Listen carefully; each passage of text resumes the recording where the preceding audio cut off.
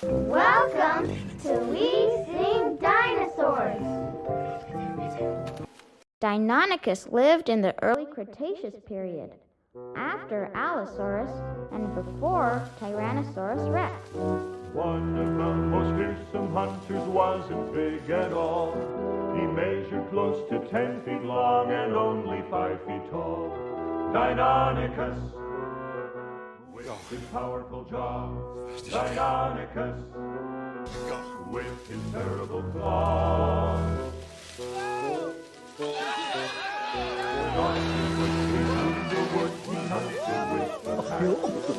When they spied a likely foe, they'd race to the attack. I actually really like this song. With his powerful jaw, Deinonychus, with his terrible This song claws. His arms were long to hold his prey, sharp claws were used to grip. But the deadly claw was on his foot, the one he used to rip.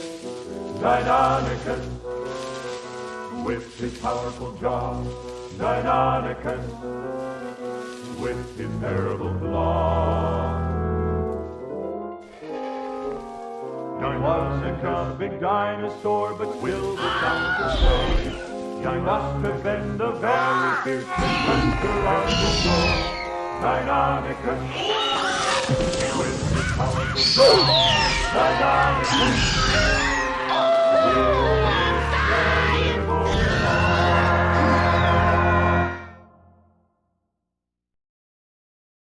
Well, hello everybody, and welcome back to Paleontologizing.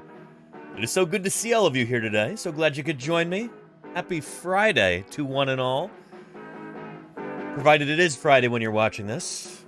For those of you in chat right now, well, it's either Friday or Saturday, I suppose, but some of you might be watching from the future, either in the VOD or later on the YouTube. All of our VODs go to YouTube, so hello YouTube viewers. Hope you're having a good day. If anybody's here for the very first time, by the way, allow me to introduce myself. My name is Danny Anduza. I'm a dinosaur paleontologist. You probably know already that a paleontologist is a scientist who studies fossils. I work on dinosaur fossils in particular, and that's what I'm here to talk to you about. If you've got questions about dinosaurs in particular, or more broadly about natural history, about extinction, evolution, the history of life on our planet, don't be shy with those questions, you know? As a dinosaur paleontologist, of course, I dig up dinosaurs with various museums across the western U.S. I study dinosaurs, I publish on them, and now I appear on your screens 5 days a week as your humble paleontologist. Humble paleontologist. End of sentence. Just look at that thing. It's not Skuliki? Holy cow, 5 months of support from Skuliki. Thank you for that, Skuliki. I appreciate that tremendously. And look, thanks to your Prime sub there, Skuliki, we're now at 1 out of 50 for our sub goal for the day. Thank you, Skuliki. I really appreciate that. Yeah. On today's broadcast, we're going to be talking about a new potential state dinosaur for the U.S. state of Idaho. Friend of the broadcast, L.J. Krumenacker, Idaho dinosaur paleontologist, is trying to convince the state government to designate an official state dinosaur. We'll talk about which one and why in a little bit. We'll be talking about Therizinosaurs also. And then later we're going to have some Who Wants to Be a Millionaire, or rather, Who Wants to Be a Paleontologist review game. Try blaming the dinosaurs. And Lilith Hobo. When are paleontologists going to come together and break into song and make a dino musical? Not anytime soon, Lilith Hobo. As paleontologists, we're... I don't know. There's definitely some real musical talents in the world of paleontology, but for the most part, not really, you know? Well, artificial Elton John here, notwithstanding. Lenina, thank you so much for those gift subs. Lenina, you didn't have to do that. My goodness. Lenina, thank you very, very much. That is extraordinary, and I appreciate you for it. Holy cow. Pretty extraordinary there, Lenina. Thank you. There's now 5 people who will not have to worry about ads for the next 30 days. Thanks to, wonderful moderator and community supporter, all-around great gal, Lenina. Thank you, Lenina. I appreciate that more than you know. Holy cow. Yeah. And Golganek, yes, the section of the Allosaurus skull, let me show you. It came out wonderfully.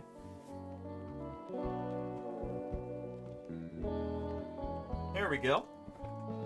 Here is our section of Allosaurus skull. Which part is this? This is going to be one of the bones from near the back of the skull, I presume. Is part of the jaw? I don't know. We'll figure that out later. They're numbered. They're not actually labeled according to their parts. And some of these are like half bones and stuff. But here is a portion of the dentary, and you can see the tooth sockets in here. So yeah, I might fire up the 3D printer now. In fact, let's do that. And try and print another piece. I had some trouble with it earlier today. I might have to clean the print bed really thoroughly again. And it's therefore likely that we're here today. Well, holy cow. By the luck of the draw, dinosaurs who had been dominant over mammals in ordinary times got felled in a mass extinction. They did. Rob Sui, hello to you too, and thank you for the 11 months of support. Thank you for keeping me from going extinct for the past 11 months through your support, Rob Sui. Thank you. And welcome back to Paleontologizing. We've got a hype train going here. Fantastic. Well, you know what that means, everybody. If we manage to get to a level 5 hype train, I'll play some ukulele songs. So let's see. And thank you, Rob Sui, for the hydrate. Let me go start up the printer right now. Cloudy Sprite, how are you? Here, actually, before we do that, let's say hello to everybody, and then we'll get the printer. Well, let me go fire it up, because it takes a minute. And, yeah, hang on.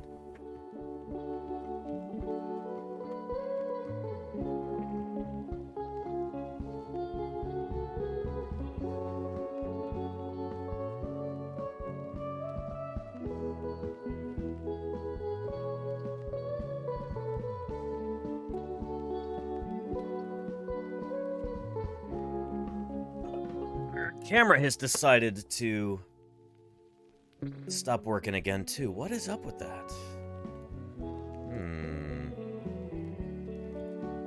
Strange behavior from the camera. But anyway, let me scroll up to the top of chat. We'll say hello to everybody. We've already lost the top of chat. Holy cow. Well, I saw Claire Burr was here. How you doing, Claire Burr? Welcome. Hope you're ready for the weekend, Claire. Big Ball of Yarn, how you doing? Portugasque?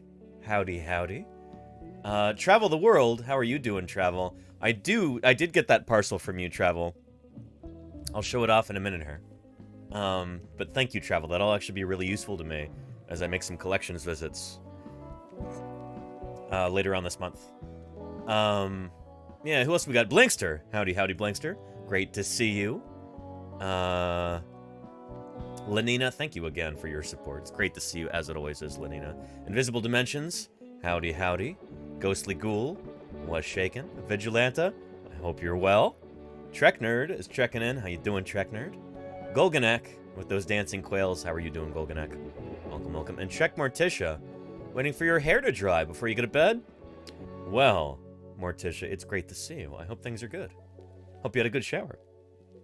Yeah, shower or stroll under a waterfall or walk in the rain or dunked your head in a bucket. However your hair got wet, I hope it was pleasant, Morticia. And I hope it's drying evenly. I hope it's drying well. Yeah. And Vigilanta, I've not seen that animated short yet. No, I'll see if I can check that out this weekend, maybe. Yeah. And check this out, Nerfdermer. 4 gift subs there. Holy cow. Nerf_Dharma gifted Nerf_Dharma a subscription. A triple +1. Thank you, Nerfdermer. Holy moly. Extraordinary. Look, we're at 10 out of 50 now. 20%, 1/5. Excellent. Thank you, Nerfdermer. I really appreciate that. There's now 4 people in chat who won't have to worry about ads for the next month, thanks to you, Nerfdermer. And by the way, everybody, in case I didn't make it clear, I do this full-time. You know, this is my full-time gig. This is my sole source of income. This is how I fund my research and my field work and everything else that I do. That's how I put food on the table, is through these streams talking to you about fossils. And I'm incredibly lucky to have this opportunity. It's only because wonderful folks like yourselves, like Nerfdermer and Rob Sui and Lenina, you know, contribute financially. Otherwise, this would not be possible. So thank you for that, everybody. Holy cow. And Science Streams, how are you doing? Welcome, Science Streams. It's great to see you. Hope you're having a good day, Valence. Hope you're ready for the weekend. Hope you and Lita and the baby are all doing well. It's good to see you. Duck Admirer. How are you doing, Duck Admirer? Welcome back to Paleontologizing. Lilith Hobo. Howdy.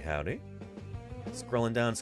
MS Coggins says, Happy Friday, everyone, and to you, MS Coggins. Also, my 1-week anniversary is joining. Well, MS Coggins, has it been 1 week already? Wow. How the times fly. You know, like we all say, time flies like an arrow. Fruit flies like a banana. Anyway, it's good to have you here, MS Coggins. I just said that joke yesterday, too. We're doing repeats now. But, yeah. And is that a flying banana that just flew across the screen? Goodness. Funny how that happens, you know? Sergeant Raccoon, how you doing? Welcome. And, Skuliki says, I really appreciate the content that you offer to us. Thank you, Skuliki. That makes me smile. Thank you for the encouragement and the kind words and the support, Skuliki. Yes, indeed. Eddie Scarin says, what is the most accurate Giganotosaurus paleo art you've seen? I honestly don't know enough about Giganotosaurus to have really strong opinions about this. So I don't know. James Gurney's Giganotosaurus is pretty excellent, but that's from the 90s. There's probably something that's a little bit more up-to-date nowadays, but I don't know. Yeah. Tactile 3D Picture, how you doing, Tactile? Welcome. Good to see you. Hike the Earth. Howdy. All right, scrolling down, almost there. And Ghostly Ghoul. 600 bits from Ghostly Ghoul there. Holy cow. Thank you, Ghostly Ghoul. That's excellent. It really is. Thank you. Brought to you by viewers like you. There you go, Oliver. Yes, indeed. Viewers like you, Oliver. Thank you. But yeah. Galara Dragon with the Science Streams banana there. I love it. Tommy Ploticus, happy Friday to you too, Tommy Ploticus. Welcome. But, yeah. Anywho. Thank you for the support, Golganek. Thank you.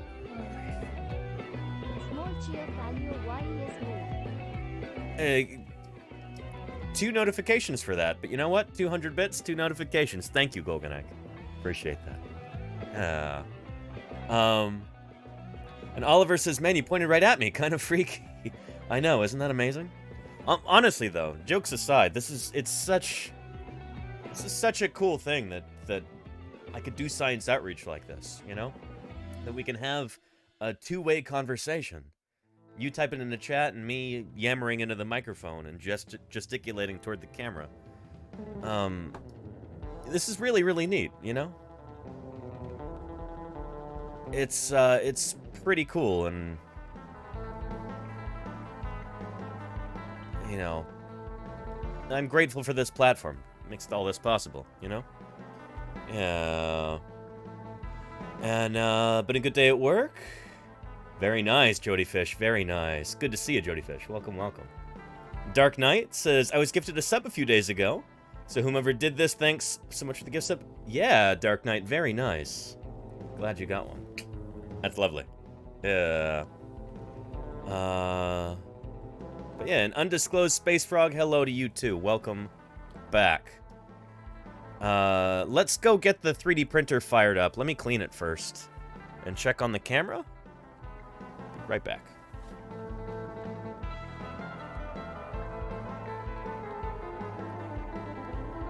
Alright, camera's also not working. Oh, boy. Okay, hang on a second.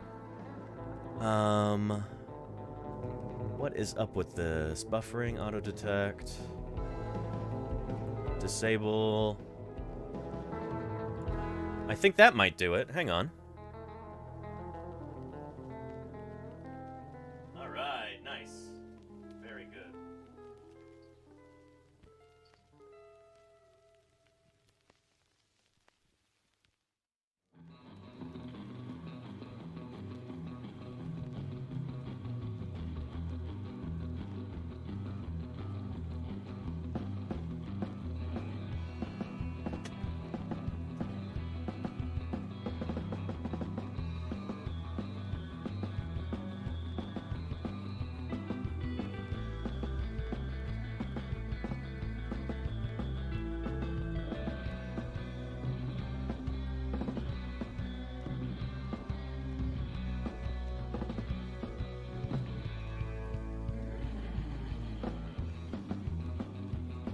Right, she lives. Yeah. Hopefully, this one goes off without a hitch. We'll have to see. But, yeah. Anyway, let's see. Anyway, yeah. And Jody Fish, Amber's not a mineral. Yeah. Yeah, fossilized tree resin. Anyway, whatever. Cool stuff. In just a second or two, 3D printer will hum to life. And, see if we can print more of this Allosaurus skull. Let me show you what we're working on for anybody who's not aware of this so far. We've embarked upon a huge 3D printing project. A life-size adult Allosaurus skull right here.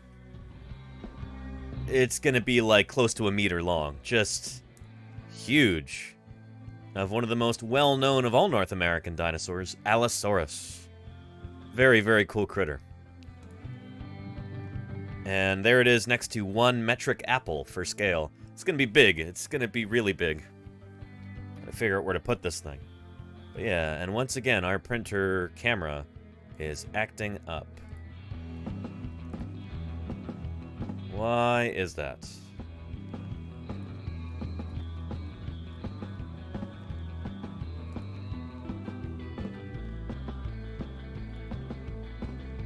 There we go. So far, so... Oh, and then it froze again. Why does it do that? That is... resolution type, custom, let's say. No, not custom. Let's do device default. And... there we go. I don't know what is up with that. Color range, buffering. Buffering is disabled.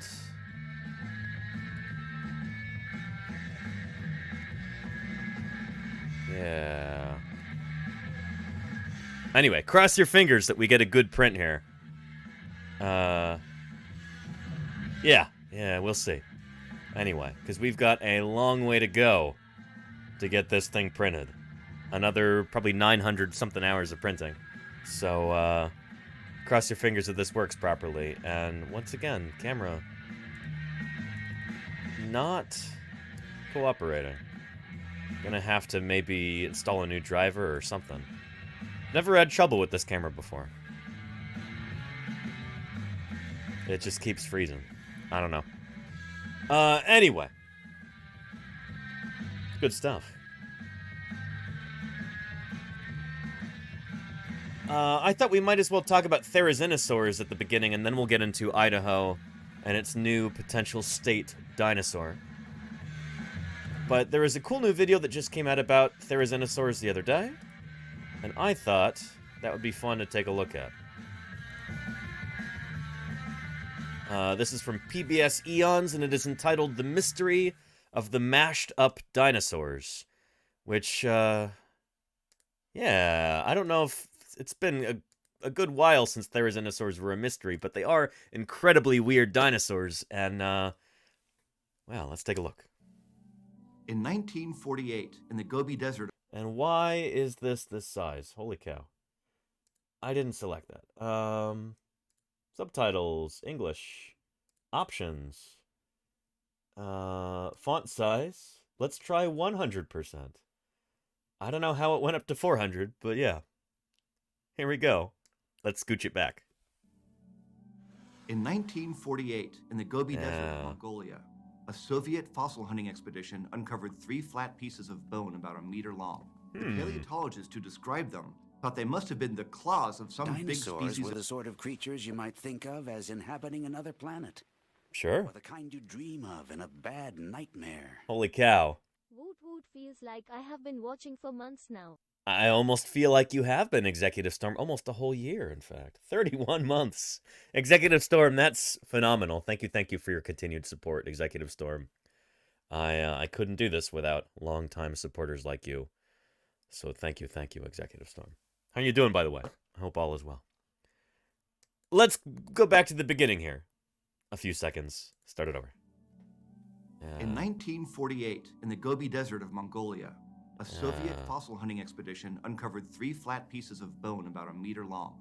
The paleontologists who described them thought they must have been the claws of some big species of turtle or turtle-like reptile that used them to forage for seaweed. Interesting. So he gave the fossils a name that translates to turtle-shaped scythe lizard, aka Therizinosaurus coloniformis. But then, over 20 years later, the identity of these claws would change. A lot. Because they were actually the enormous hand claws of some kind of dinosaur. But with so little other material, exactly what type of dinosaur they belonged to was still a mystery. And it would remain a mystery for quite a while. Uh-oh. We're getting some odd sounds coming from the printer.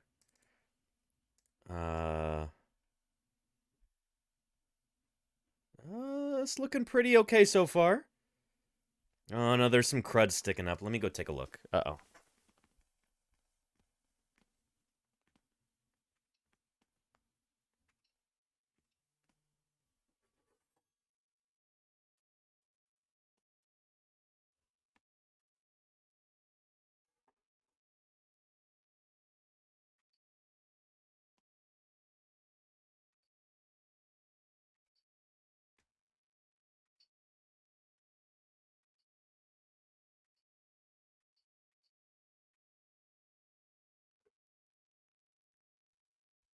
I'm gonna have to run the calibration wizard again because, and also, you know what? No, let's just not do any 3D printing today.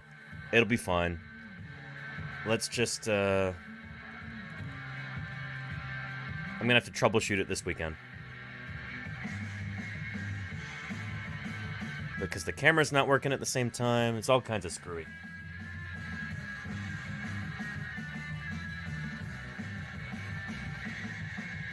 That's okay. We don't have to do 3D printing every stream. But I noticed that I think one of the reasons is that the bed isn't quite leveled, or it became uncalibrated somehow. So we'll have to fix that later. But yeah. Ghostly Ghoul says I hear 3D printing is difficult. 3D printers usually do it pretty well. I wouldn't recommend trying to 3D print by hand. Yeah. Anyway. But yeah. So what was this creature, Therizinosaurus coloniformis? What was it? Well, at first it was quite the mystery. Until, once again, what's the phrase that I always say? Whenever we're trying to figure something out, we don't have enough data. What is it? We need more fossils. That's there you go, Jody Fish. Yes, indeed.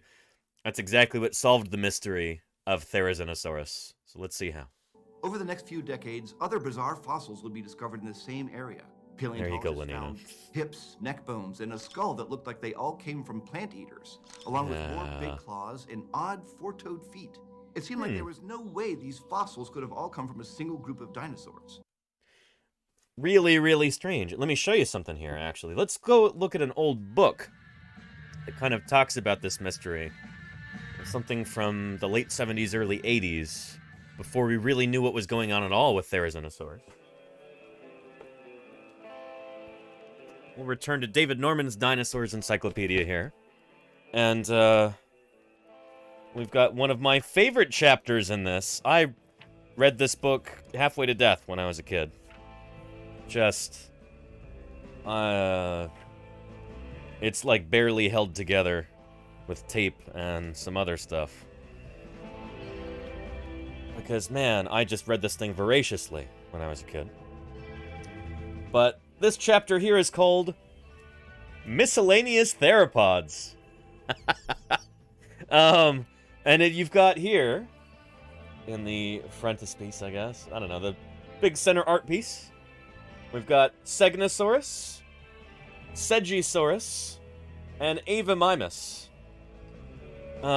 These three weirdo dinosaurs. We now recognize Avamimus as probably like an Oviraptorosaur or something like that. Segisaurus is still weird. Segnosaurus, though, is a Therizinosaur.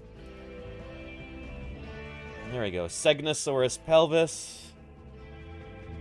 Erlikosaurus skull and foot. I actually have that Erlikosaurus skull here in my office. I bet you it'll come up in the video, but I'll take it out and I'll show you. I have a 3D print of this specimen. But yeah, for a long time, nobody really knew what Therizinosaurids were.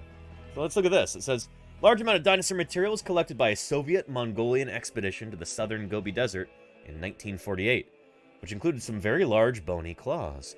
The latter were described as Therizinosaurus, scythe reptile, and were associated with some large flattened ribs.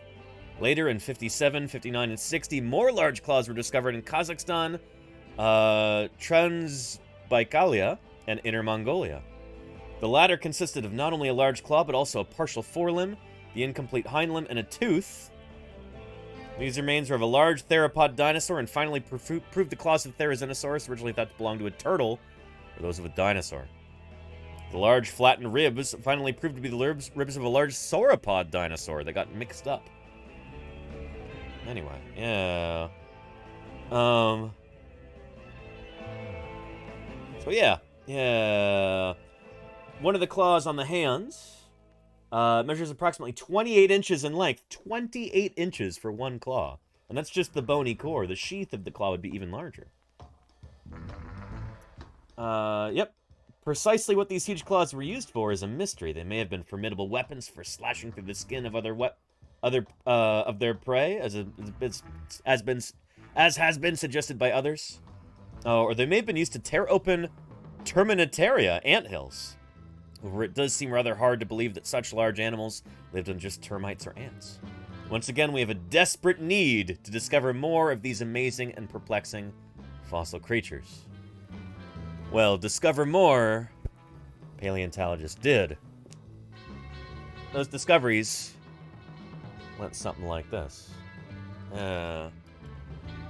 Vigilante, this one's still weird. Science is funny, yeah. Segisaurus, you can look it up. Segisaurus is still weird. We don't really know what's going on there. But let's focus on these weird guys for the time being. Yeah. And if they did, where did they belong in the dino family tree? Figuring out the identity of these dinosaur mashups would take the discovery of more complete fossils in the 1980s and 1990s. There we go. But the mystery didn't end there. Because how the Therizinosaurs lived and evolved ended up being just as weird as their mixed up anatomy. For decades, speculation reigned about where all these seemingly different fossil animals fit in the family tree of dinosaurs. Some researchers suggested that the strange remains from the Gobi came from theropods, the group that includes carnivorous dinosaurs like Tyrannosaurus rex, maybe you've heard of it, and Allosaurus. Others went in a completely different direction, thinking that they might be late-surviving prosauropods, the ancestors of the long-necked giant plant-eaters known as sauropods. Or maybe they were sauropods. And it even seemed possible that they were from another, previously unknown branch of the dinosaur family tree. The mystery continued until 1993, when a new dinosaur dated to between 125 and 113 million years ago was described from China. It was named Allosaurus, and it had all of the strange features of those earlier fragmented finds combined in one animal, like slender jaws and a long neck. Really, really weird animal. Therizinosaurs are, I think, endlessly fascinating creatures. They're so weird and cool. Yeah. But yeah. Crazy, right, Ghostly Ghoul? If the previously discovered fossils from the Gobi Desert were like the mixed-up pieces of a jigsaw puzzle, then Allosaurus gave paleontologists a look at the picture on the box. There you go. The skeleton showed... That's actually a pretty good analogy. I like that a lot. And yeah, here we go. This, I think, to this day, this is what we actually have of these different Therizinosaurs here. In fact, some of the pieces of this might be gone now. I heard rumors about that. They were accidentally destroyed in a museum. Oof. But, yeah. Anyway, we don't have a complete skeleton, 100% complete of any of these guys. But we're pretty close. You know, we know what basically most, if not all, of the skeleton looked like. How the fossils found before, including Therizinosaurus, could actually be from different species of the same family of just extremely weird-looking dinosaurs. They're so strange. And good night to you, Morticia. Thanks for being here. I'll see you next time. Have a good weekend. And this group was unlike anything anyone could have imagined. Yeah. These dinosaurs had the hips of a plant eater, long arms that ended in long claws like a giant ground sloth, and four-toed feet like prosauropods. If those features together weren't strange enough, they also had long necks and small heads that contained tiny, leaf-shaped teeth like a sauropod, and beaks. And along with the discovery of Allosaurus came another study that would change the shape of the dinosaur family tree by figuring out where these weirdos fit into it. It found that Therizinosaurus and its relatives were actually theropods after all. And later work would place them in the subgroup that also includes dromaeosaurs like Velociraptor, Deinonychus, and birds. Yeah, we call it Maniraptora. So somebody pull up the turkey command. And by the way, I encountered a big old turkey on my walk this morning. This was, man, he was huge. Just walking around by himself, like he owns the place, which he basically does, you know? Turkeys, they've got a lot of moxie. But anyway, turkeys like this, like all birds, are living dinosaurs. And, there we go. This is an infographic that I put together a couple of Thanksgivings ago, kind of explaining this concept. Just about every feature that makes birds unique among modern animals is actually a dinosaur hand-me-down.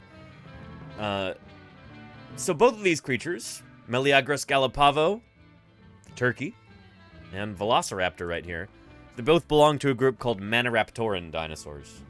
And they've got basically all of these structures here. Everything from those lightweight hollow bones, to their hinge-like ankle joint, to feathers, wishbones, the whole enchilada. These guys are Maniraptorans. That's birds, dinosaurs like Velociraptor, Oviraptorosaurs, and Therizinosaurs, too, belong to this group of very, very bird-like dinosaurs.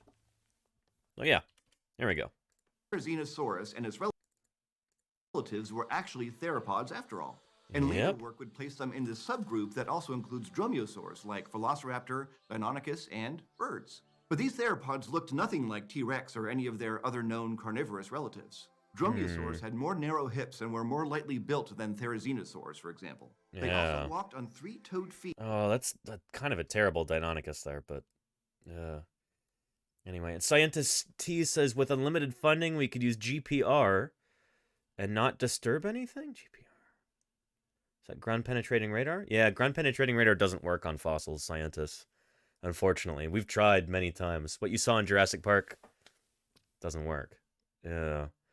But yeah. If anything, like, radiation detection actually seems to work better for detecting fossils at a distance without seeing them. But, you know, you still got to dig them up if you want to do anything like histology or really do any kind of scientific study on them. You actually need the physical fossils in the laboratory. So, yeah. It would be pretty cool if we didn't actually have to go through all the work of digging these things up, but Fortunately, that's not how it works, you know?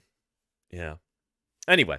Yeah. Feet had shorter necks and had larger heads relative to their body size, with serrated meat-cutting teeth. And while Dromaeosaurs also had long arms, they didn't have the big claws. Oh, man, there's a much better Deinonychus right there. Holy cow. Much, much, much better.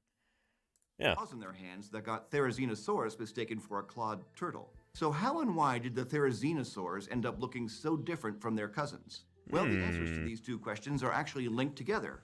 Yep. These theropods look the way they do because they evolved into herbivores. And in 2005, they went an vegetarian. early relative of Therizinosaurus that was uncovered in Utah. Yeah. Understand how this happened. So, holy cow, does anybody recognize some of the names in there? 2 interviewees on Paleontologizing were authors on this paper. Who might they be? I interviewed 2 of these paleontologists live on stream because I was digging with them this past summer. Yeah. Ooh, who can tell me? Jim, yes indeed, Claire Burr, and, you did send money to one of them last summer, absolutely, Lenina, and thank you for that. You helped put food on our, not our tables, but our plastic camping plates? Yep, Don DeBlue. Don, I did an interview with him as well. Don DeBlue is the... It's likely that we're here today because... Thank you, Rothgar. By the luck of the draw, dinosaurs who had been dominant over mammals in ordinary times got felled in a mass extinction. It's true. Rothgar, thank you so much for the 11 months of support. Really appreciate you. How are you doing? It's good to have you here. Anyway, yeah. Don DeBlue.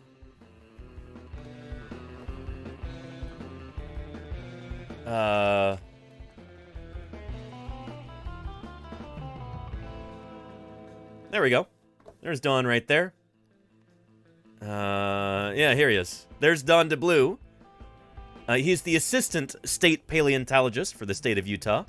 And then Jim Kirkland is the state paleontologist for the state of Utah. And I'm going to be hopefully working with them again this summer. We'll see. But, yeah. Anyway. Yeah. You know the drill? Not the drill. There you go, Claire Burr. Yeah. You know, he's getting ready to do a flip on this jacket. This might actually be of Falcarius, or no, is this something else?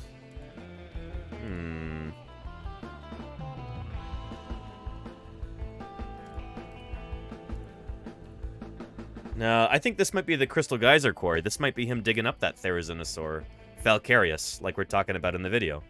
You know? And that's not a random rock Andy then did. No. The reason that this is so, like, white right here, this is gypsum. This is plaster of Paris. Built a plaster jacket over this to protect the top of it, and then because there's a dinosaur fossil in there.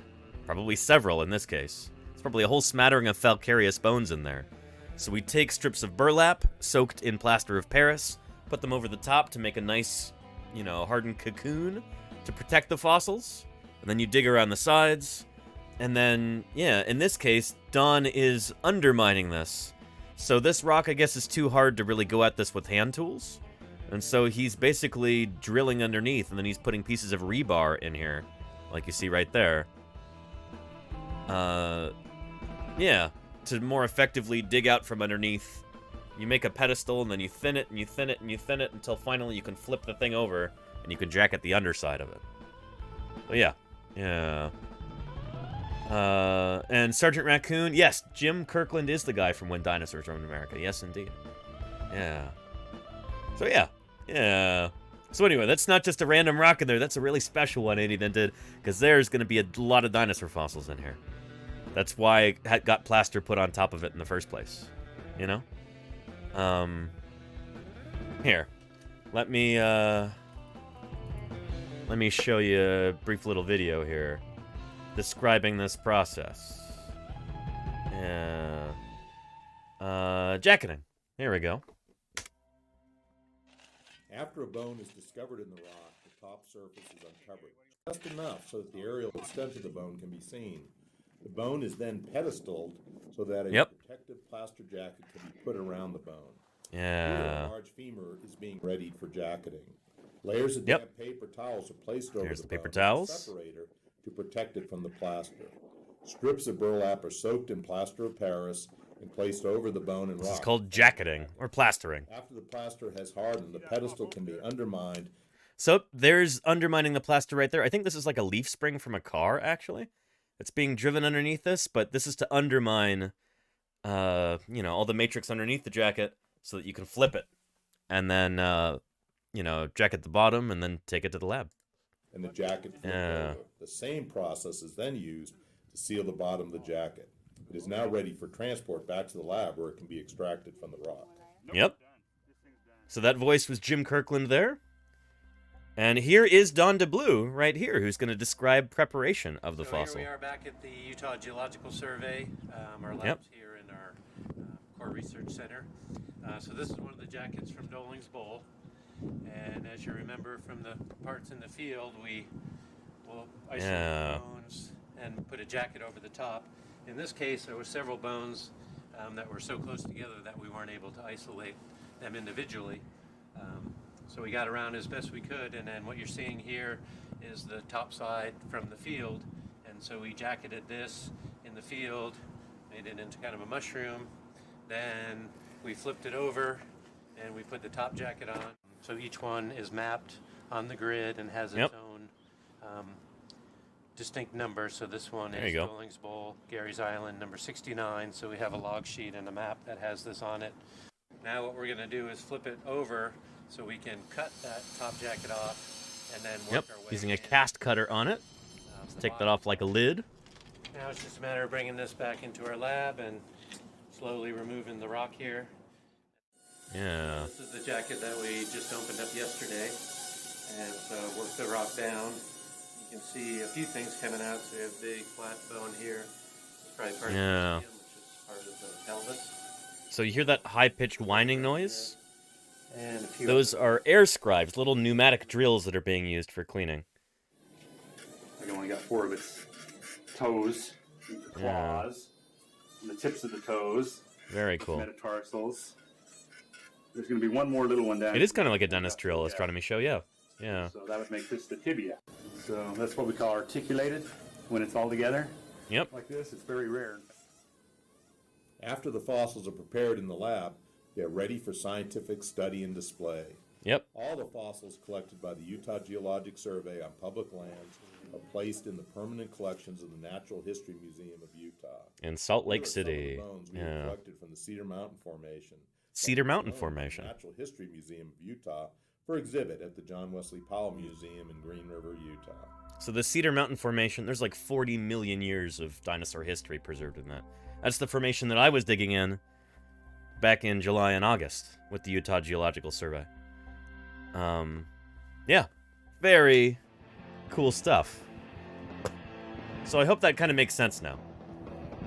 That's what Don is doing here, and of course, we're on this tangent in the first place because Don DeBlue and Jim Kirkland were authors on this very important paper talking about this very important dinosaur, Falcarius. Yeah. These theropods look the way they do because they evolved into herbivores. Very cool. In 2005, an early relative of Therizinosaurus that was uncovered in Utah helped us understand how this happened. It's called Falcarius. It dates back to 5 million years ago in the early Cretaceous period. It shows an in-between phase between the Therizinosaurs and their more carnivorous ancestors.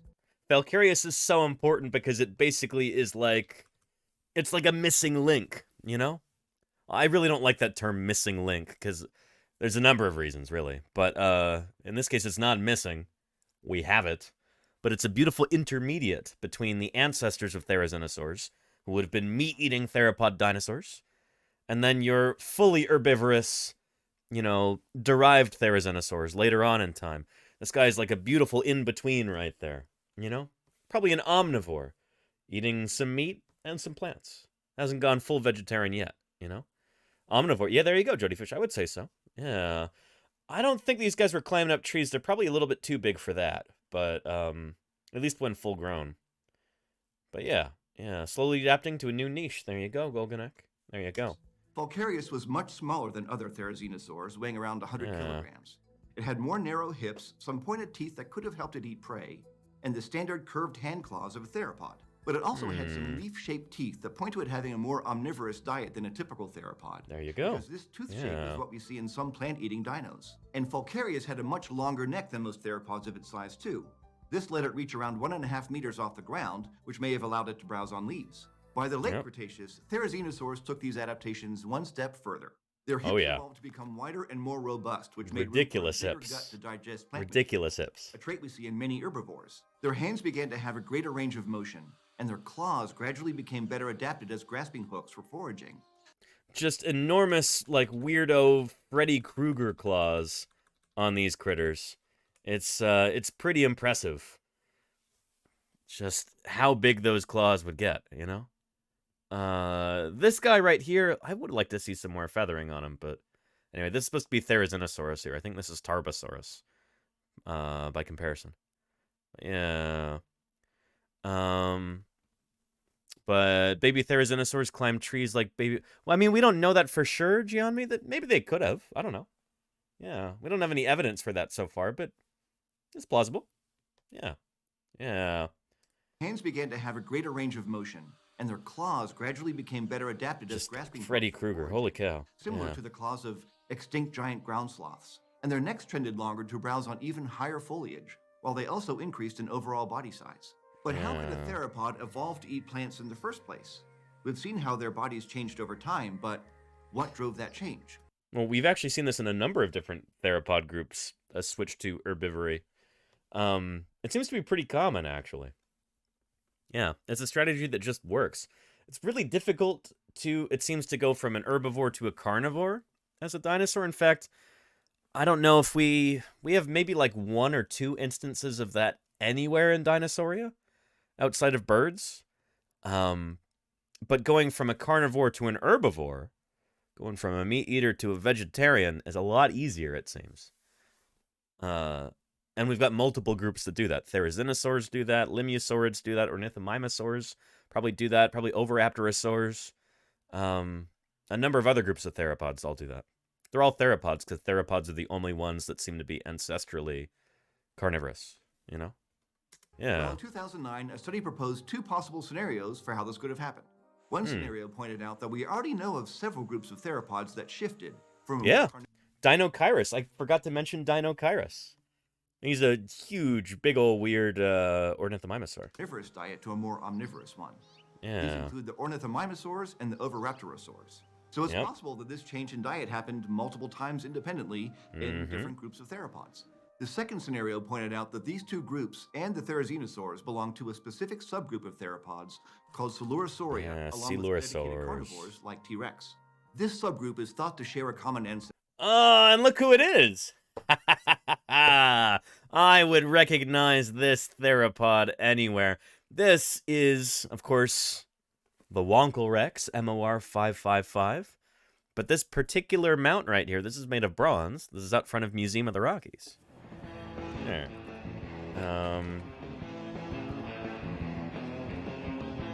Yeah. There she is right there. In a different pose, but yeah. Museum of the Rockies. See? That's where they got this image. Very nice. Very nice. Yeah. So, Charlie's Dragon says, in reference to Therizinosaurs, so they're like pandas, but with scythes for hands? Kind of, yeah. Yeah. Or their moms said to eat their vegetables, says Ghostly Ghoul. You know, that's... I don't know how you'd test that, but it's an idea. Yeah. Yeah. And Jody Fish says, I have a friend who had a genetic mutation that allows her to taste certain enzymes in plants that make her quite sick. Oh, shoot. That's lousy, Jody Fish. Yeah. Yeah, I'm glad I don't have that. But yeah. Yeah. And, the one that was felled by lawn flamingos, I think that was actually the one out in front of the Google headquarters, Claire Burr. It's the same Tyrannosaurus specimen, but a different mount. You know? Yeah. Yeah. Anywho. What Claire is referring to is this right here.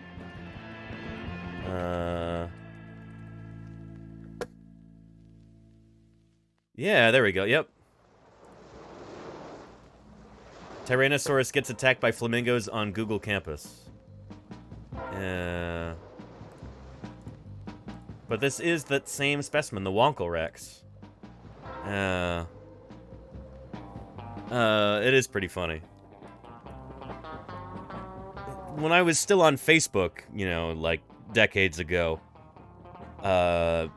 periodically friends or relatives would send this to me, and it would usually have a caption like, you know, watch out for flamingos. They've been known to pick clean the skeleton of a T-Rex in, you know, under 30 minutes. Yeah, that joke got pretty old pretty fast. You know, when you get the same thing from like a dozen different people. Anyway. I cannot abide this theropod on theropod violence like this. We just all get along, you know? Bird on bird deathmatch. There you go, Jody Fish, yeah. Anyway. Yeah, let's continue. Two groups and the Therizinosaurs belong to a specific subgroup of theropods called Coelurosauria. Coelurosauria. Carnivores Yep. like T-Rex. This subgroup is thought to share a common ancestor, which might have had a more omnivorous diet to start with. I like this. Deinonychus. Who is this? I don't know who that is down there. Really small. Could be Compsognathus. Some sort of ornithomimosaur. I'm going to say Gallimimus. Although I'm not actually entirely sure. Tradoon. And then a cassowary. Yeah. That's not Troodon. It's too small for Troodon, I think. But it's a weird pose. Like, the head looks super big. Like, I would have tried to change that before I put it in this photo illustration, but whatever. Yeah. Yeah. Anyway. Yeah. This would mean that the Therizinosaurs went from omnivory to herbivory and were never carnivorous at all. And the thing that drove this group to herbivory? Well, Therizinosaurus and its ancestors probably adapted to eat plants to avoid competition with their carnivorous relatives. Vulcarius shared an environment with a host of dromaeosaurs, troodontids, and early tyrannosaur relatives. So competitive pressure among carnivores was likely pretty high. And the specific adaptations of the Therizinosaurs, like long necks and claws, probably also helped them avoid competition with other herbivorous dinosaurs, like hadrosaurs and ceratopsians. Therizinosaurs that browsing lived at a in the same different place height. at the same time even became more specialized to avoid competition with each other. So amid all of this competition, the Therizinosaurs were pushed into their weird combination of features to carve out their own ecological niche. Carve And in out. solving There this you go. fossil mystery, the big picture that the adaptations of Therizinosaurus and its relatives paint for us is ultimately a much more diverse picture of theropods. They're not all just variations of T-Rex. Definitely Not not. only that, but they're Yeah, holy also cow. pretty weird for herbivorous dinosaurs, combining many of the traits we see in other groups of plant eaters into one unique family. From their initial mistaken identity as giant clawed turtles to the debates about how they evolved, the Therizinosaurs have been surprising paleontologists for decades. They've both shaken up our view of the dinosaur family tree and shown us how much of the fossil record we still have to explore. Pretty cool stuff. Pretty cool stuff. Therizinosaurs. What cool animals. Here's a link to that video if you'd like to see it. And there's an even longer video that I'd like to share with you. We're not going to watch it now, but if you'd like to bookmark it, or somehow open it in a new tab, Utah's Dinosaur Graveyard is what it's called. And it features that dinosaur Falcarius. It features Jim Kirkland and Don DeBlue, Lindsay Zano, and, a number of other paleontologists talking all about this very cool critter. Here they are digging it up. Yeah, there's Jim right there. Out in the field. This is a place called Crystal Geyser Quarry in eastern Utah in the Cedar Mountain Formation. Yeah. Distinctive feature for Falcarius that we don't see in any other dinosaur are these very large excavations all around the base of the brain case that actually overlap smaller little excavations. This is where air sacs, such as we see around the brain case of birds, are coming in and surrounding this part of the skull. This Very is cool. used for cooling. It might have been for lightening the head. We don't know why in this particular animal, but they're very distinctive. These air sacs weren't the only feature Falcarius had in common Very neat. with birds. Yeah. It probably had feathers. Modern evidence shows that small predatory dinosaurs and modern birds have over 100 similar bony features. Yep. Dramatic evidence was provided with the 1995 discovery of a dinosaur ecosystem in Liaoning, China. Yeah, we talked about this earlier. Buried by volcanic ash. Not earlier today, but in earlier streams. Primitive feathers. Very cool stuff. Anyway, if you'd like to watch the rest of this video, there is a link right there. You may peruse it at your leisure.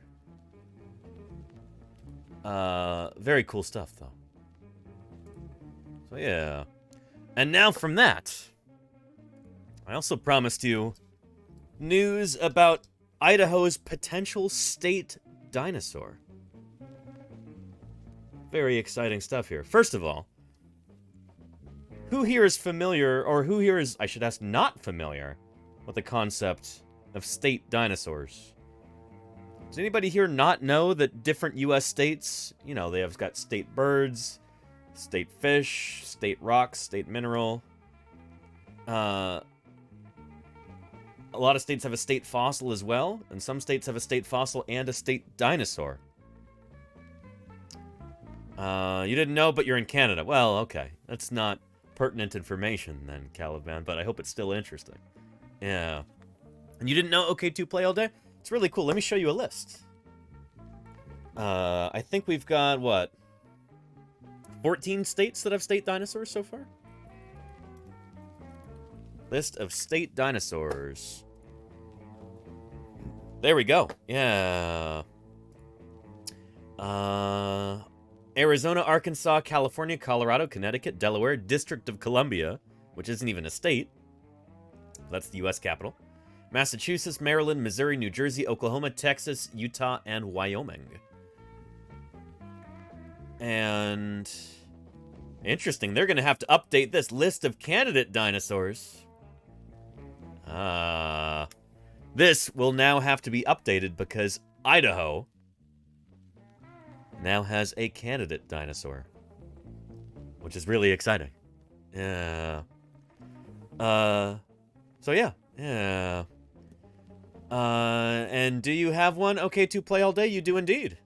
Your state dinosaur is Dilophosaurus species, which is kind of funny because nobody's ever found a single trace of any Dilophosaurus skeletons or bones in Connecticut. But we do have footprints from a creature that could be Dilophosaurus or more likely a close relative. So Connecticut's state dinosaur is actually kind of funny. Because we're not totally sure it even is Dilophosaurus. But yeah.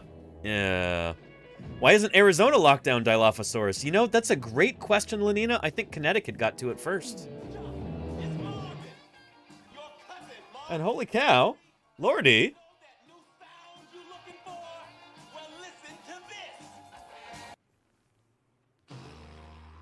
What a wonderful sound. Lordy, how are you doing? And thank you for your raid. Lordy has a new sound for their 4 listeners. Appreciate that, Lordy. I really do. I feel like that's a little early, Lordy. Holy cow. I hope your stream was good. How you doing, Lordy? Were you having OBS issues or something like that? I know that's made me want to end a stream early sometimes. But, yeah. Anyway. Great to have you here, Lordy. And if anybody is new coming in with the raid, or if they're there for the very first time, just stumbled in otherwise, welcome to Paleontologizing. My name is Danny Anduza. I'm a dinosaur paleontologist. I'm here on Twitch trying to do some good old-fashioned science outreach, and yeah, it's great to have you here. Yeah. And you were just chatting today, but didn't have much to chat about? I get that, Lordy. It happens sometimes. Yeah. Luckily, we've got something cool to chat about, Lordy. Lordy, you know my friend and colleague LJ Krumanacker, paleontologist from Idaho. He is currently carrying out a campaign to add Idaho to the roster of U.S. states who have official state dinosaurs. He's trying to designate an official state dinosaur for the state of Utah, and let's take a look at that. Those of you who follow me on the bird website, you may have seen this already. But, yeah. Here we go. I don't know if this is as funny as I think it is, but, there you go. Yeah. LJ posted this earlier, and I had to give some commentary on it. But yeah, Mr. Ornithopod goes to Washington, or Boise, the state capital of Idaho. But this, and does anybody know this dinosaur here? I will be very impressed if anybody does. Not Potatosaurus Astronomy Show.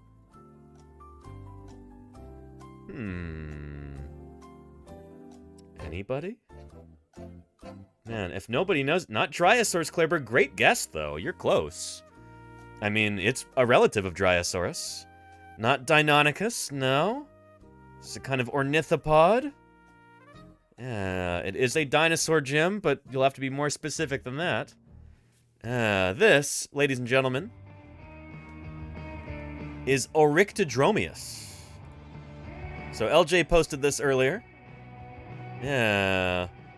And, he also posted this, which is pretty exciting. Yeah!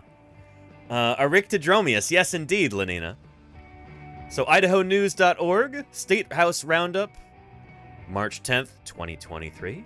A dinosaur gets its day in Senate State Affairs. Very nice. This is really exciting stuff. So here is LJ right here. And, yep. This is Oryctodromeus right here. This is a little juvenile.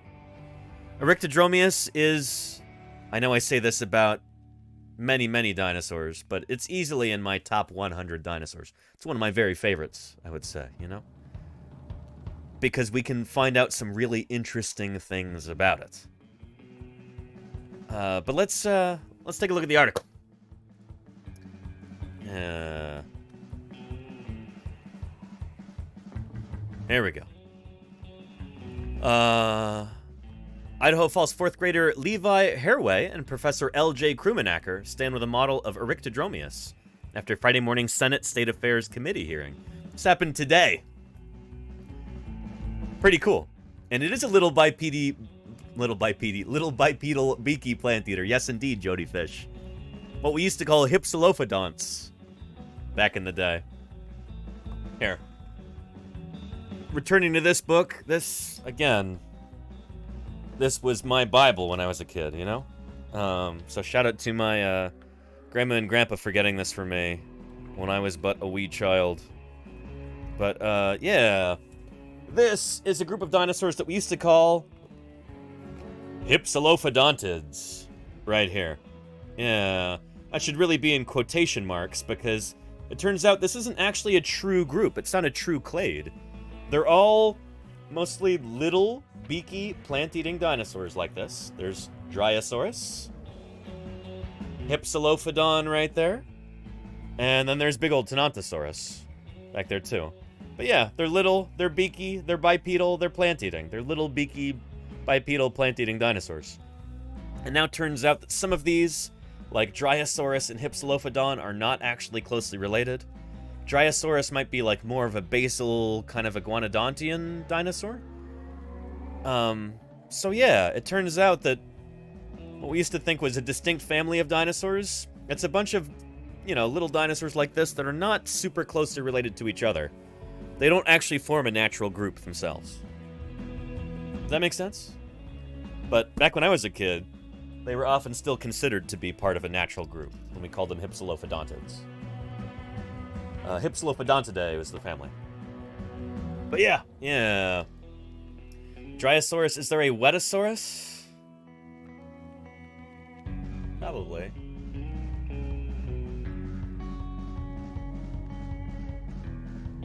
There's Thalassosaurus, which means ocean lizard. But yeah, anyway. Yeah. But very funny there, Ghostly Ghoul. Yeah. I remember back when I was a kid, Dryosaurus was one of my favorite dinosaurs. And I remember Snail Chaser, who now streams here on Twitch.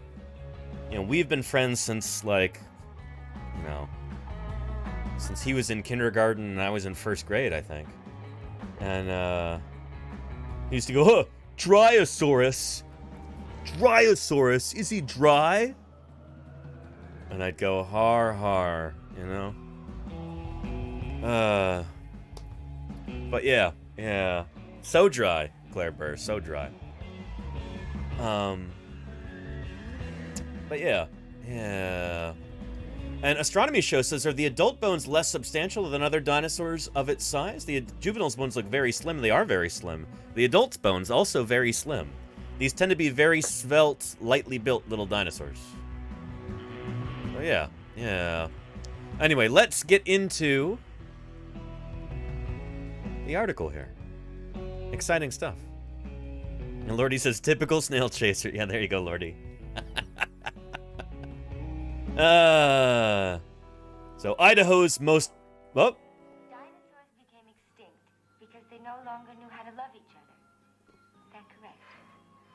Exactly. And No. we certainly wouldn't want our species to end the same way. Oh no. Nader Fiend. Thank you for the 8 months of support, Nader Fiend. I appreciate that very, very much. Thank you. That's good stuff. It really is. Yeah. Thank you, Nader Fiend, for keeping me here online for the past 8 months. Thank you for supporting Science Outreach here on Twitch. It really does. It keeps me going, and I appreciate it. Now, let's get into this article, shall we? Yeah. And you know, this is like a local or regional news article. They're gonna be a little goofy with this. So anyway. Idaho's most powerful senators were... Or you know what? Hang on. Let's play our fossil news video sting first.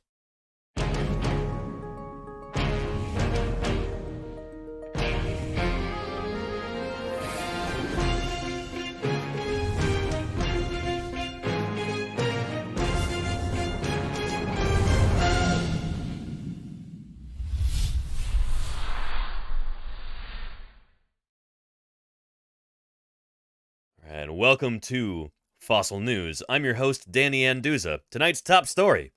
Idaho's most powerful senators were no match on Friday morning for a 95 million-year-old dinosaur and a bunch of persuasive fourth graders. The leadership-heavy Senate State Affairs Committee endorsed a student-led push for a state dinosaur designation, recognizing an Idaho native. Did they spell Eryctodromius incorrectly, Jody Fish? No. They did? They left out the R. Eryctodomius. Oh, no. Oh, no. That's not great. Goodness. Kevin Riechert and Sadie Detenber. Not only did they fail to italicize or capitalize it, they spelled it wrong, too. Oh, boy. Off to a really good start, says Undisclosed Space Rock. Well, I don't know. The dino of the moment is the Eryctodromius. I forgot the R. Measuring about 12 feet long, but more tail than torso, the Eryctodromius dined mainly on vegetation and dug out family-sized burrows. Its fossils have been found almost exclusively in eastern Idaho's Fremont County and a sliver of Montana. I think, strictly speaking, the holotype specimens of Eryctodromius were found just over the border in Montana. Here, I'll show you.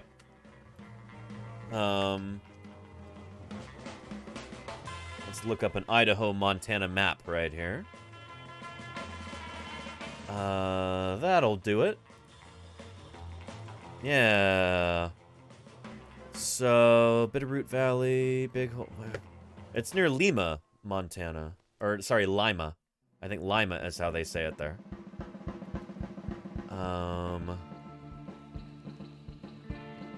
Let's just search Montana map.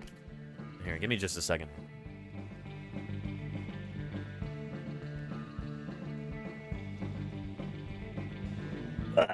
Okay. That do it? That'll work, I suppose. There's a Montana map. So Montana, this is where I used to live. I used to live in Bozeman, right here, for, goodness, better part of a decade. I lived in Bozeman. But, there we go. Lima, right there. So I think the holotype specimen of Eryctodromius, 3 holotype specimens, an adult and 2 juveniles, I think were found basically right here. Like, right there. Just over the border from Idaho. But there are other Eryctodromius specimens from just over here. From the same geologic formation. Or from a very similar one. You've got the Blackleaf Formation here in Montana, and over here it's called the Wayan Formation. It might be just afterward in time. It might be a different depositional basin. I'm not actually sure, but they're roughly equivalent in age. Yeah. Oh, and very cool. Great Falls. Nice, Lena. I've spent some time in Great Falls. Great Falls is up here. Let's see. Great Falls. Shoto. Great Falls. There we go. Yeah, right there. Yeah, I had a good friend from Great Falls. Zach, the physicist. Good guy. But yeah, Lima like the bean. There you go, Oliver. Yes, indeed. Yeah. So anyway, let's get back to our article here.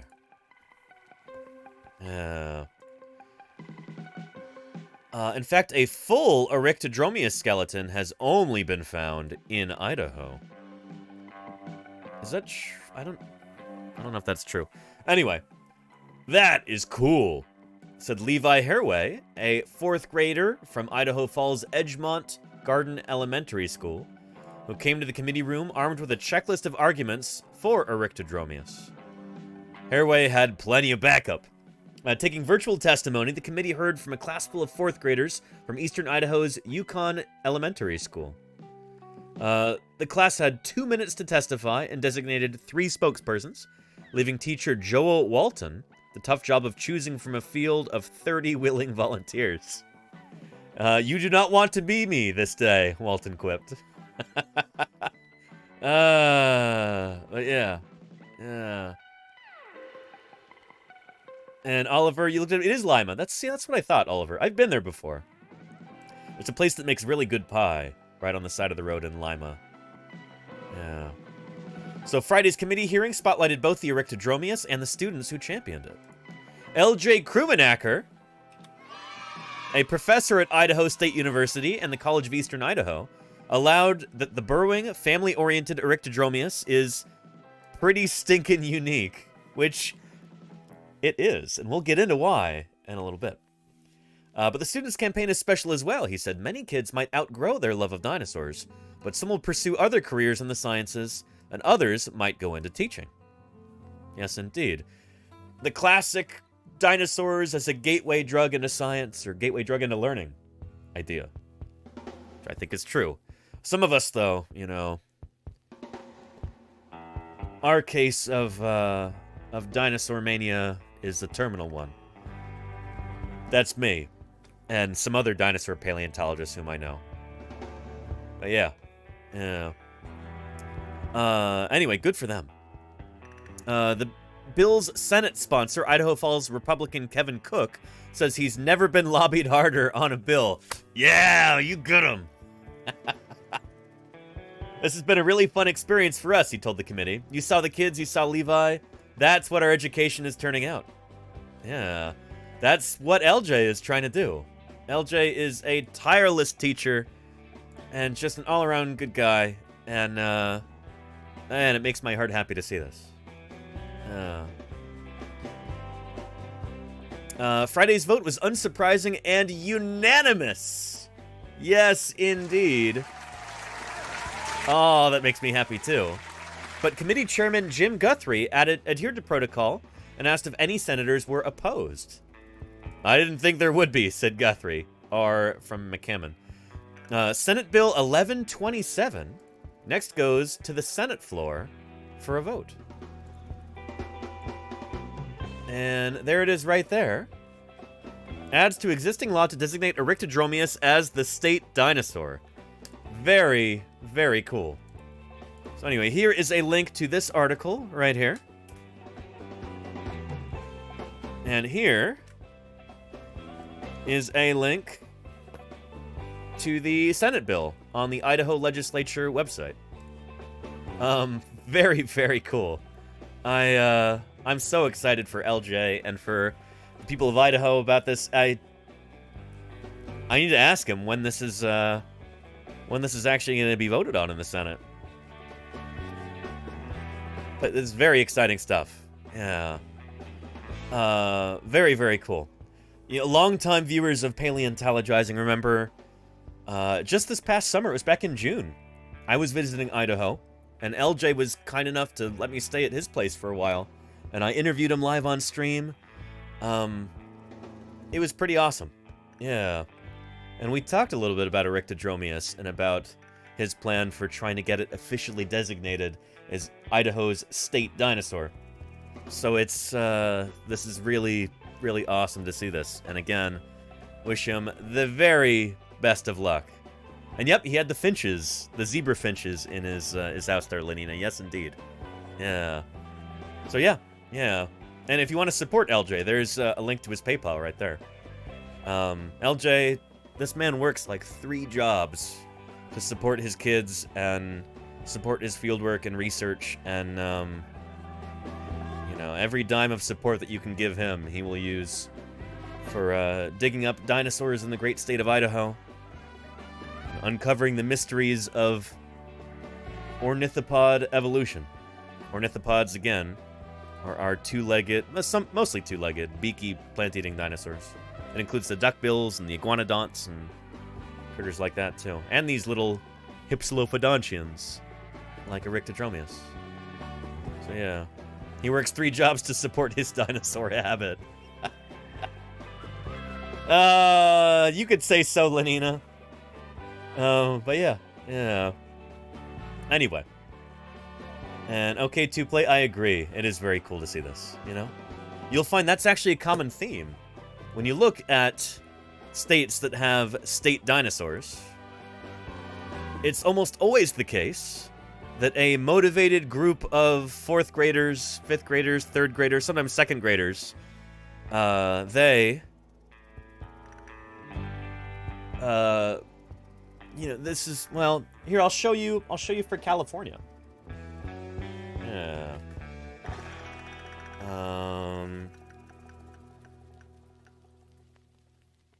Here we go. Take a duck-billed dinosaur. look. Okay. All right. This isn't your typical 2nd grade lesson. All right, you see the name up there? What is it?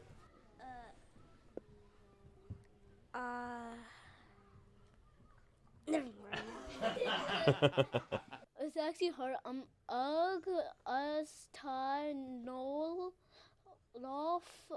Maurice. Can you say August? August.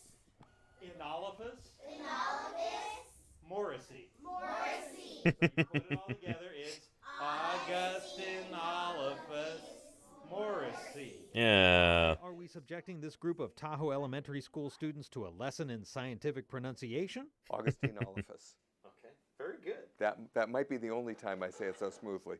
It's actually all because of this man, Assemblyman Richard Bloom from Southern California. There's a state folk dance. He took some ribbing. Oh, by the way, yesterday we were talking about Saurolophus. Saurolophus is Augustinophus might well be a species of Saurolophus, or a descendant of it. But that's what you're looking at here is a picture of Saurolophus.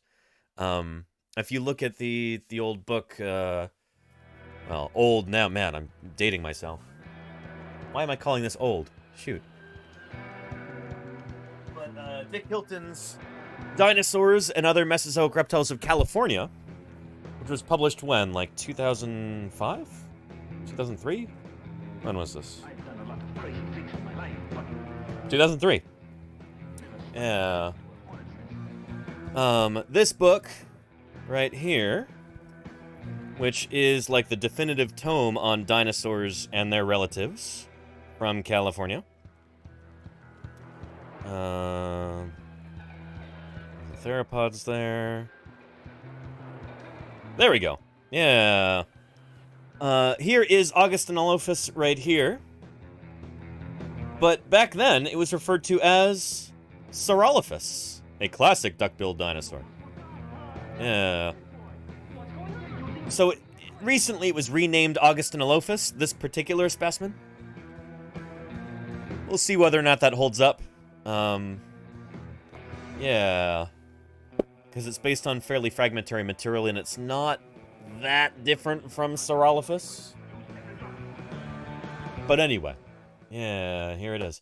That was 20 years ago, Mayor... No, it wasn't. That's mentiras, Mayor of Space. That can't be true. No. No. Because of this. We're proud to have it as the only dinosaur that is native only to California. That's right. That's a dinosaur. That's also not true. Aletopelta honestly would have been a better choice. That is only native to California. This could be the same thing as Saurolophus. Aletopelta is actually more unique.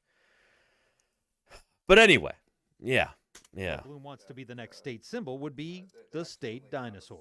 Yeah, there you go, Charlie's Dragon, yeah. It's a leaf eater. It was in California about 70 million years ago. Sí, Paleontología. Bienvenidos, otra vez. Not in my entire life. Augustinophilus morrissey. Very good. Almost. But anyway, yeah, so he's never heard of this dinosaur in his whole life. If you talk to the majority of dinosaur paleontologists, you ask, like, oh yeah, tell me 10 interesting things about Augustinolophus. They'd be like, oh shoot, it's probably what is it, a hadrosaur? Maybe? There's Lophus in the name, like Saurolophus. Parasaurolophus. It's a pretty obscure dinosaur. It's known from a single specimen. It's not been included in very many important studies or anything like that. It's... yeah. So anyway, it's not surprising he'd never heard of it. It's not a well-known dinosaur, even in dinosaur paleontology. Not in my entire life. Augustinophilus morrissey. Very good. His friends call him Augie. That's Greg Lucas, the state librarian. I know, and I'm honored to be the California state fossil. Lucas is keeper, so to speak, of all the state symbols. I mean, we have fossils, we have an there you go, official tree, an official motto, marine fish, freshwater fish, yeah. silver, gold rush town, gold rush town. And he should know them. Before he was librarian, Lucas was a reporter too. When I worked for the San Francisco Chronicle, one of the bills we had to cover was the bill that created the saber-toothed cat as the official state fossil. Yeah. Carried by a gentleman named Ralph Dills, who had come to the assembly in 1936.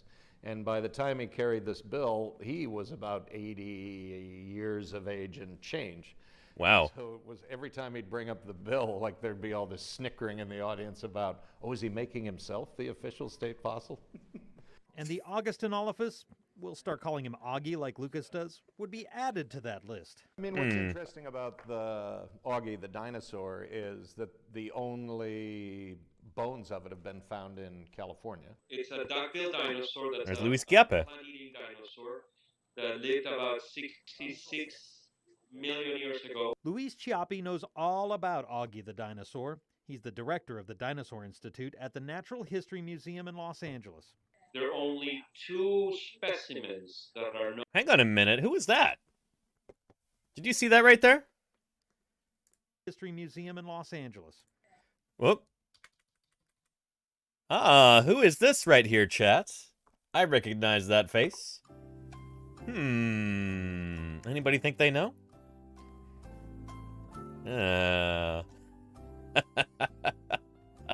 He'll probably show up for an alert. In, before too long. Yes, indeed. If you're feeling a bit cheated, try blaming the dinosaurs. Yeah, not that person, Victorious, but thank you for the 100 bits. Dang, yeah, that would have been wonderful if that... Yeah, yeah. That's David Attenborough right there. Very cool. There are only two specimens that are known of this dinosaur. One was found in Fresno County and the other in San Benito County. Augie made its way through the assembly committees. I'm happy to say it passed unanimously. Not with excellent. ribbing, but it did pass unanimously. No pun intended with the ribbing. No pun intended. AB 1540 will establish the Augustinolophus morrissey as the official state dinosaur of California. Yeah. Ayes 49, no 0. The measure passes. And is moved to the Senate. If the bill passes there, it's up to the governor to validate Augie as the state dinosaur. Oh, sure. All right. Try pronouncing the name. And while the kids at Tahoe Elementary know a lot about dinosaurs... What was your favorite dinosaur of the whole thing? T-Rex. Stegosaurus has spikes on its back so it can cool it or warm its body. The Triceratops was because it has three horns and it could like protect itself while like if it was eating food and then a dinosaur like a T-Rex would try and attack it, it could use its horns to protect itself. She's totally right about that. Kudos to her. Yeah. No lies detected. Yeah. Anyway, good stuff. The other kid said, Stegosaurus had spikes on its back to heat it or cool it. Well, those are plates on its back. The spikes are on its tail. And thermoregulation, I don't know if it really makes all that much sense for stegosaurs. Anyway, yeah. That's a discussion for another time, though.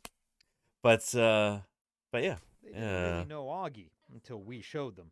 Now they're all about our possible state dinosaur.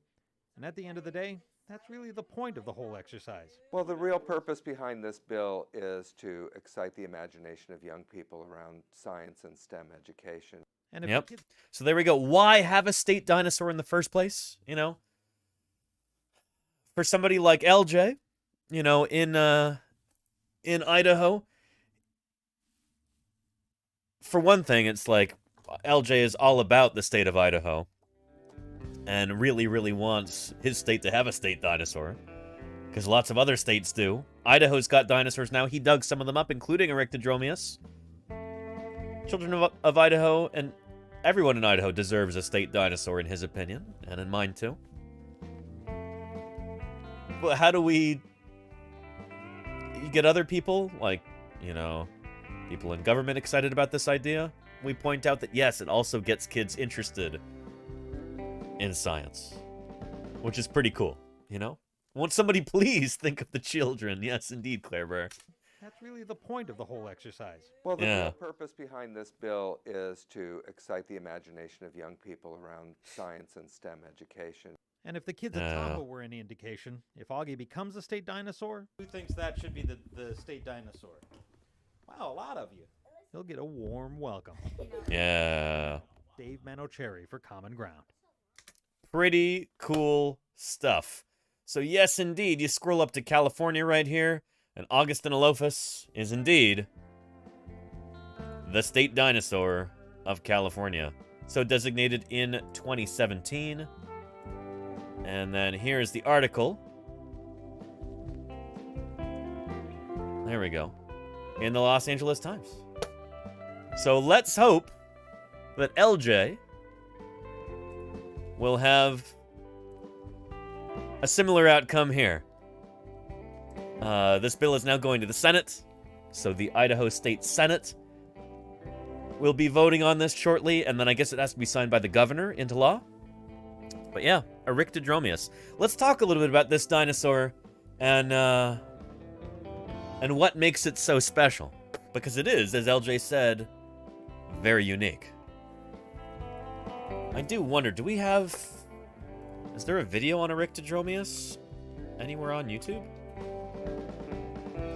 I've never looked at that. Well, here we go. We've got a dinosaur train video. Oh boy, with paleontologist Scott Sampson here. Let's take a look.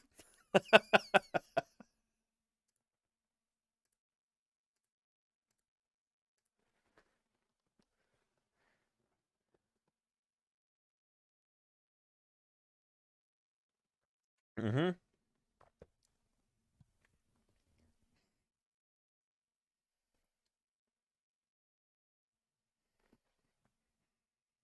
Yep.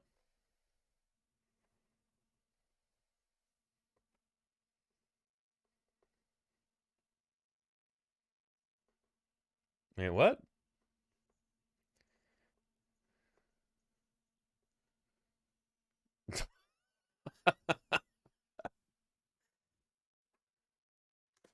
What do you think, chat? Oh, it's gonna be like Dora the Explorer. What do you think, chat? Can you think of any animals that burrow underground? Type your responses into chat. Yeah. Worms, moles, caecilians. Yes, indeed, Jody Fish. Snakes, worms, birds. Birds, voles. There you go, Basil. Yeah. Groundhogs. It's okay to play. Wombats, bunnies. These are all excellent answers, chat. Yeah. Maybe not elephants there, not the brain. But every single humans to a certain extent, yeah, Jody Fish. I've dug many holes in my day. Yeah.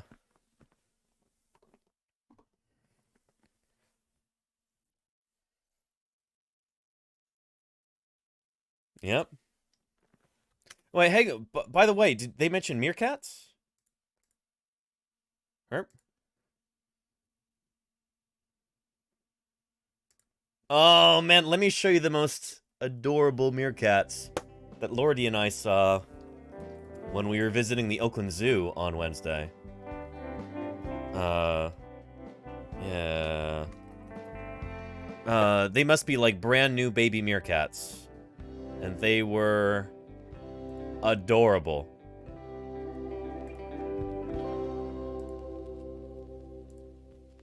Wait, where did they go? I took video. Where did my video go? I seriously need to get a new phone. Yeah, anyway, there's a picture.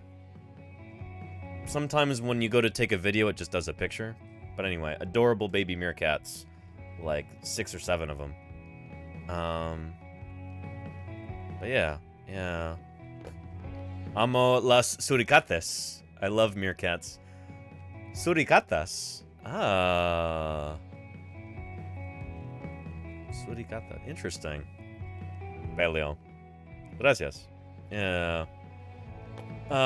Anyway. Eryctodromeus, a burrowing dinosaur.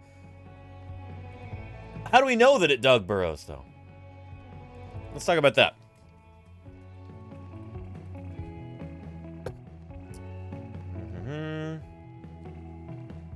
And ontogeny.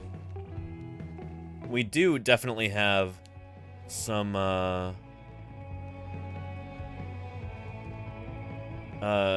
interesting. Oh, holy cow! Wait, we've got a YouTube video here. I wonder if LJ is aware of this. Holy cow! But there's a video from KTVB, probably in Boise, talking about Eryctodromeus potentially being the state dinosaur. Let's take a look. So we call Get to Know Idaho, and if you're in the 4th grade or you've spent some time in the 4th grade, you know that's when you learn about Idaho. The geography. 4th grade. I spent some time in 4th grade. Best 9 years of my life. Yeah. The history, the cultures, the state symbols. It's one of the best parts of Mr. Walton's 4th grade class at Yukon Elementary in eastern Idaho. But last year, it got a little more exciting. Did your time there, Space? There you go. A student named Calvin, a 10-year-old who's totally into dinosaurs, came to the conclusion Idaho deserves its own designated dinosaur. So they put together a professional packet of pleas, drawings, and essays asking for the latest in a line of gem state symbols to be a dinosaur. Well, it didn't get any footing last legislative session, but this year, look out. A creature from the Cretaceous period could be part of 4th grade studies for future Idaho students. Very cool. Good morning and welcome. Maybe you missed it during Monday's Senate State Affairs Committee hearing. I am testifying in opposition to Bill 1056. Mixed in the middle of militias. Next, RS 30461, I think. And filings on foster care. Our current statute requires it. Senator Kevin Cook. You know, all that nonsense. Here's something truly important. You know, what governments really, you know, devised to deliver official state dinosaurs. Here to introduce a bill. Slipped in one of this session's most important bills. It represents some of our most valued individuals in the state of Idaho, and that is a bunch of 4th graders. 4th graders who lobbied legislators letters. In their very, very best handwriting and their very best English, they stated why the state of Idaho needed a state dinosaur. That dinosaur? Yeah. A rictodrome bone that we find tells us something about how the world was 80 million years ago. Marelock, thank you for the follow and welcome to Paleontologizing. Was that one of LJ's illustrations there? I think it was. Dinosaur. That dinosaur? Yeah, I think LJ did this illustration. It looks like it says Krummenacher, maybe? There's a K. That might be another K. It could be an R. Krummenacher, 2023. I think LJ did this illustration. Very neat. Yeah. A rictodromius. A rictodromius. A rictodromius, yeah. Okay. Was nominated by Mr. Walton's 4th grade class. Mostly just because it sounded fun. At Yukon Elementary. I think we just first started saying, hey, dinosaurs are awesome. Only 24 states have even found dinosaurs. Why couldn't we suggest...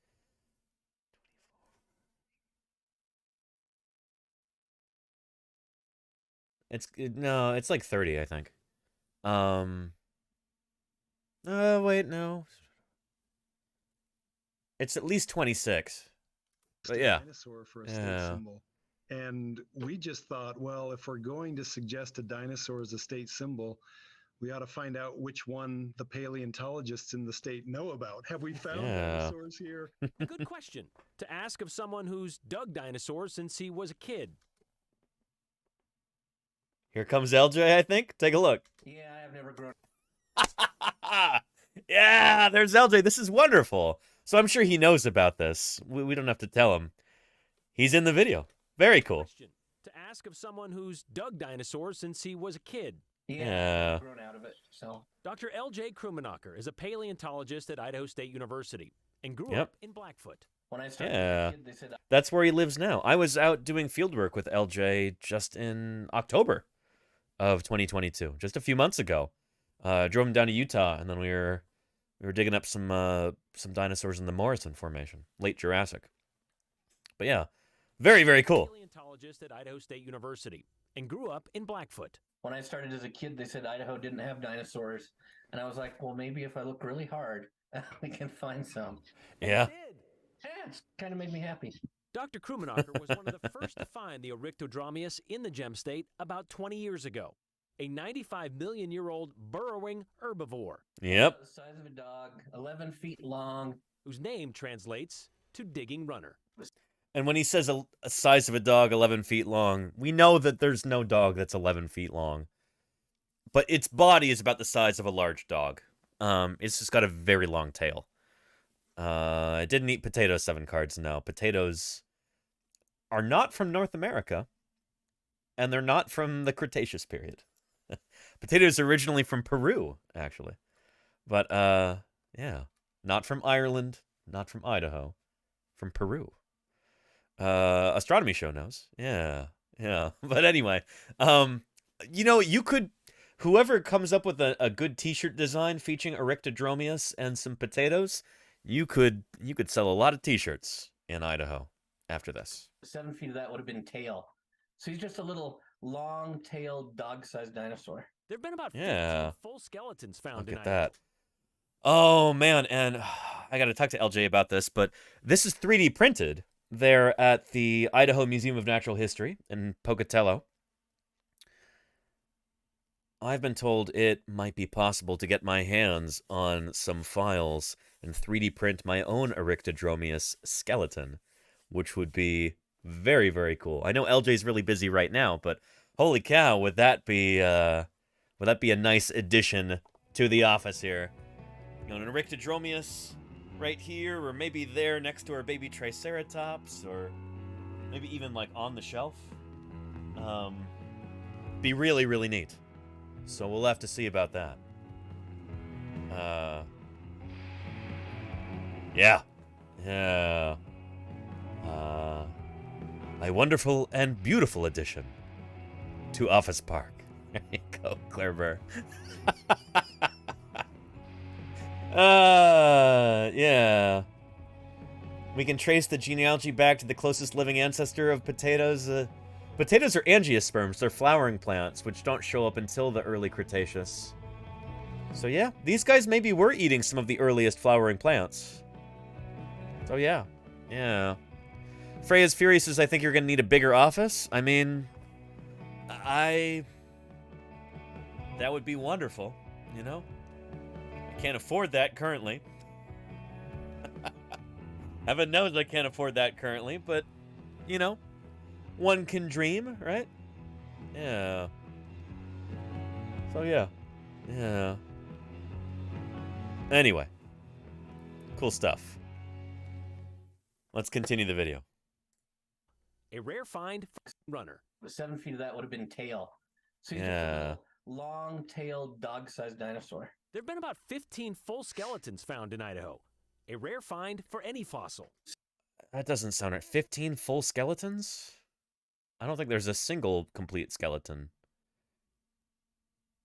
But I don't know. I'd have to ask LJ about that. So my best hypothesis, this is part of what I did for my PhD, is that these animals are basically digging their own graves. Since they're burrowing, it's easier to preserve a fossil if it buries itself, basically is the way I look at it. And they were sometimes found in groups with either their offspring or other adults. Which in and of itself is pretty rare evidence for a dinosaur.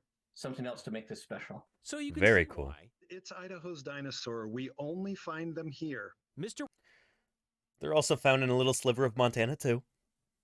But yeah. Walton's fourth graders feel the Eryctodromius should be our next state symbol. I think it would be absolutely fascinating if students here at UConn Elementary School into the future could say, we were part of that. We helped that happen, and just celebrate this new state symbol. I know, it would just be absolutely thrilling. Well, after the motion was seconded by the self-proclaimed oldest dinosaur on the committee, he said it himself, that would be Senator Chuck Winder. Senate Bill 1127 was printed and awaits a full hearing in the Senate State Affairs Committee. Dr. Krumanacher, says it's about time Idaho... He said it the first time, Krumanacher. Senate State Affairs Committee. Dr. Krumanacher, says it's about time Idaho has a state dinosaur. Only 14 others do, and it's a great way to get kids excited about science. And as Mr. Walton found out, it's also a great way to teach kids about civics, both of which Senator Cook said is a great example of what our public schools are doing for our kids. Pretty cool stuff. Yeah. Exciting. And there's a link to that video. There we go. Yeah. Very nice. And how rare is it to find complete skeletons? Extremely rare, Ghostly Ghoul. Yeah. Yeah. There's a lot that can happen to a critter after it dies. In between, you know, when it dies and when it gets discovered. Even if a dinosaur skeleton was complete, you know, at the time it was fossilized, we find dinosaur skeletons by going out and hiking around, looking at the ground, looking for bones that are eroding out. So just by the by the process by which we find dinosaur fossils, it pretty much guarantees that none of them are going to be 100% complete. Because we let erosion do the first part of the digging for us. That's how we find these things. When you're going out and, you know, exploring for dinosaurs, doing what we call prospecting, usually it's in places kind of like this. What we call badlands. Areas where you've got lots and lots of exposed rock right there on the surface. And Spino Gamer, thank you for the follow. Welcome to Paleontologizing. It's good to have you here. Thanks for clicking that follow button. Yeah, this is the sort of topography that we usually look for dinosaur fossils in, typically. Like, this is beautiful, beautiful, beautiful territory for hunting fossils. But, you know, you can see all those little rivulets and, you know, the crevasses and everything. That's because this area is being eroded all the time. Wind and rain and ice and snow during the winter is just kind of carving away that rock bit by bit and exposing the fossils within. We don't just go out and dig a random hole somewhere and hope that we find fossils. We hike for miles and miles and we look for them that are eroding out like this. We'd never find any if we just dug in random places. Prospecting is what we do. We walk around and we look. But because of that, since there's going to be at least a little bit exposed to the surface, unless you just happen to see the very tip of a tail or a toe or a nose sticking out, usually there's like chunks that have spilled down, and that's how we initially find a fossil site, especially with dinosaurs. And so, yeah, you're not going to have a 100% complete skeleton. It's going to be missing at least a couple bones in almost every single case, almost universally. And the smaller the dinosaur, the easier it is to find complete, because in some cases we're like, I don't know, places like Liaoning in China, they're cracking open blocks to find fossils inside. Sometimes you'll get a whole dinosaur in there in the instance of like Sinornithosaurus. Or Sinosauropteryx. Yeah. But that's because they're splitting blocks open and finding all kinds of other fossils, and occasionally you find a dinosaur too. But these guys are small. If it's a big dinosaur, it's not going to be complete, just by virtue of how we find them. Does that make sense? Yeah. So yeah, and hello to you, Spino Gamer. Welcome, welcome. Yeah. 7 Cards says, makes me wonder how many dinosaurs are in the ground just waiting to be found. A tremendous number, 7 Cards. Holy cow. We've probably found just a fraction of the dinosaurs that are still out there waiting to be discovered. So yeah, a whole lot are still out there. And shoot, last year we had what, 32 new species of dinosaur that were described? Just in the year 2022? So far it's 0 for 2023. But yeah, anyway, there were 48 in the year 2020. I don't know how many in 2021. But, anyway, we're finding new dinosaur fossils all the time. All the time. And 7 Cards says, millions of years in the ground and we're waiting for just the right moment to see them erode out of the ground before the elements destroy them. It's true, 7 Cards. Yeah. And here is a video kind of explaining that. It doesn't deal with dinosaurs in particular. It uses the example of a trilobite to explain this concept. But here you go. If you've ever wanted a step-by-step guide on how to become a fossil, well, holy cow, you're in luck. Take a look. Here's a step-by-step guide to becoming a fossil. Step 1, die. Once you are dead, your remains may be scavenged by other organisms. Step 2, get buried fast. Yeah. If you are buried rapidly, your remains won't completely decay or be carried away by scavengers. Your best bet for rapid burial is to die near or in a river, lake, or ocean, where water can deposit sediment over you.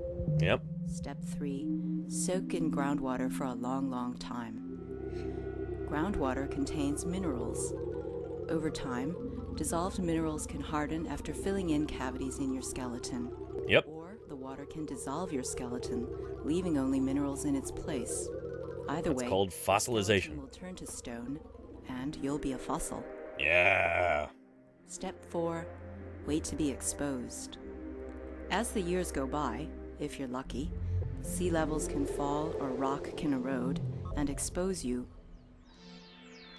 Then, if your luck holds out, you might get spotted by a fossil hunter. It's pretty rare. wind up in a museum collection where scientists can study you to learn about evolution. So think about all of the millions, billions of organisms that once lived. How few of them actually make it into a museum collections like that. It's just the tiniest fraction of the smallest percentage, you know? Oh yeah, yeah. It's really extraordinary that we have any of these things at all, but, you know, with the immensity of geologic time, hundreds of millions or billions of years, and how many hundreds of billions or trillions of organisms that have existed on the Earth, you know, it's like the law of large numbers. Even something really, really rare or unlikely will happen many, many times if you give it enough time for it to happen. So yeah, yeah. And Freya's Fury says, how many fossils retain significant amounts of hydroxyapatite? The older they get, the less and less and less. Yeah. So Freya's Fury is asking about the amount of like actual bone material in many fossils. If you're looking at what we call subfossils,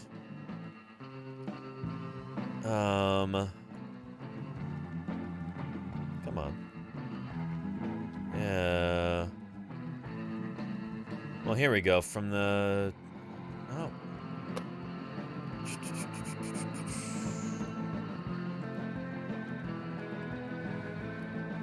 There we go. Subfossil. The term subfossil can be used to refer to remains such as bones, nests, or fecal deposits whose fossilization process is not complete, either because the length of time since the animal involved was living is too short, less than 10,000 years, or because the conditions in which the remains were buried were not optimal for fossilization. So, dodo bones like this, we were talking about the dodo at the end of yesterday's stream. These are subfossils.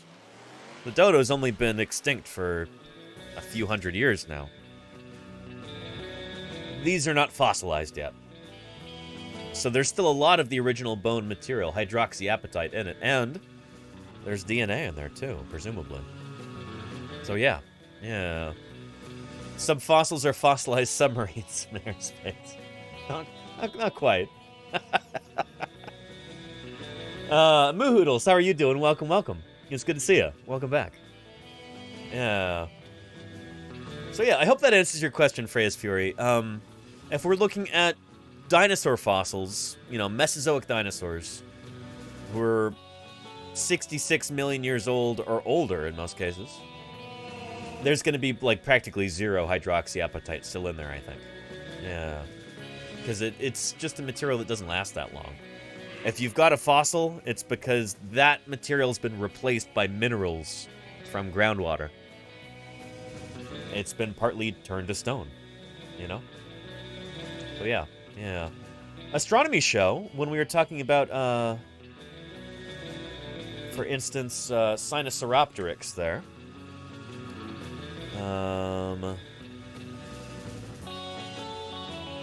There we go, right here.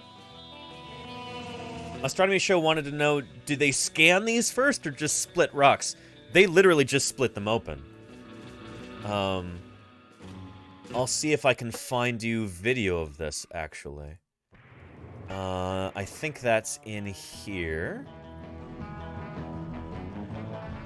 Yeah.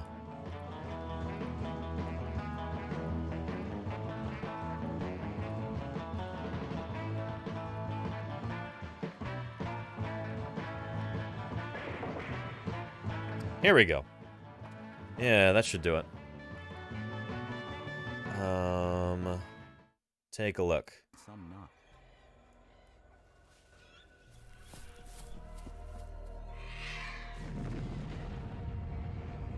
There we go. There's also a place where volcanic eruptions created a virtual Pompeii. Holy cow. Yeah, look at that. So this is in Liaoning Province, China, and these are the deposits that we find these fossils in. Now the trees are gone. Yeah. But remnants of ancient life remain in the petrified layers of volcanic ash. So if you're going to find a totally complete dinosaur skeleton, it's going to be by doing this. It's going to have to be a small dinosaur, and it's going to have to be you know, basically you just crack these things open randomly and you hope for the best. There's no scanning involved. I know we're all here on Twitch right now, and we think that there's a lot of very tech-savvy people here on Twitch. A lot of people who code for a living or work with computers. I know Moohoodles, who is here. Moohoodles, you're working on building a new PC, right? Holy cow. A lot of very tech-savvy people here on this platform. So we've got kind of there's a big sample bias there. A lot of very tech-savvy folks. And so, right now, shoot, we're streaming in... What is our category here called? It's called Science and Technology. And, well, holy cow. We've got some sort of a robotics competition going on here. Taking up all those top slots. Good for them. I like it when I'm not the top slot anymore. I like it when there's other people doing science and technology on here. Bringing in viewers is good. But anyway, science and technology. These two things are like, you know, interconnected here on Twitch. People, when they think of science, they think of technology. They don't necessarily think of, you know, very low-tech endeavors like this, like we do in field paleontology. Just cracking open blocks like this to find fossils, you know? This is how it works. This is literally how it works. The well has spent much of the past 10 years immersed in the history recorded in these slabs of rock. Just like this. Not very high-tech. They open like the pages of a book. Yeah. Sometimes with exquisitely preserved fossils inside. Yep.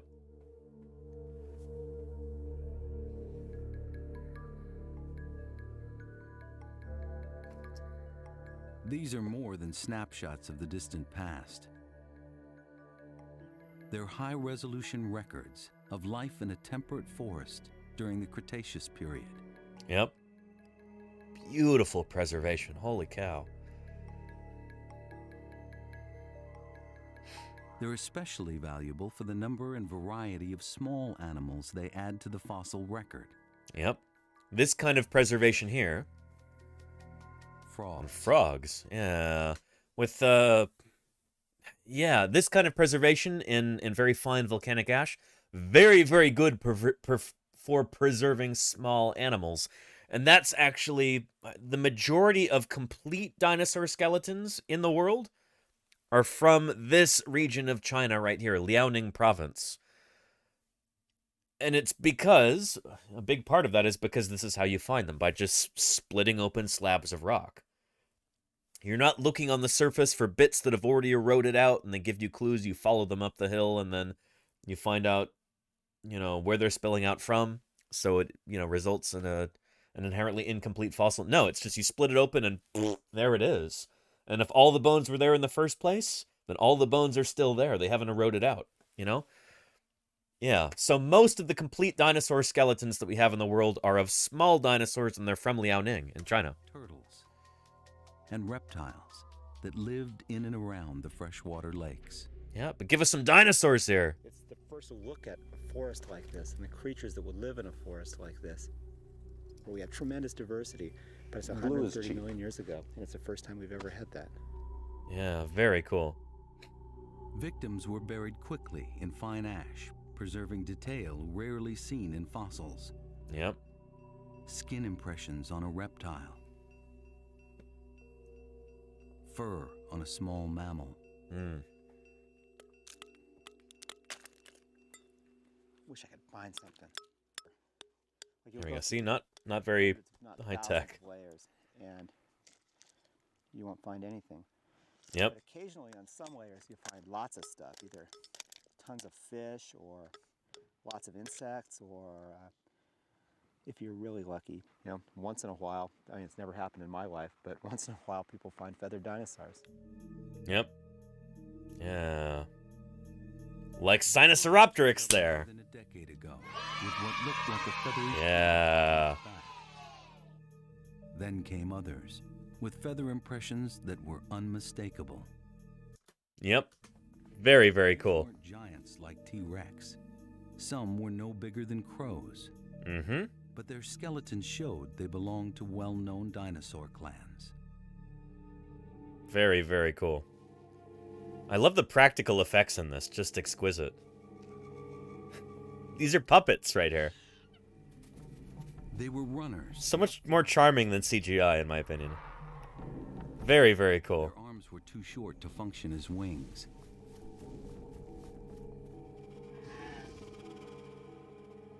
They were just what most scientists had predicted the ancestors of birds would look like before they evolved flight. Very cool. Indeed, Travel, yeah. Carnivorous dinosaurs with feathers. Yeah. Watch out, snake. Oh, and then here in Germany, you've got the same thing. When we've got Archaeopteryx, this remarkable fossil here. And no, I have not boosted this from the museum in Berlin. This is my 3D printed Berlin specimen of Archaeopteryx right here. Used to be regarded as half bird, half dinosaur, and now we recognize birds are dinosaurs, so it's all dinosaur, baby. But yeah, beautiful, like, in between non-avian and avian dinosaurs. Like birds, it's got these beautiful angelic wings right here with preserved feathers. It's got a wishbone, hollow bones, you know, basically a bird skeleton, but unlike modern birds, it's got a long bony tail right there. And it's got teeth in its jaws and claws on its wings right there. And this is from a place called Solnhofen in Bavaria in Germany. Take a look. The dinosaur-bird connection first came to light in the 1860s when quarrymen in Germany discovered a fossil called Archaeopteryx. Yeah, it had the feathered wings of a bird. See? The teeth and long bony tail of a reptilian ancestor. There you go, G on me, yeah. Some thought the ancestor might be a dinosaur. But the idea didn't catch on until a century later, when paleontologist John Ostrom led an expedition to Montana and discovered a new kind of dinosaur. Deinonychus. Yes, indeed. It was a lightly built meat eater. This is the Velociraptor from Jurassic Park. Anyway, we're getting too far afield here. Although, actually, nice little segue here. Terrible claw. The most extraordinary group of animals that have ever appeared on this planet. El Bacala. Bienvenidos a Paleontologizing. Gracias por seguirme. It's great to have you here. Welcome, welcome to the channel. Now, with Deinonychus there, this actually provides us an excellent little segue. Let's take a look at this right here.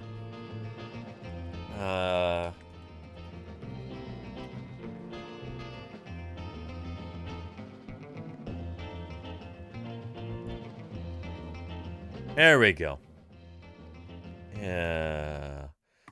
Many of you have seen this before. This is mislabeled. It's not from Jurassic Park 3. It's from the original Jurassic Park. 1993. Yeah. I'm assuming everyone in chat has seen this before. This is not how it works. Holy cow. This is not how dinosaurs are dug up. Just like a beautiful skeleton here in bas relief like that. In fact, I feel like I've spoken about this before. Here, I feel like this is in that video. Wait, is it right here? Do we have a command for that? Yeah, we do. Excellent. Yeah.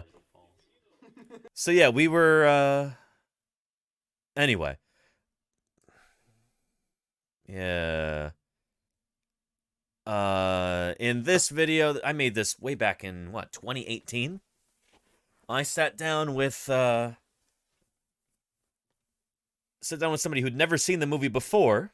Down with one of my favorite people in the world who has somehow managed to have never seen this movie before. Yeah. Today we are being joined by the lovely and whip-smart Marielle Colvin. Hi. So, Marielle, despite being a native Montanan, you were born and raised in Montana, correct? Yep, 6 generations back. 6 generations, jeez. And yet, you have never seen Jurassic Park, which might be, tell me if I'm wrong about this in the comments, but that might be one of the most prominent films to ever actually feature scenes in Montana. Anyway, we're not going to get into this discussion again. We talked about this earlier this week, and I don't want to retread the same path. But, let's see. I'm trying to get to this part with the ground-penetrating radar, or whatever they call it, the sonic imaging thing. Possibly be more enticed to give us more money. Oh, here we go.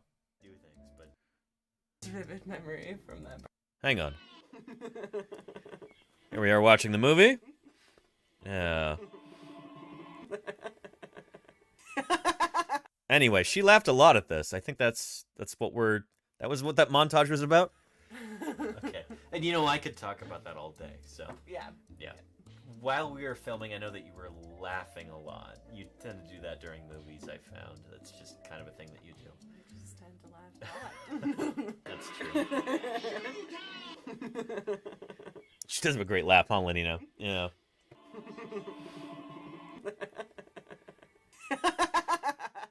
But I felt like you also had a few different questions that during the course of the film, things that I actually wrote down because I felt they would be kernels of discussion.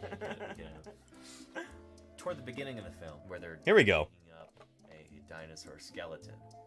What were your impressions of that at the beginning? Do you remember that all that well? Well, that was a couple of bottles of wine ago. It was a couple of bottle wines up.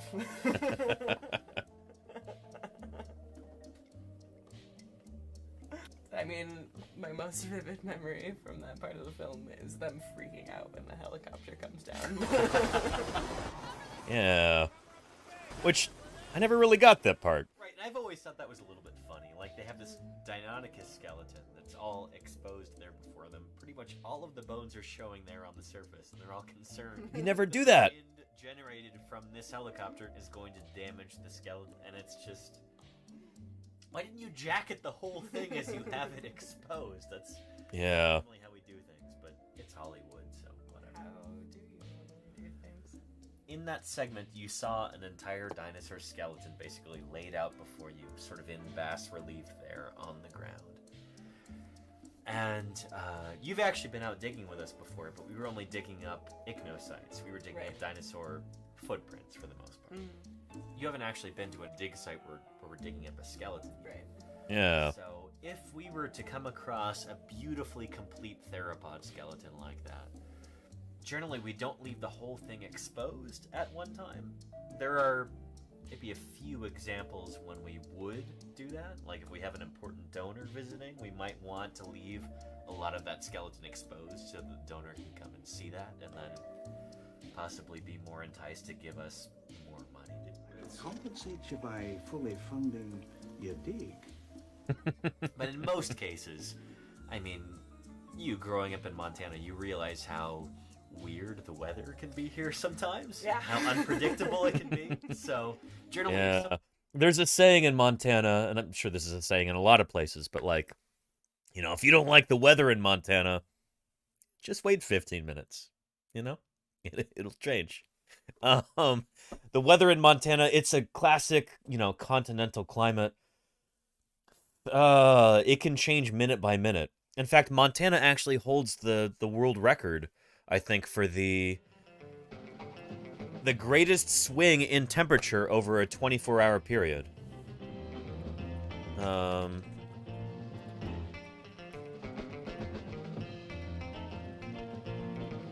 Yeah. There you go. Yep. The greatest temperature variation in a single location in a 24-hour period is a 57.2 degrees Celsius, 103 degrees Fahrenheit swing recorded in Loma, Montana on the 14th to 15th of January 1972.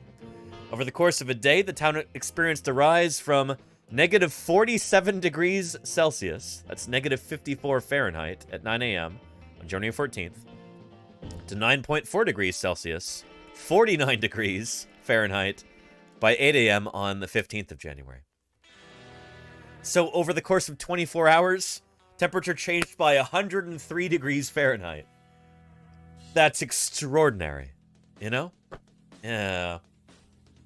And Jody Fish confirms this. Jody Fish says, in field camp in Montana, and lots of geological, like, earth sciences departments for universities, they hold their field camp in Montana because there's so much amazing geology that, man, the weather can be a real nuisance.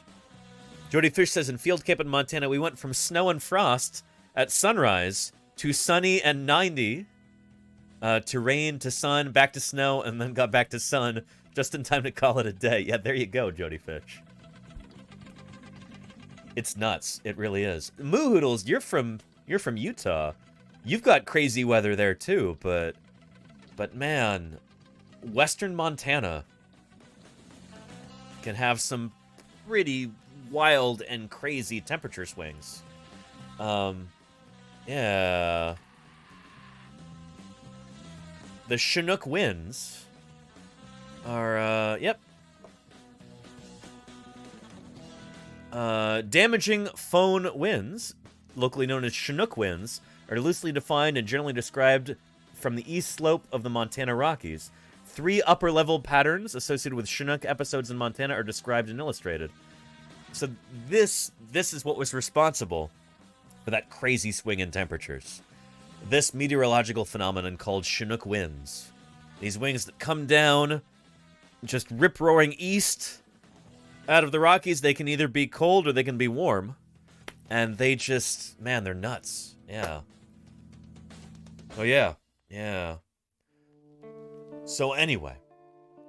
Yeah.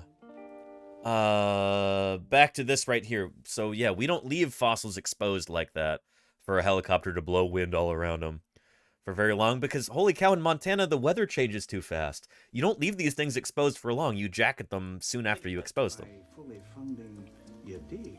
Yeah. But in most cases, I mean, you growing up in Montana, you realize how weird the weather can be here sometimes. Yeah. How unpredictable it can be. So, generally, if something is exposed to the outside air, you know, after it's been covered for 66 plus million years, we want to get that covered up as soon as we possibly can. So we'll generally put a plaster jacket over that at our earliest opportunity, just to make sure that it's protected. So pretty immediately. Yeah. If we have an entire skeleton like that. Astronomy Show, you have a great weekend too. Astronomy Show, thank you. And later, Potato. I'll see you around, Astronomy Show. Thank you for the kind words. I appreciate you. That exposed to the outside elements, that means that, like, very funny 7 cards. Very funny. Okay. Somebody's gonna get yelled at if something like that is happening. Does that make sense? So much less cinematic. Yeah. Anyway, did we talk about the ground penetrating radar thing? Shoot, I don't think we do. Anyway, I'll give you the link to this video if you'd like to see it. This is on the YouTube page, and I have been working hard to put all of my Twitch VODs onto YouTube recently. Even ones that don't show up on Twitch for various reasons will be on YouTube. And, yeah. Anyway, here's this. And is that LiDAR or something different? Yeah, shoot, we were going to talk about this. Because this is not a thing. Here we go. Yeah. So yeah, it's never this, oh, there's loose sand over your dinosaur. Like, no, there's gonna be rock over this whole thing. That's why it existed, you know, that's why it was here for, in the case of Deinonychus, 120 million years. That's why it's lasted that long, is because there's rock over the whole surface of it. It's not just loose sand. This is not how it works, you know? And skeletons are never this beautiful and perfect laid out like that in a setting like this. Maybe in Liaoning, if they're in, like, little rocks that you're splitting open. you know, slabs of beautiful limestone like that. But not in this case. No. Definitely not. So this is from the 1993 movie Jurassic Park. Perhaps some of you have heard of it. But, yeah, take a look. Shotgun shell into this contraption. They fire it into the ground.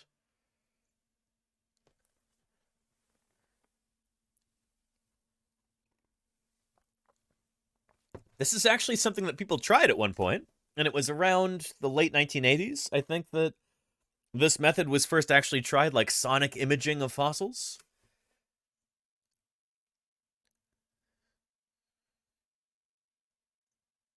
It doesn't actually work in real life. It really, really doesn't. Yeah.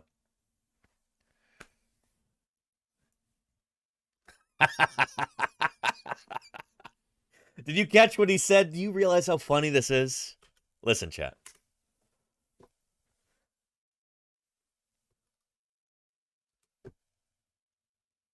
This is in 1993. This is literally 30 years ago. This technology never went anywhere. It doesn't work. Loose Clams, thank you for the follow. Welcome to Paleontologizing. Great to have you here. Yeah. There are some other potential, you know, methods of detecting fossils like this, but ground-penetrating radar is not one of them, nor is sonic imaging or any of this stuff. Yeah.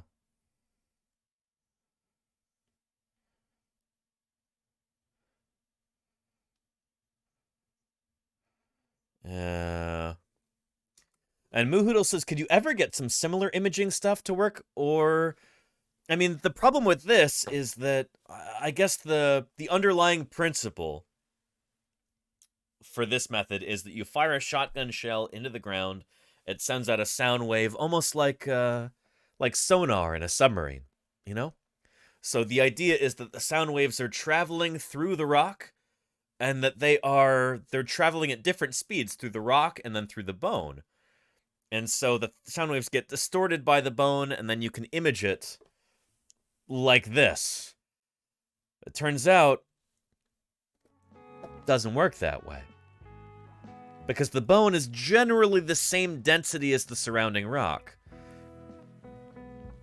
More or less. Like, the density of the surrounding rock is going to vary a lot. You're going to have a lot of variation there, and that variation encompasses the difference between the rock and the bone. Like, you're going to have some segments of the rock that are more dense than the bone, some that are less dense than the bone, and it kind of varies in a weird way. Sedimentary rock like that is tricky. You know, it was laid down by, you know, often by flowing water or by a lake, sometimes by aeolian deposits, sand dunes, wind-blown sediments. You're going to have natural variation in that, and there's just too much noise. Nobody thus far has been able to figure out a way to differentiate that from the bone. And also the bone itself will vary in density too. You'll have different amounts of permineralization in different parts of the bone.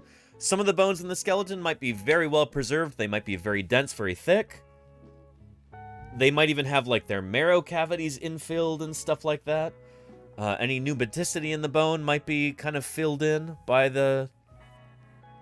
But you don't have that in other bones in the same skeleton. There's just too much variation, you know? It's too many variables. It's too complicated of a system for us to have a beautiful, neat picture like this. I mean... This is like, holy cow, a pristine illustration here. Yeah. So basically there's no waste to 7 cards. It seems like it, yeah. Maybe there's a few fossil sites somewhere in the world where the preservation is just, well, like just beautiful enough and uniform enough where it would work. But every fossil site is going to be different, you know? It's like I always talk about here. Nature doesn't like to fit into our neat little boxes that we try and construct for it, you know? Nature is full of gray areas and gradients and like all kinds of weirdness and exceptions to rules and stuff like that. Nature's extraordinarily complex. Extraordinarily complex. So it doesn't play well with technologies like this, you know? Yeah. Seven Card says, "Oh, come on, nature, just fit in the box." Nope. Yeah. So yeah, too good to be true. There you go, Miss Coggins. Yes, indeed. So yeah. Yeah. I wish, oh, holy cow, I wish we had something like this. How cool would that be? You know, to wheel out a contraption like this. And, you know, just be able to fire a shotgun shell into the ground and then be able to tell, yeah, here's where we can expect all the bones, you know? How cool would this be? It's why they show that in this movie, you know? It's also some brilliant filmmaking on the part of Spielberg and the screenwriters, where they're able to establish Velociraptor right at the beginning, you know? Yeah, they're able to basically, like, give you a background for this character who's going to show up later, Velociraptor, which is actually Deinonychus, by the way. Discovered by John Ostrom in 1962 in Montana. It's not actually Velociraptor. Velociraptor is from Mongolia. But anyway, yeah. In fact, I feel like this is... for any viewers who don't normally show up at the beginning of streams...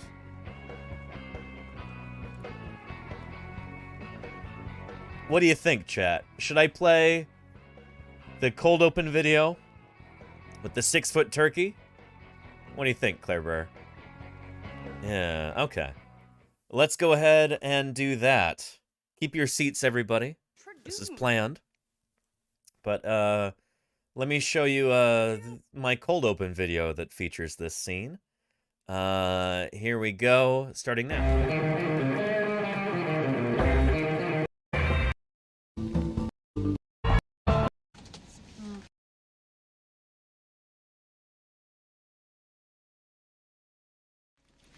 Does this usually take? Should bring an immediate return. Shoot the radar into the ground and the bone bounces the image back.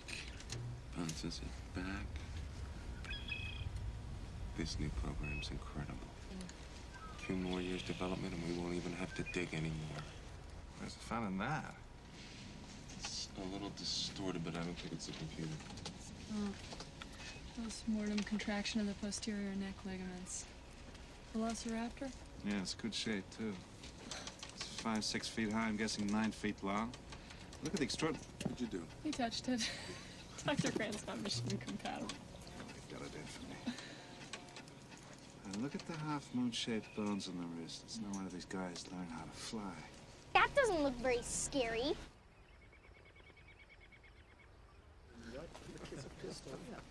More like a 6-foot turkey. Turkey, Turkey.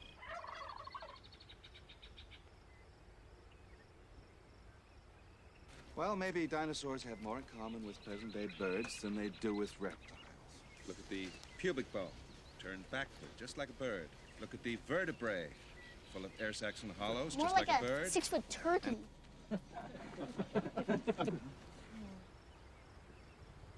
Turkey.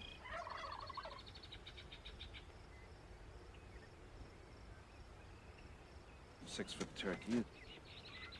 Turkey. 6-foot turkey. Okay. Try to imagine yourself in the Cretaceous period.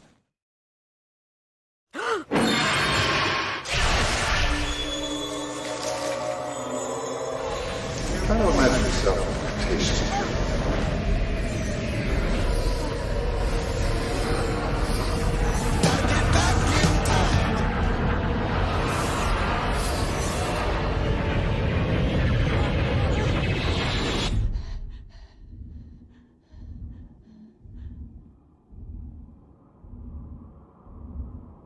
Imagine yourself in the Cretaceous period.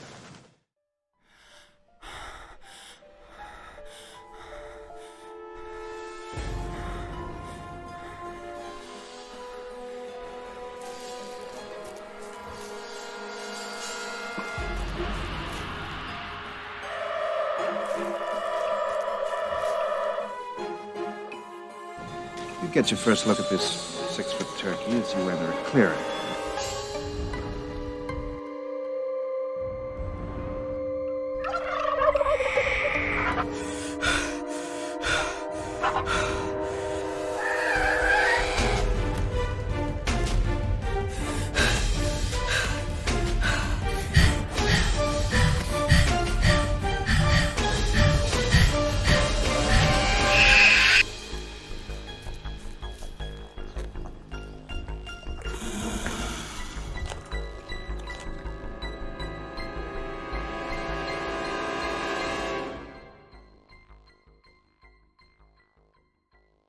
So anyway, yeah. For those of you who aren't normally here at the beginning of these broadcasts, I've got a cold open video that I run at the beginning of every stream, and that's one of those. They rotate. I've got a whole bunch of different specially edited cold open videos. So, there you go. Yeah. Don't ever question the fierceness of dromaeosaurs.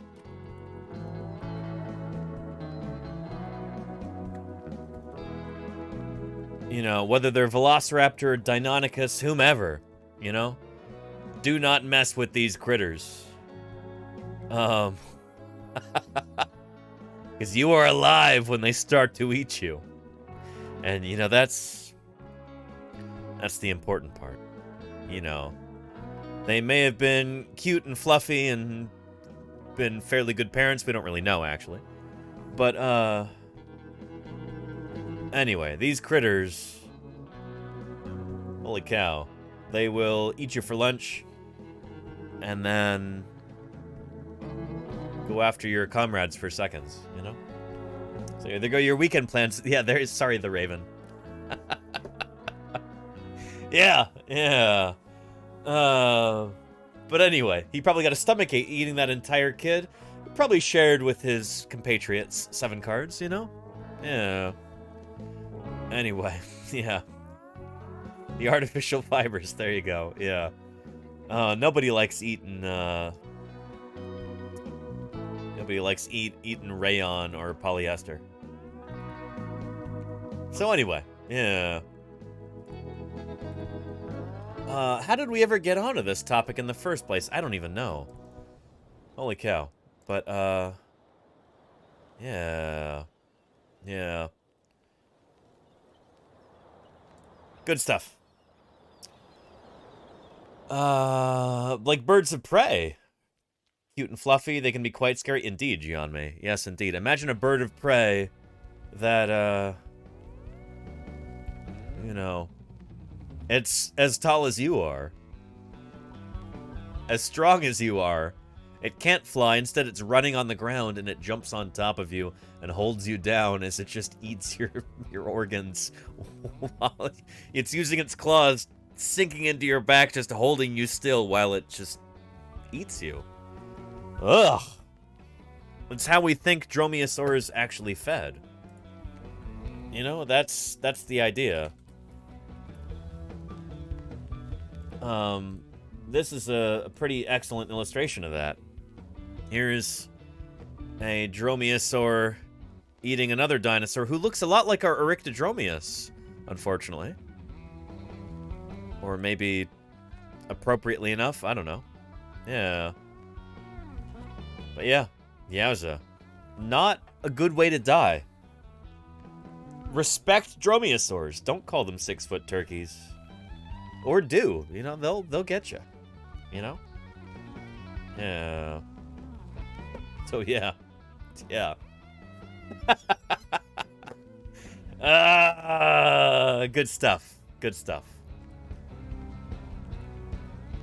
Anywho. Let's see here. What else do we have on our agenda for the day? We talked about Therizinosaurs. We talked about LJ and Eryctodromeus. I figure maybe we'll take a look at this. I found a video on the Hell Creek Formation. Man, I am sometimes a glutton for punishment. We'll see if this is worth watching. The Hell Creek Formation, of course, represents the very end of the age of dinosaurs. I have worked in the Hell Creek from 2011 until 2015.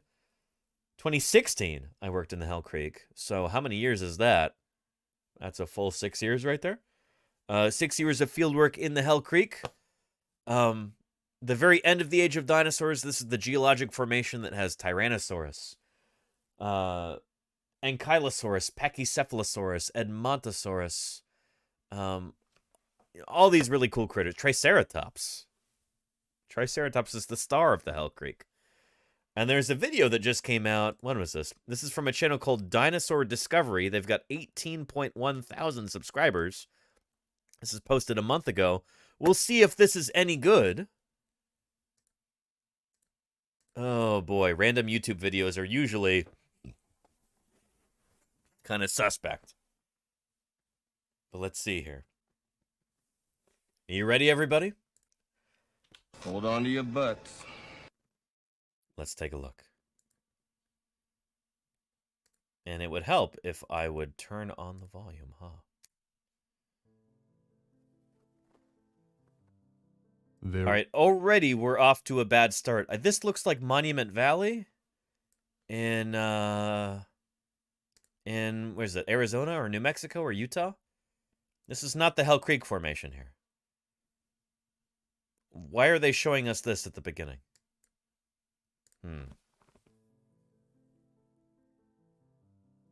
There is nowhere on Earth so synonymous with the word dinosaur than the Hell Creek Formation.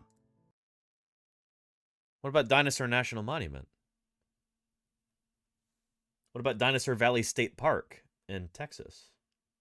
What about Dinosaur, Colorado? These are places that have dinosaur in the name. What is he talking about? Already, first line, we're off to a bad start here. We're off to a real bad start. Oh, no.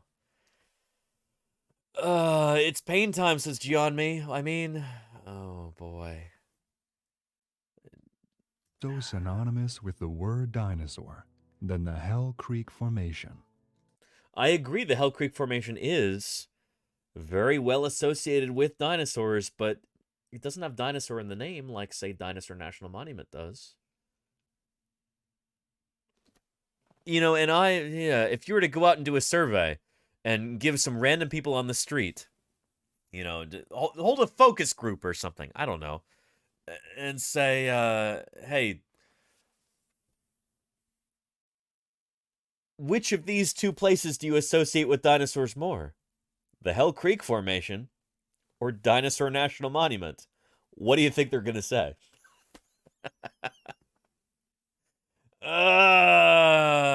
More synonymous with Cretaceous. There you go. Or with Tyrannosaurus or Triceratops. There you go, Gianmi. Yeah. Oh, boy. We're off to a bad start. There is nowhere on Earth so synonymous with the word dinosaur than the Hell Creek Formation. If you haven't heard of the name, you will have definitely heard of its dinosaurian fauna. Which these are, oh boy, this is not from the Hell Creek. What the heck? These are Triassic critters. These are like earliest sauropodomorphs. These are big old like dicynodonts right here. There's a big Tuatara relative, a rhynchocephalian, I think. What the heck? Oh my goodness, we're in for some punishment here. This is going to be terrible, isn't it? Go oh boy. Ahead and picture prehistory in the briefest sense.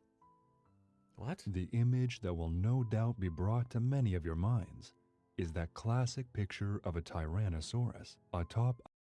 Yeah, walking over some grass? There was no grass in the Hell Creek. Oh boy. This is footage from Jurassic World Evolution, isn't it?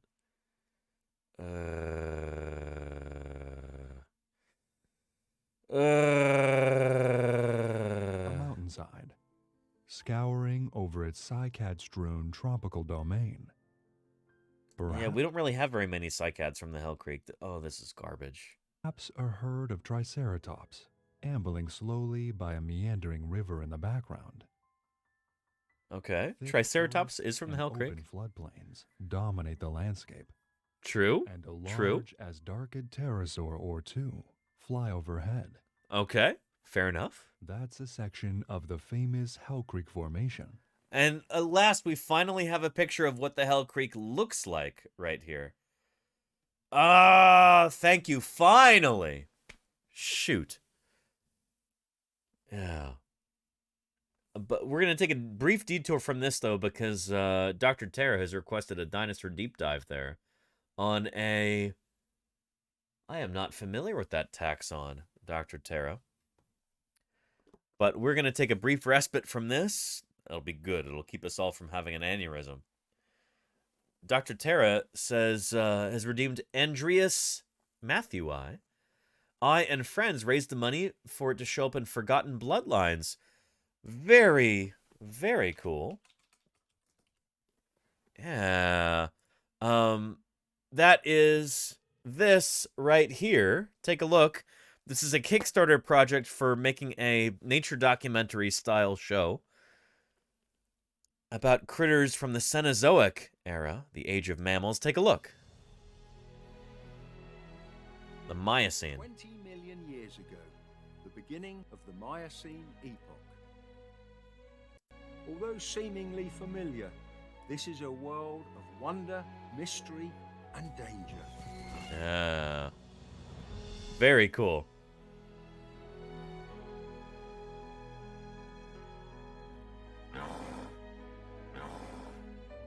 From tiny rhinos, the size of dogs, horse-like giants with Yeah, Calicotheres. instead of hooves, Very cool. and a pig-like behemoth with jaws that could crush bone.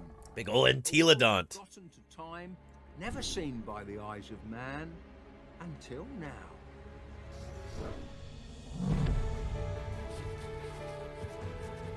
This is the incredible story of two of America's most astounding bygone beasts. Very, very cool. Yeah.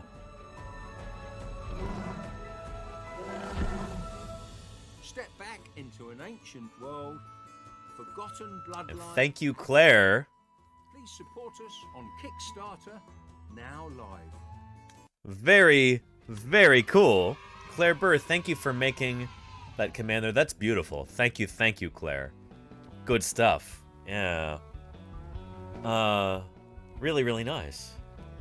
And Andreas Matthew White, thank you, Claire, for bringing that up too. Claire Burr, just... What is this? I was not expecting this. Dr. Tara, that's so cool.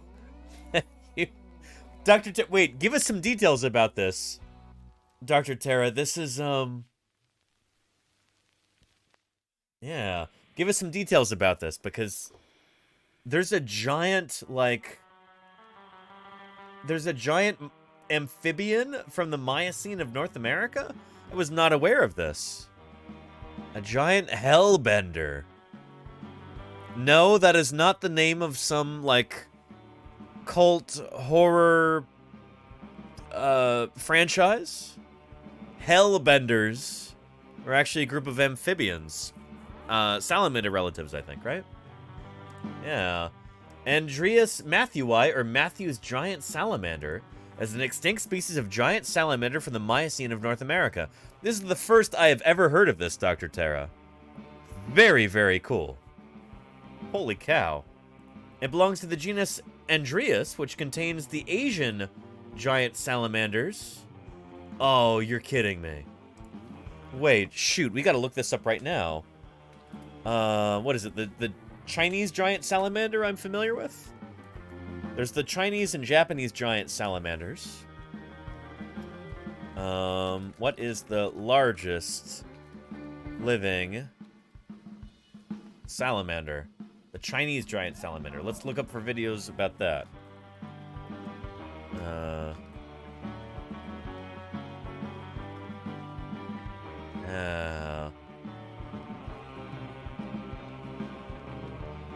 Very, very cool. The giant salamander. Whoop.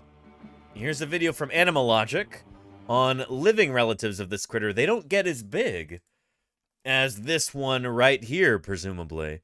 That is just gargantuan. Holy cow. And our newt salamanders, first let's look at our tree of life and figure out the difference between newts and salamanders. Then we'll look at modern giant salamanders, and then we'll finish reading this article here. Because I don't really know enough about these critters. Yeah. But Dr. Tara, this is a, that's an inspired choice here. Let's look up newts on our tree of life. Yeah. They're down here within amphibia. There we go. Salamandras. On the newts. Caudata is the scientific name. And it could be that newts and salamanders, those are kind of interchangeable terms, right? Yeah, newts. Send newts. Ribbed newts are down here. I will refrain from making a joke about that. Like my old crew chief used to do. Anytime something was ribbed, or anytime ribs came up in conversation, avoiding that joke. PG chat, PG streamer. Salamandroidia. So yeah, shoot, it appears that newts are not actually like a taxonomic group. Let's look that up real quick. Wikipedia. Newt. Send newts. A newt is a salamander in the subfamily Pleurodelinae. Really? Okay.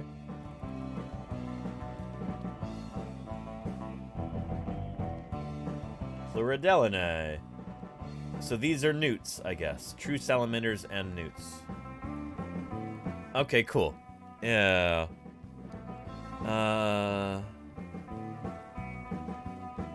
Yeah, please send newt. It's NEWTS. Freaky Beats. But yeah, welcome, Freaky Beats. Good to have you here.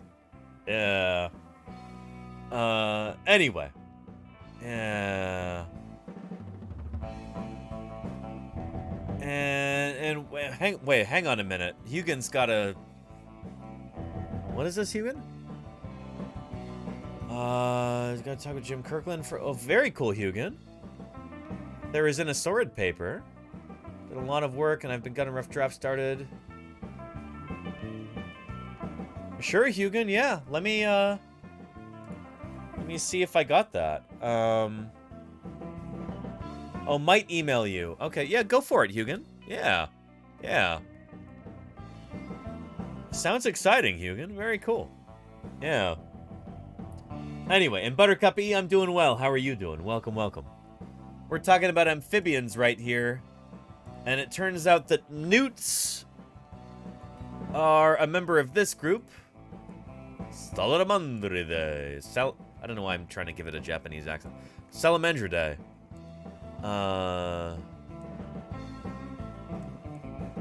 Yeah. Which should be here. These are newts, apparently. I don't know why it just doesn't say newts, but it should say newts right there.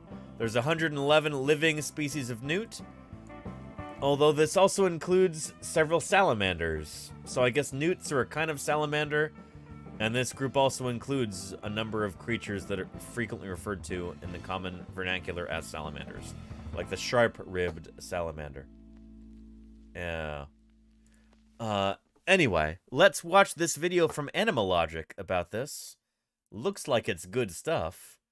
I apologize for there not being closed captions. That's YouTube's problem, not my fault. Let's watch it. The giant salamander may look like a mythical river monster, but they're more bark than bite. Not if you're a fish. That's a lot of bite there. Hi, I'm Danielle, and you're watching Animalogic. Giant salamanders are a river-dwelling family of amphibians called Cryptobranchidae, and as you may have guessed, they occupy 3 of the 4 slots for largest amphibians. That's a big ol' salamander. Hidden gills, which refers to the specialized way that they absorb. Holy cow. Instead of gills, they absorb oxygen through very small tubes located on the side of their frills, called capillaries. In order to maximize surface area... Capillaries, right? Capillaries. Tubes, Claire Bird. Yeah, there you go. An intake of oxygen, they have folds of skin around their neck. Living in rivers is key, as they need a consistent flow of fresh, oxygenated water. I actually don't know that for a fact. Maybe it is capillaries when you're referring to amphibians. Capillaries are the tiny blood vessels that, you know, it's a part of tetrapod anatomy. Capillaries. It's probably extends beyond tetrapods, even further back into our family tree. But I don't know. She said capillary. Oh, whatever. Doesn't matter. Tomato, potato. To survive. While there used to be many more, only 3 species of giant salamander remain. The giant Japanese and Chinese salamanders, and the fantastically named hellbender, which is found in the United States. Hellbender. Holy cow. What a cool name. Holy moly. And this might be the last living species in North America of this creature that Dr. Tara redeemed for Forgotten Bloodlines. Very, very cool. Really neat, Dr. Tara. Very, very cool. When Western scientists first discovered giant salamander fossils, they thought that they were humans that had died during the Great Biblical Flood. Oh boy. I don't know what they thought humans looked like. Common theme. But it would have made for a pretty freaky looking person. As a nod to that early misunderstanding, the genus to which the giant Japanese and Chinese salamanders belong is named Andrias. There we go. That's the same genus that Dr. Tara redeemed there. Very, very cool, Dr. Tara. Andrias, I did not know this. Was not aware of this, Dr. Tara. I'm a dinosaur guy. Not aware of these guys. And this is so cool to know about. Holy moly. Means image of a man. Giant salamanders don't undergo a full metamorphosis, and the adults still retain gill slits. Unlike most amphibians, giant salamanders are fully aquatic. Usually, as amphibians grow, they develop lungs and then become terrestrial. Giant salamanders don't do this. No. They do have lungs, which they use primarily for buoyancy. They have very poor vision and instead rely on photoreceptors all over their bodies to tell them when they're exposed or hidden in the shade. For hunting, they have a lateral line, which is an organ along the side of their bodies that detects Get wrecked, vibration, fish. like a passing fish. They're primarily nocturnal and are excellent at hiding, as they essentially look like long, slippery rocks. It took us about a half an hour to find one in a relatively small aquarium. Their flattened shape is an adaptation for living in running water, as they offer less resistance than more rounded creatures. Sure. Salamanders are the only extant member of their genus, and are the only members of the giant salamander family living in the wild of North America, primarily in the eastern United States. Very cool. Hellbenders are the smallest of the giant salamanders. Hellbenders. Measuring up to 75 centimeters long and weighing up to 5 pounds. They are the 4th heaviest amphibian in the world. They get their name because early settlers thought that they were so ugly, they must be creatures from hell. I don't entirely agree. I mean, look at them, they're so squishy. Despite they're kind of cute. Seems purpose-built for swimming, they don't swim all that often, and instead opt for walking around along the river floor. They seem to use their tail primarily for short bursts of speed. They spend the majority of their time hiding under rocks, waiting for prey to pass by. Around 90%. There you go, Gianmi. Yeah. Unlike their Asian cousins, hellbenders only have one lung, which they use for buoyancy control. During breeding season, the late summer and early autumn, hellbenders change colors slightly, from brown to reddish brown. They breed like fish. The male will court the female, she'll lay her eggs, about 700, and the male will fertilize them. Yeah, about 700 eggs, you know, just a handful of eggs. Only 700, you know. Yeah. Yeah. And that's really weird, Dinosaur Dave. Wait, what? I've still not seen Dinosaur with Stephen Fry, but that sounds really awful. They showed the Earth spinning the wrong way? How do you get that wrong? Oh, boy. Here's some objects, gorgeous gargantuans and authentic. Zinthouse. Though they died out so long ago, their fossil bones remain, so we know just what they were like and can even sculpt them into still, or rather extinct, life. Zintaus. 16 months. That's almost a year, right? Right indeed, Zintaus. Thank you for the 16 months of support. I appreciate that tremendously. Thank you for keeping me here on the air for the past 16 months. That is a long time, and I am deeply grateful. Thank you, Zintaus. Holy cow. Good stuff. Yeah. Here, let's continue our video here talking about this critter. Excuse me. And Dinosaur Day may be. Yeah, we'll see about that. Oh boy. Males reach sexual maturity at 5 years and the females at 7 years. It's unknown how long they live in the wild, but in captivity, they live up to 30 years. Giant Chinese salamanders are found in a large but fragmented range across China and are the largest of the 3 giant salamanders. Very cool. Also the largest amphibians in the world. Look at that critter. 1.8 meters long and can weigh up to 30 kilograms. That's like 5 feet long. Not only are they much larger than hellbenders, but they can live much longer as well. In captivity, they can live up to 60 years. 60 years? That's like 5 times older than I am. Holy cow. Chinese giant salamanders. Wait, what's 21 times 3? That's almost 3 times as old as I am. Chinese giant salamanders. Certainly not only twice my age. Salamanders may have went out on the cool Holy name cow. front. The giant Chinese salamander definitely takes the cake for creepiest name. Wait, what are you saying there, Danielle Dufault? What's creepy about being giant and Chinese? I don't know. Anyway, Andreas Matthewi is 7 feet long. Holy cow, that's a solid 2 meters there, Dr. Tara. That is incredible.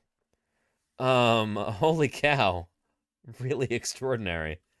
Very, very neat. Yeah. The giant Chinese salamander definitely takes the cake for creepiest name.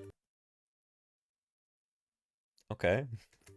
They're known to locals as infant fish, in part due to their size. That's a much creepier name. What do you... Okay, is that what you're saying? Oh wait, shoot, is that what she... Oh, this is what she's saying. Okay. No, I get it now.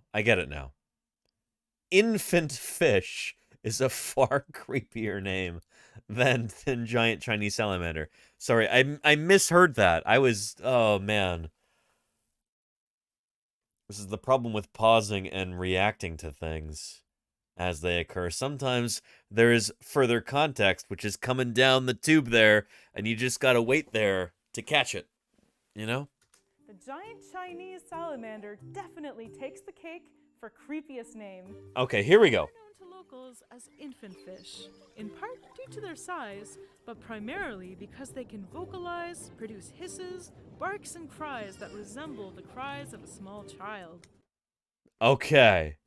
Now I understand. Apologies to Danielle Dufault and Animal Logic. Yeah. Oh boy. Yeah. Giant Chinese salamanders are generalists and will eat anything that they can catch, including other giant salamanders. Giant Japanese salamanders are very similar to their Chinese cousins. They are slightly smaller, but the main difference is that their heads are covered in tubercles. We're not entirely sure why they have tubercles, but it's possible that they use them for better camouflage in the rivers of southwest Japan. So less little bumps. The surface area that they have to absorb oxygen. In Japan, they are also called giant pepperfish due to their ability to excrete a milky substance that smells like Japanese peppers when they are threatened. Interesting. Hellbenders and giant Japanese because we study salamanders fossils, especially dinosaurs, we capture the imagination of children, and that makes vertebrate paleontology a gateway for all science. Het_Tanis and their 29 children are walking through that gateway right now. There we go. Het Tanis, thank you for the raid and welcome to Paleontologizing. It is wonderful to have you here. Thank you for joining us. Het, how was your stream? I hope it was really, really good, and welcome to Paleontologizing. If anybody's here for the very first time, my name is Danny Anduza. I'm a dinosaur paleontologist. I'm here on Twitch trying to do some good old-fashioned science outreach. We're talking about fossils. We're answering people's questions. We're talking about why fossils are important. Simply astonishing. One of the most singular specimens I've encountered in all my distinguished career. But enough about my work. What did you want to show me, Lisa? Dalco TV, thank you for the follow. Welcome, welcome. Great to have you here. Yeah. So yeah. Good stuff. And is that Paleo Mod Love? It certainly is, Claire Burr. Yeah, good stuff. Good stuff. Dalco says, cool room. Thank you. This is my office here, Dalco. My name is Danny Anduza. I'm a dinosaur paleontologist. I dig up dinosaurs. I study dinosaurs. I publish on dinosaurs in the scientific literature. And now I talk about dinosaurs and other ancient creatures. And modern creatures, too. It's funny, the fossil record is just, you know, it's like modern animals, except further back in time, you know? The fossil record can teach us so much about our world today, and vice versa. And all of this is relevant to our own everyday lives. It is my purpose here on Twitch to try and show you why this is so important. Studying the natural world tells us about ourselves as human beings. It tells us about our place on our planet Earth and in our universe as a whole. And it inspires our imaginations.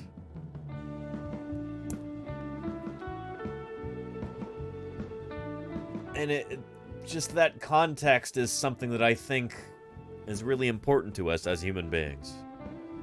Being able to figure out where we fit into the world around us, the history of life on Earth, our place in the universe. Without context provided by fossils, we wouldn't know anything about this stuff, you know? That's what I'm here to provide for you. So welcome to Paleontologizing. Yeah.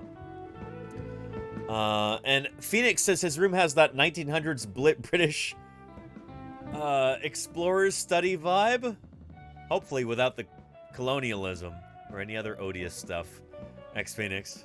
Or like the Uncharted video game series.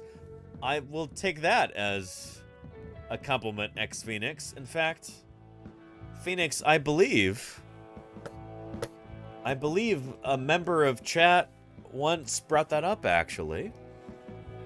I've never played any of the Uncharted games. I'm not really a video game guy, but wasn't Uncharted in here somewhere? Bad guy from a Nathan Drake game. Aren't those the Uncharted games? Also, wait. I forgot to put this in here.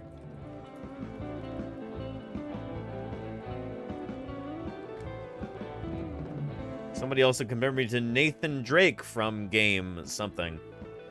Anyway, yeah. Nathan Drake is Uncharted. Yeah. So who would that be?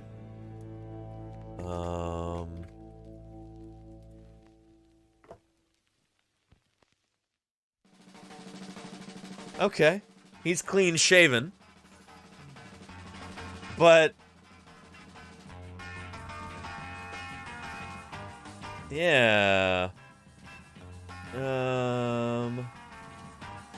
don't know. I feel like sometimes I dress similar if I'm in the field. I don't know. I'm usually wearing shirts like this. But anyway,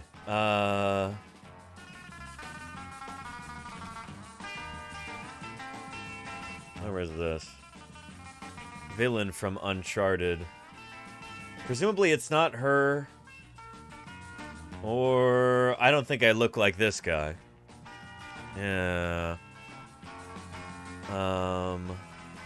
Either of them. Presumably it's some guy with a beard somewhere, right? This guy, maybe? I don't know. He seems a good deal older than 21 like myself, you know? Of course, wink, wink. 21 and single, you know? Twitch streamer. Jolly good show, chaps. Yeah. Anyway, oh.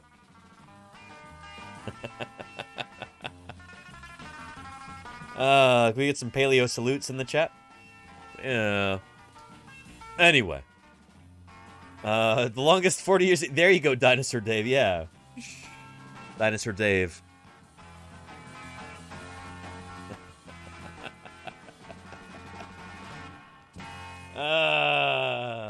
But yeah.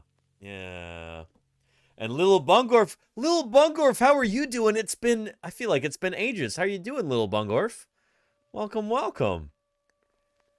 Nathan Drake is the protagonist from the Uncharted games. Well, hopefully, someday soon, someone will chart those games, maybe by playing them.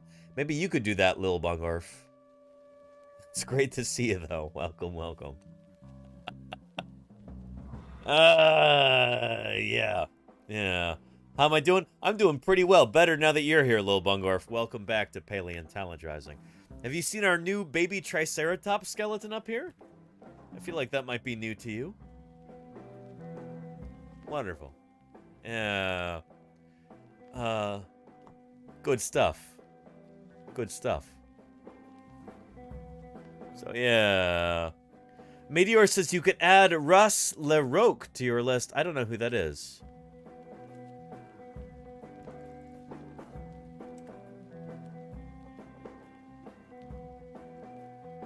This guy looks like Russell Crowe. He looks like a young Russell Crowe. Doesn't he? Tell me I'm wrong, chat. Tell me I'm wrong. Yeah, a rock and roll legend. Really, Meteor? He is a young Russell... Wait, it is Russell Crowe? No, you're kidding me.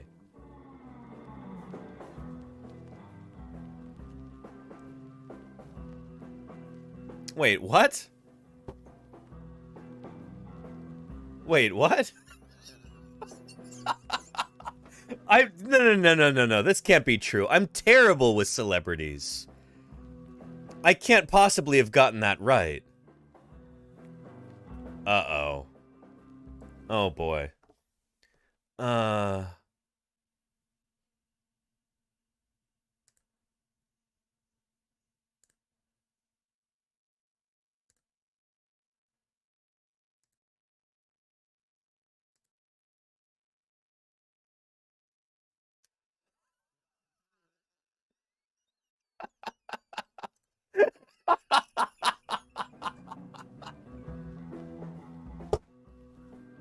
No. I can't have been right about that. What? A glitch in the Matrix? Okay to play? I don't know. Wait.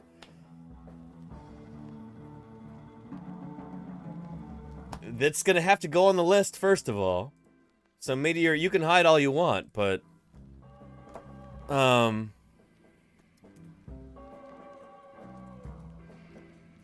Russ... LeRoque, right? R-O-Q? Yeah. Do you capitalize the L? Probably not. Wow. Okay. Yeah. That's so funny, because holy cow. Just the other day,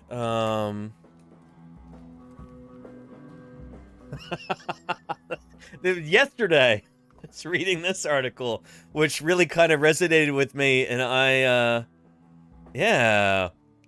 This is from GQ.com, and I found this on Twitter the other day, and I'm like, I'll click that, because I remember, I've probably watched this movie, like, once a year for the past, like, 3 or 4 years. Great movie, by the way, Master and Commander, holy cow. But yeah, this really kind of resonated with me. I don't know why I you know.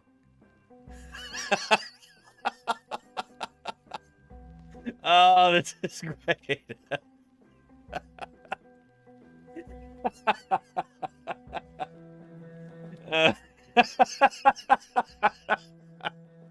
Oh boy.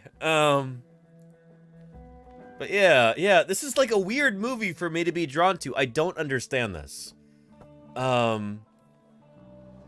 Like I don't actually understand the draw of this movie, Master and Commander, or I didn't before, but this kind of helped to explain it to me a little bit.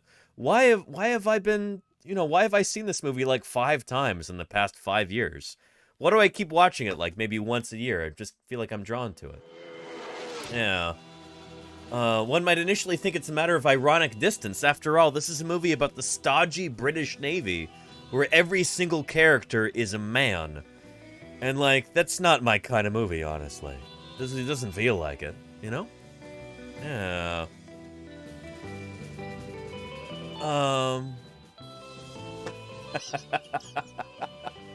And here's, like, various tweets that people did about this.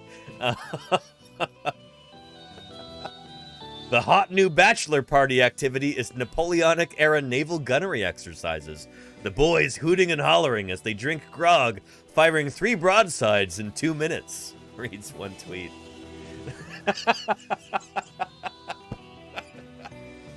And wait, there's the heart right there, which means that I saw this and I liked it at some point.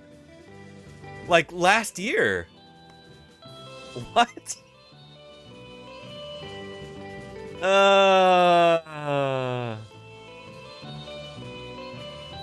Yeah.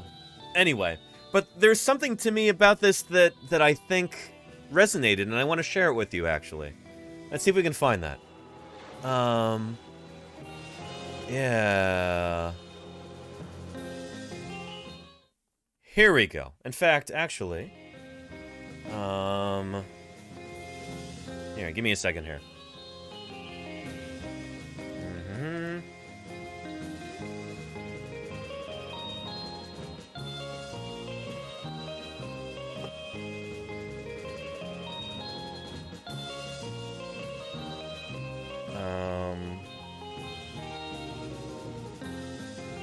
Yeah.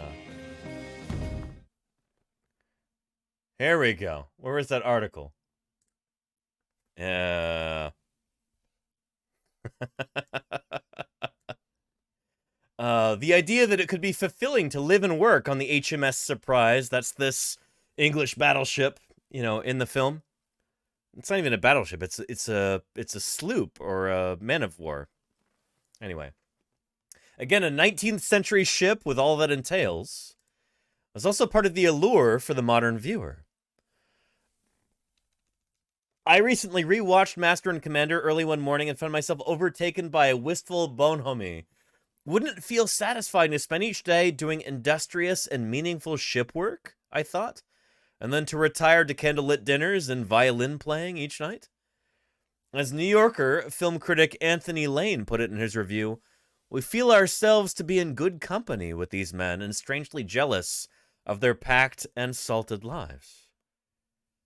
Grossman pointed to the friendship crisis among American men. When you're in your 30s, like I'm definitely not, Chad. Certainly 21.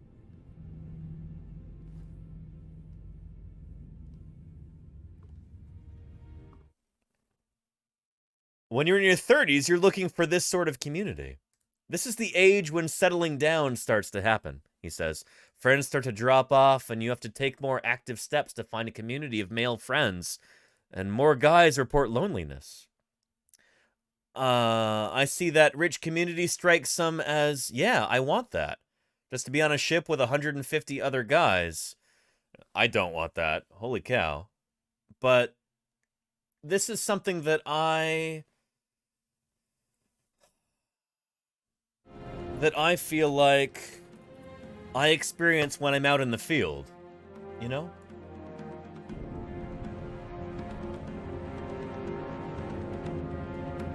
This is something that when I'm out doing field work, with my colleagues out in eastern Utah. You know? This is, when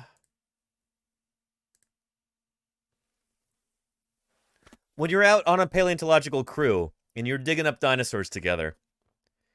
We had an all-male crew for the end of the summer, which is kind of nuts. When it got down to just 4 of us, or 5 of us, 4 of us. It was me and Bilal and Ethan and Jim Kirkland. Or no, sorry, Don DeBlue for, the last of the summer. There's something about that. Waking up every morning and working on a common project together. You know, you're all pulling together for a cause that's larger than just you, you know? There's something really special about that, I think. And I think a lot of people in our modern age really crave that, you know? Modern life is so isolated from other people for the most part. You don't feel like you're actually part of a team working together to achieve some large, worthwhile goal. And to me, I think this is one of the reasons why field work is so incredibly important. You know? Yeah. Claire Burr says it's a part of what makes humans so amazing. I agree, Claire Burr. Yeah. Real Man Grow Beard says, I can imagine a group of paleontologists sitting around a campfire singing shanties together. Yeah. Yeah. And Scout says people need camaraderie, and this is rare in the digital era. I guess in some small way, that's what I'm trying to provide here on Twitch, you know? This is part of what I'm trying to do with Paleontologizing. Give people a place to hang out. Have a sense of community like this. And I like to think that we've got kind of a larger purpose that we're all pulling for together, you know? Science outreach, science communication, science education. And I'm really excited for you to be able to see this firsthand when, when I'm hopefully able to stream Science Outreach live this summer, stream some dinosaur digs live this summer. So yeah. Anyway, yeah. But yeah, anyway. So yeah. And Clutched, thank you for the follow. Welcome to Paleontologizing. It's really good to have you here. Thank you for joining us. So anyway, how in the world did we get off on that tangent in the first place? I don't even remember. We were talking about giant salamanders. But let's get back to that deep dive there. Yeah, shoot. But anyway, being part of some larger enterprise like that is I think that's something that a lot of people nowadays don't really feel like they have.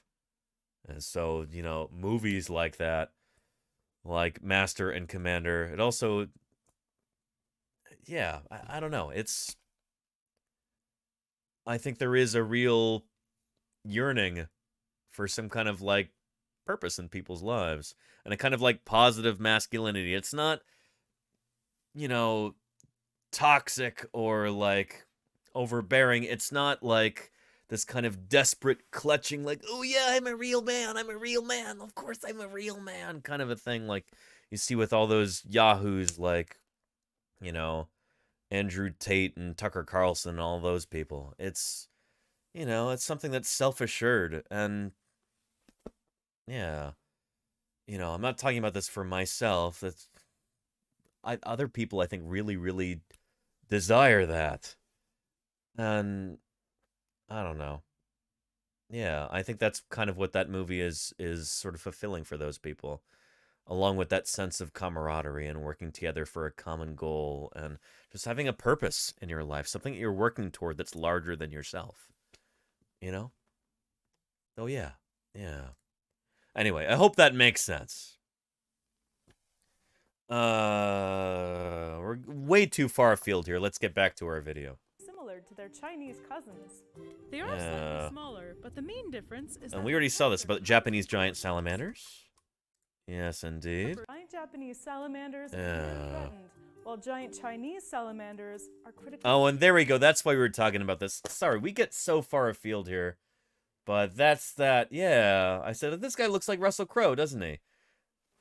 And hence, Master and Commander. I just read that article yesterday, blah, blah, blah. Holy cow, I was right. It's actually him. For once, a picture of a celebrity, I actually, like, positively identified them.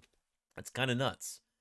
But anyway, there it is right there on our list of different celebrities that chatters have compared me to. In fact, let's change that.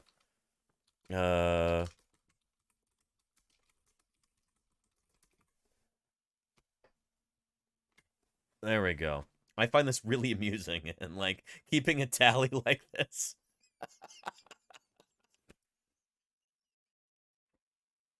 It makes me laugh. But yeah. Anyway, yeah. Claire Burr, you've been here to see a ton of that. Yeah. And Elvis from Perfect... I don't even know what that is, Victorious. Where is that?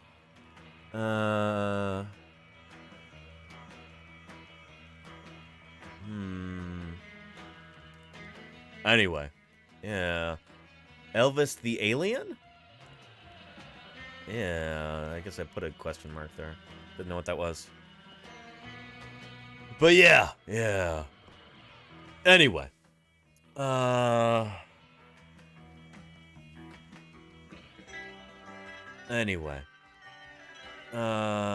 there's only one dwarf crocodile in agate, this big boy took over the niche. That's very cool, Dr. Terra. That might be why we've got like big ol' amphibians like Koolasuchus in Antarctica during the Cretaceous, is because when crocodiles move out of a niche, holy cow, you get just gigantic salamanders that move in and become the salamander equivalent of a crocodile. Their numbers have decreased by 80% in the last 45 years. Oh, and boy. there are now between 20 and 50,000 of them left in the wild. The main reason for their population loss is damming, pollution, and overcollection. They're considered a delicacy, and they're used in traditional Chinese medicine. Though there is good news, China has established 17 natural reserves to help protect them in the wild. Hellbenders are suffering from similar issues like habitat destruction and pollution, but efforts are now being made to reintroduce them into areas where they were once pushed into extinction, specifically in western New York. Hang on, that wouldn't be extinction. Extinction is global. By definition, extinction is global. Local extinction is called extirpation.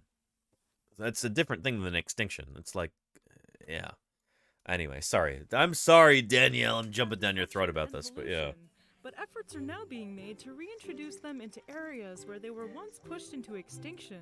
Yeah. Specifically in western New York, Extirpation. offering new life for an amazing species on the brink. The Cryptobranchidae family has been around for a long time. And Here we there are go. fossils of their ancestors that are over 160 million years old. Holy cow. So that's what, like mid-Jurassic at that point? 160 million years old? Or the beginning part of the late Jurassic? That's as old as birds. These creatures have been around for as long as birds have been, which is pretty cool. We know that in all this time, giant salamanders haven't changed very much and still closely resemble their ancient ancestors. Due to this lack of change, they were likely deemed not scary enough to make the cut for any of the Jurassic Park movies. It's a real shame. But, however, Dr. Terra and friends may have ensured that this critter shows up in Forgotten Bloodlines set in the Miocene. Very, very cool, Dr. Terra. That, yeah, it will make the cut in Forgotten Bloodlines. Yeah, Dr. Terra. Very, very cool. Hang on a minute. There we go. Very exciting, Dr. Terra. Very, very cool. As a paleo artist, there's a lot of things that I kind of wish that the Jurassic World movies did better. Oh, yeah. Take it from me. Take it from the experts at Wisecrack. They just Wait, what? Published a video that explores what went wrong with Jurassic World. Wait, they did? I've been wanting to make a video like this for a while. I guess I'll have to check that out. But anyway, I guess they sponsored her video here. But very, very cool critter. Andrius, the genus there. Is that right? From Dr. Tara. Andrius matthewi. Take a look at this remarkable critter. A gigantic salamander longer than a man is tall. Pretty extraordinary, you know? Very, very cool. Yeah. Very, very cool. And wait, hang on a minute. Phoenix says Nigel still does documentaries? Yes, indeed. Here. Let's watch that again real briefly. Yeah. Years ago, the beginning of the Miocene epoch. Although seemingly familiar, this is a world of wonder, mystery, and danger. Holy cow, look at that gigantic hell pig. Oh yeah. Pretty cool stuff.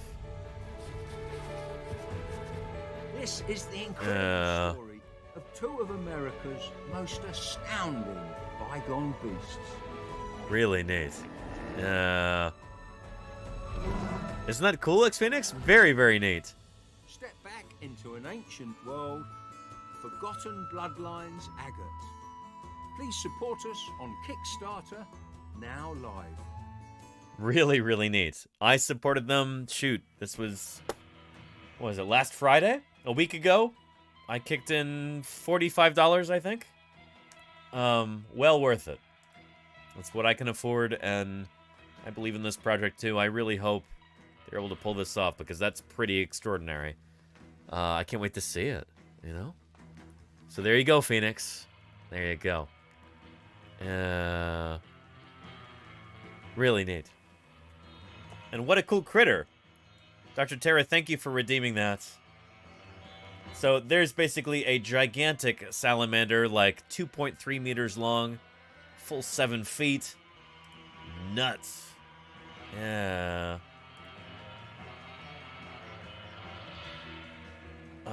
Really, really extraordinary. So thank you, Dr. Tara. Very, very nice.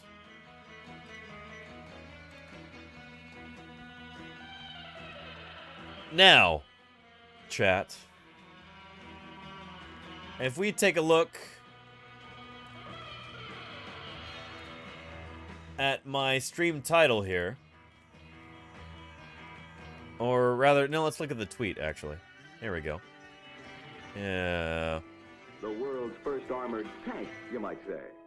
And holy cow. Completely covered with thin, bony plates. Author Beth, thank you for the follow. Welcome to Paleontologizing. It's great to have you here. Holy cow. Welcome, welcome. Yep.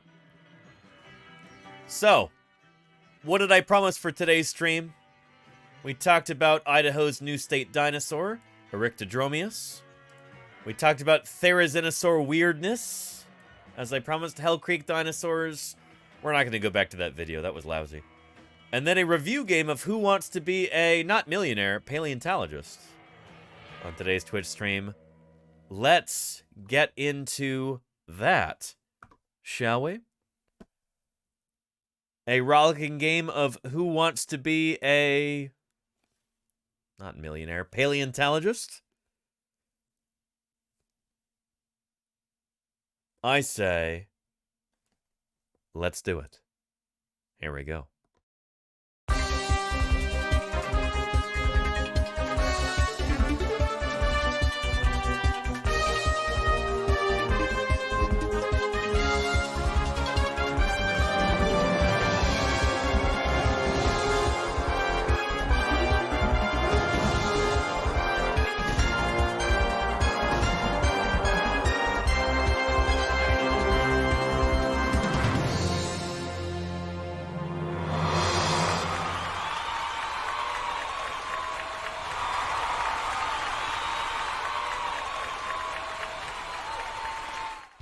Welcome, welcome.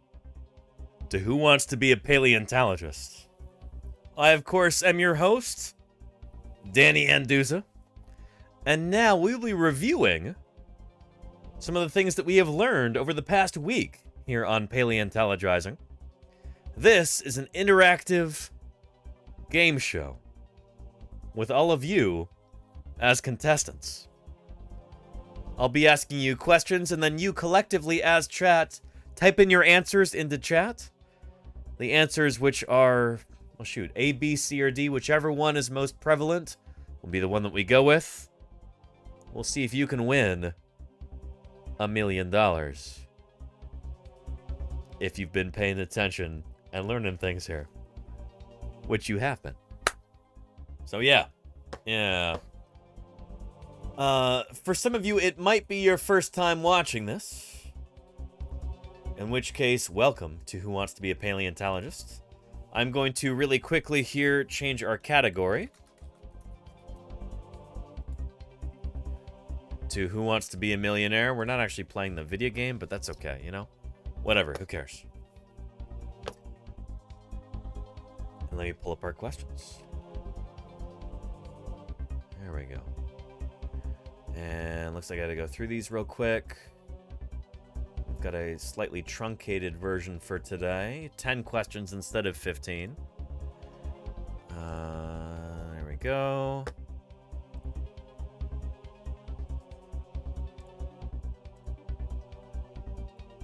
Got one or two more. Mosasaurs.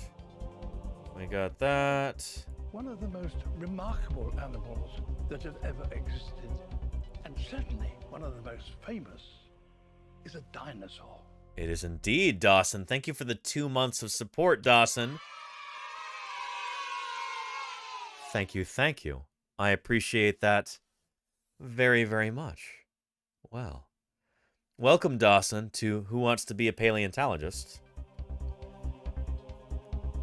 This is the only Twitch game show in which you can win $1 million imaginary dollars through what you've learned watching this channel about fossil science and various topics that we've covered over the past week.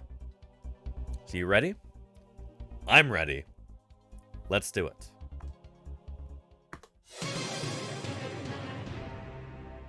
Question 1 for $2,000. Or question 6, depending on how you count it. Anyway, we're not doing all 15 today. For $2,000, we're starting off with big money right now. Famous for its 4 feathery wings, this dinosaur was probably adapted for gliding. Was the answer A, Archaeopteryx, B, Tetropteryx, C, Microraptor, or D, Caudipteryx? What do you think, chat?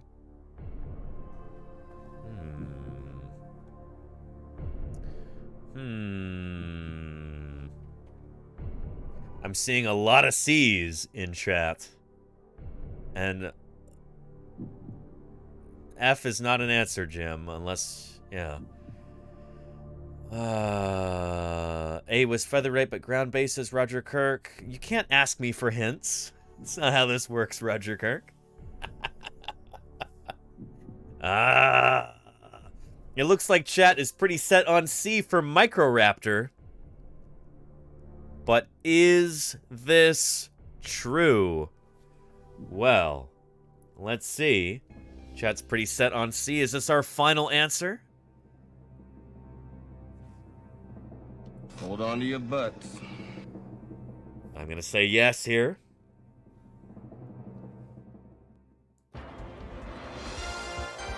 And you got it, chat. Indeed, Microraptor was the answer we were looking for. Microraptor is this remarkable 4-winged dinosaur. We talked about it extensively this week, I feel. Yeah. Here we go. This critter right here. In fact, let me see if I can find you the wonderful video that I think Dr. Tara shared earlier. This is on Twitter.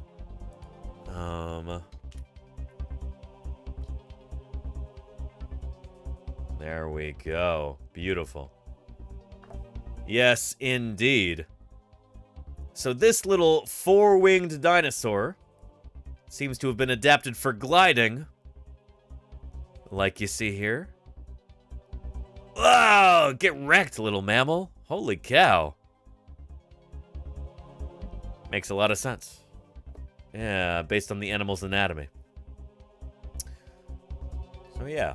Yeah. Congratulations, chat. Because if they're removed, America loses them forever. And Turds Mount, welcome to Paleontologizing, and thank you for subscribing. I really appreciate that. Thank you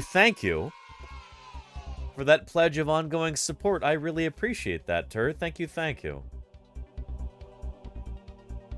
Extraordinary. Thank you for that support. And again, welcome to Paleontologizing. Yeah.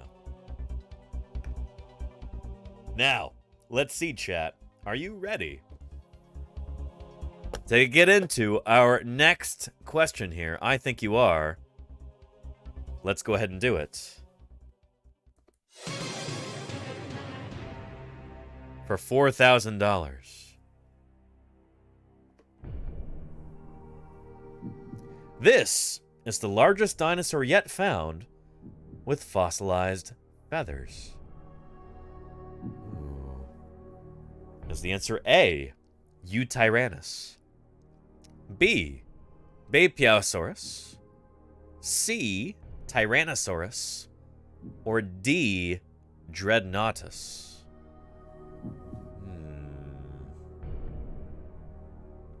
What do you think, chat? I'm seeing a lot of A's so far. Claire Burr says easy. Well, Upstairs Down says A. We did talk about this week. Again, these are all going to be questions, things that we covered over the last week here, since our last Who Wants to Be a Paleontologist?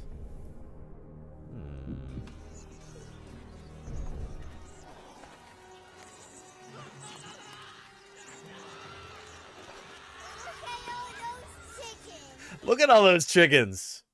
Okay, to play. Thank you for the 5 months of support. I appreciate that tremendously. Thank you. Thank you for the ongoing support. Okay, to play. Appreciate that. And it seems like everything here is A. And so we're going to go ahead and answer with A. Eutyrannus being the largest feathered dinosaur we have. Largest dinosaur yet found with fossilized feathers. Carefully worded question. Is this correct, though? Hold on to your butts. Let's find out. You got it, chat! Very, very nice. Yes, indeed. It is Eutyrannus, the largest feathered dinosaur we have thus far. And don't trust me, let's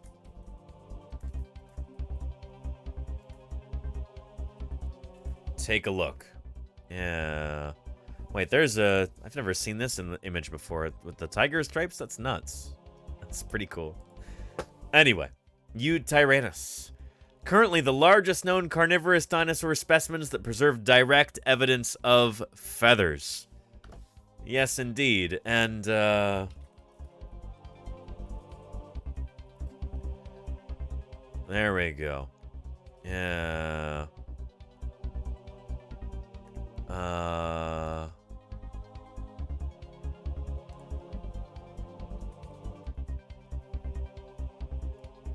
There we go. Let me find this little clip for you, too.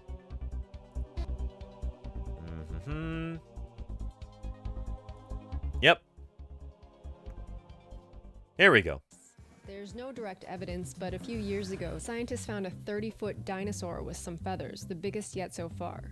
Yep. Tyrannus is thought to be closely related to T-Rex, so it's possible that the most famous and feared dinosaur might have been sort of fluffy. Maybe. At least early on in ontogeny. As the animal was young, still growing up, it's almost certain that young Tyrannosaurus would have had feathers. I agree with that completely. So congratulations, chat. Very nice. Yeah. $4,000 in your pocket. Let's see if you can double that for $8,000 right here. You ready for the next question? You know you are. Let's do it.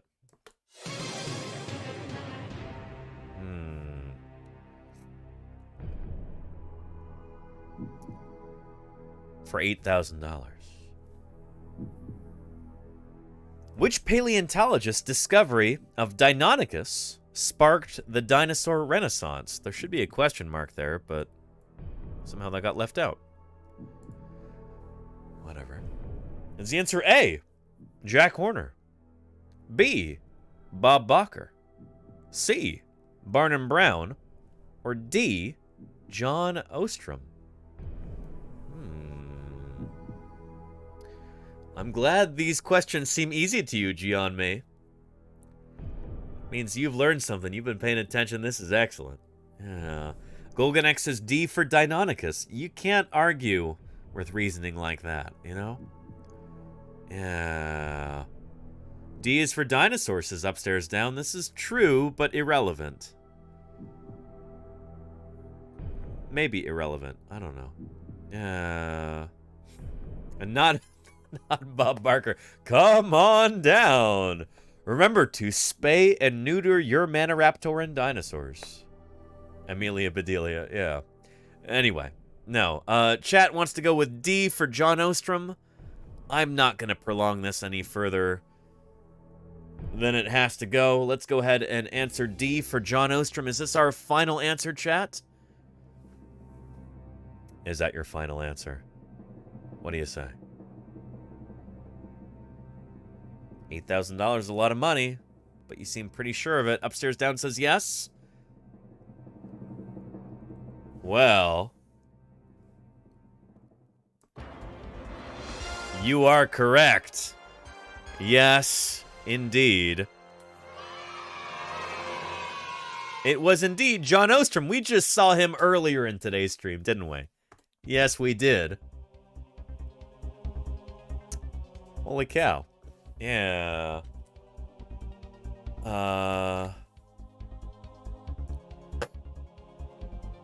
In fact, here is a clip right here. Take a look. Then, in 1963, John Ostrom discovered a fossil in the Badlands of Montana. Yeah. That view. What John Ostrom first found was this claw. Yeah. That goes to a foot. It was not a claw for walking on. This dinosaur actually used that claw for slashing. Yes, indeed. Deinonychus was small, with a delicate build. It ran upright on two legs. It had a long, stiff tail for balance. Not all dinosaurs were big and lumbering. Very, very cool. Yeah. So anyway, there you go, chats. Nicely done. $8,000 patting your pocket right now. Are you ready for the next question? I think you are. Let's go ahead and do it. Our next question for $16,000.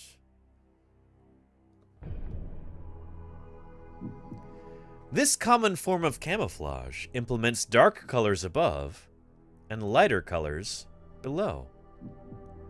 Is the answer A, obscurantism? B, countershading? D, crypsis? Or C, crypsis, excuse me, or D, dazzle camouflage?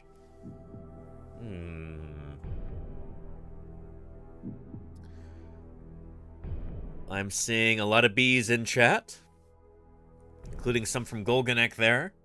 Golganek always with the emoji. Always makes me smile. Choppy Jenkins says, I applied to be a paleontologist, but I failed my game show portion of the interview. Well, here's your chance to practice again, Trappy Jenkins. You know, for the... Everybody knows about the game show portion of the interview. Very funny, Trappy. Good to have you here. Yeah. D was for the Dinosaur Navy, says Real Men. See, Real Men knows what's up. Most of the chat saying B for counter shading. And you know what? Let's just go ahead and do this.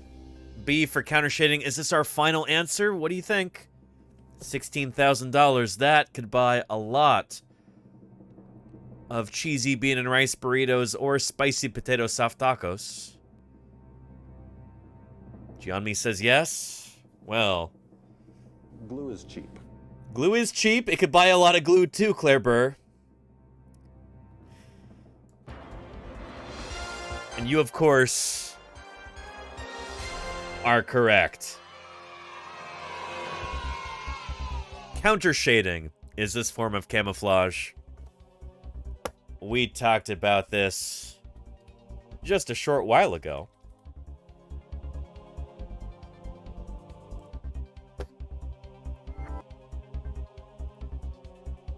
And, as a bit of review for anybody who might doubt this, again, trust but verify, you know? Here we go. Counter shading. Let's have ourselves a look. Its color patterns to give a better understanding of how it may have behaved, about the environment in which it lived. One of the color patterns seen on Sinosauropteryx is that it had a dark back and a light dark back and a light underside. What's that about? Called counter shading. Counter shading. It works because in the daytime, sunlight comes from above. Yep. Meaning that the top surface of an object is illuminated, while the underside is shadowed. In seeing this, our brains are able to recognize things as three-dimensional objects. In counter-shaded animals, the top surface is darker and the lower surface is lighter. This evens out the effect of shadowing, so counter-shaded animals appear less three-dimensional. There you go. Benefit for both predators and prey. Beautiful. Importantly, counter shading vary between different types of habitat. Animals living in open areas with lots of light tend to have a sharp dark to light transition high up on the body. They're still counter shaded, but it's got a sharper transition. Areas, such as forests, tend to have more gradual transitions positioned lower down. Yeah. This means that we could determine the likely habitat that Sinosauropteryx was living in 130 million years ago. Very, very cool. Anyway. There's that video if you'd like to find out more about determining dinosaur coloration and inferring habitat from that. Very cool stuff. But yeah. You got that right, chat. $16,000 to your name. Various names. Yeah. So there you go. Yeah. Are you ready for the next question? You know you are. Holy cow. Question 10 for $32,000. Let's do it.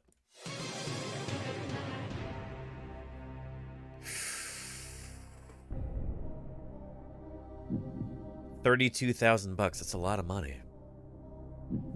Our question is as follows. Through the mid-1900s, which dinosaur was referred to as Trachodon? See, they're going to get more tricky now. Is the answer A, Triceratops? B, Tyrannosaurus? C, Edmontosaurus? Or D, Pachycephalosaurus?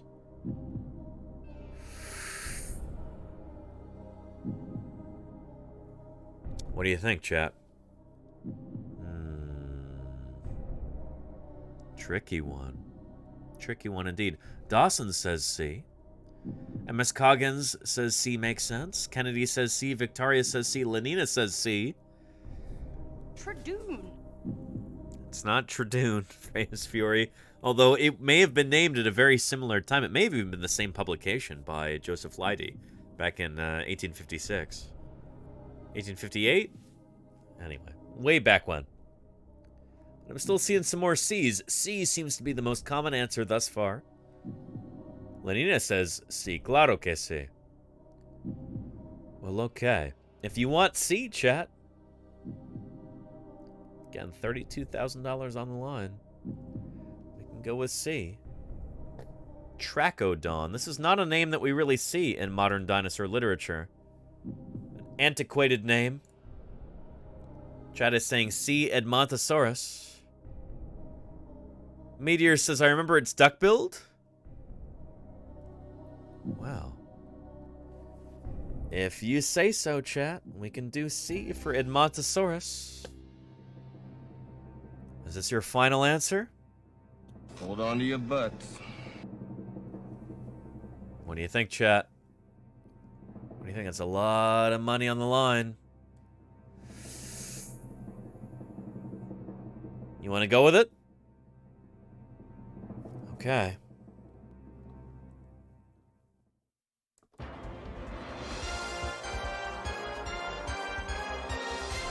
There you go.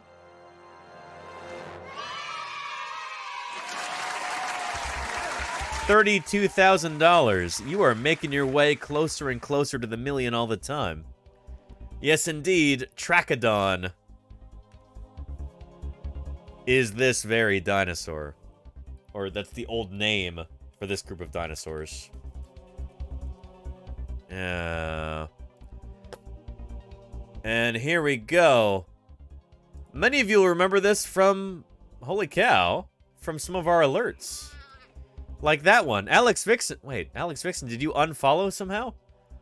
Alex Vixen, thank you for the follow.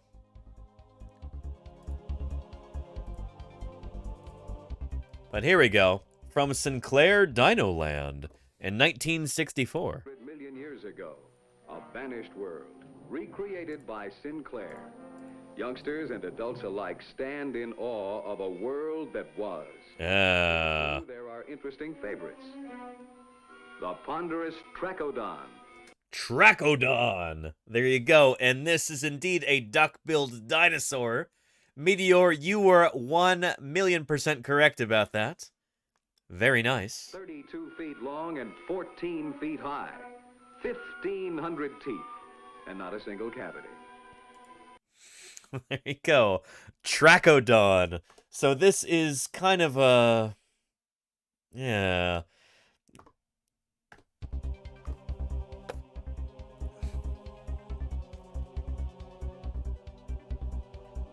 Yeah. Trachodon, meaning rough tooth, is a dubious genus of hadrosaurid dinosaur from the Campanian Age Upper Cretaceous Judith River Formation of Montana in the United States. So this is an illustration of those isolated teeth that it was based on. Tooth taxa, just don't do it, you know? This may have been in the same paper as Troodon, actually. Yeah.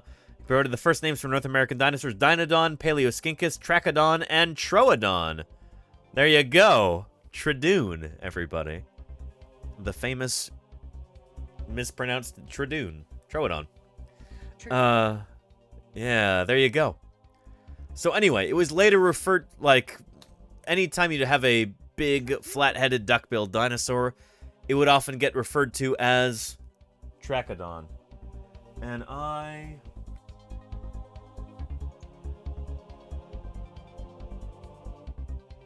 wonder if that's in this book right here. My little golden book of dinosaurs that I had when I was a kid. I think my Nana got this for me. My grandmother. My dad's mom. And is it in here? It might not be. Oh, no, it is. Holy cow. There it is. Some dinosaurs wore bony helmets with sharp horns. Triceratops was one of those. Some had tails like clubs of bones. Some had mouths with duck-like bills full of thousands of teeth. And there is your Edmontosaurus, a.k.a. Trachodon, right there. There you go. Yeah. So yeah. Spared no expense. And thank you, Lenina. Did a tier 1 sub to Nantaranus. Thank you, Lenina, for gifting Nana Tyrannus. And Nana, if you happen to be watching right now, love you, Nana. It's great to see you. Or great to have you watch. Nana, I think you got me this book when I was but a wee hatchling. Sometime in the 1990s. My little golden book of dinosaurs. And there's no inscription in here, but this is probably from you. So thank you, Nana. Yeah. So yeah. Yeah, Trachodon. Very nicely done, chat. Holy moly. You are on your way to a cool million. But next up, can you handle the $64,000 question? I think you can. Let's do it.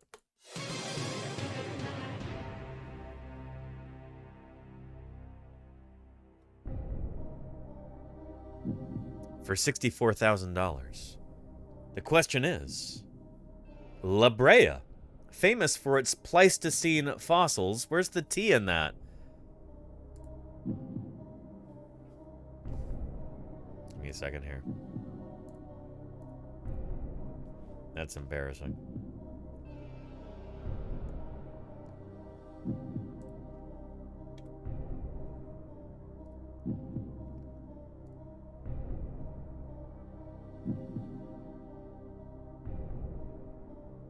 Why did that not work? I'll put a T in there.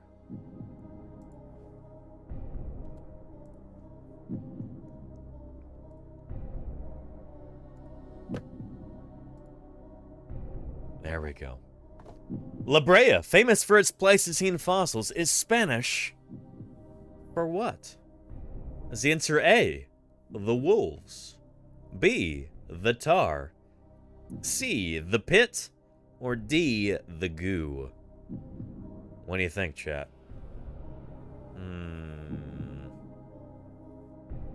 The tar pits? Bat Meddler? Uh-oh. And Nuclear Cowboy. We're seeing a lot of B's here in chat. A lot of B's indeed. The tar pits? The La Brea tar pits? The tar pits? Well, chat seems pretty insistent on B here, so you know what? Let's not dawdle. This is our final answer. $64,000, a lot of money. But let's do it. You got it, chat. Very nicely done. Indeed. La Brea is Spanish for the tar. So anytime you hear somebody say the La Brea tar pits, they're saying the tar pits. So yeah, it's the pits. It's pretty cool, Dismodus. I know you mean that in the most loving way possible. I did a live stream from there in the summer of 2021. August of 2021 with Lordy. That was a lot of fun. So yeah.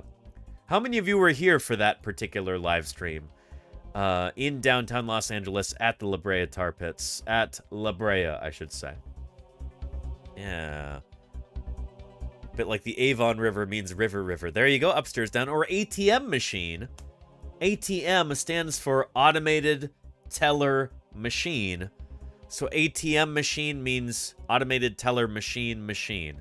You know? So yeah. Yeah. Anyway, EMP pulse, there you go. Electromagnetic pulse. Pulse? Vixen? Absolutely. Yeah. Anyway, good stuff. Nicely done, chat. $64,000 you got there. Well, let's see if you're ready for the next one. I think you are. For $125,000. Let's do it.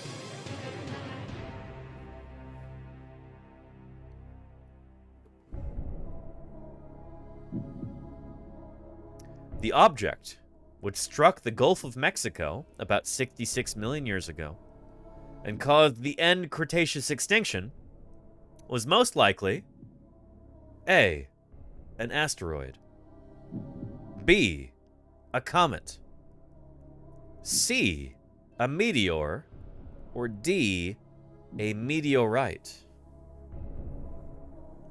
What do you think, chat? What do you think? We're getting more difficult here. We've only got 4 questions left, including this one. Not 65 million years ago. Nuclear Cowboy says C for meteor. Alex Vixen says A for asteroid. Nell says D for meteorite. Victoria says A for asteroid. Upstairs Down says A. Godzilla Enthusiast says A. Not comet, says Bat Medler. Ooh.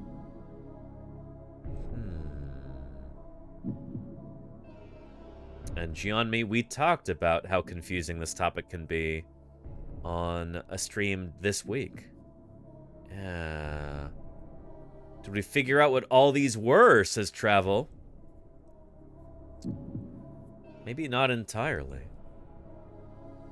I think meteors are after they land, says Godzilla Enthusiast. You think? The funny thing is, we are all here on the internet right now. If you wanted to, you could go and check on this.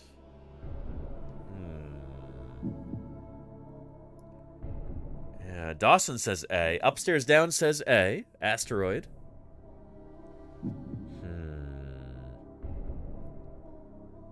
Lenina says A.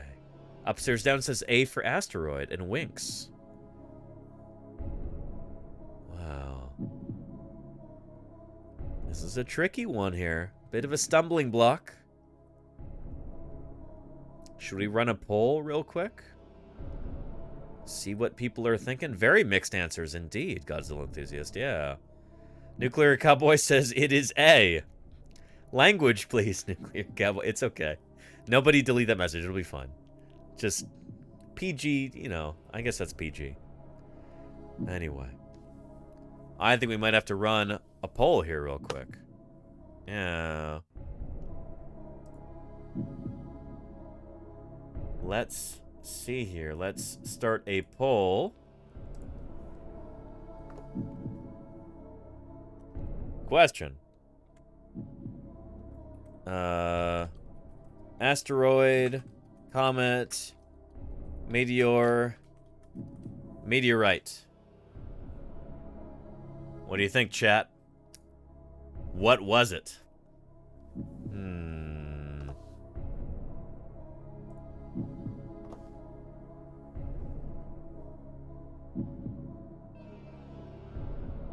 Let's see, we've got just a minute here to answer. What are you thinking, chat? What are you thinking?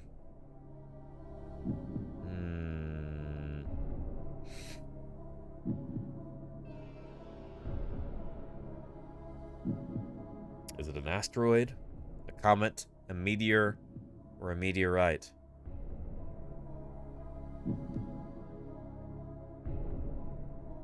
We've got like a quarter of a minute left. $125,000 on the line here. What is it going to be?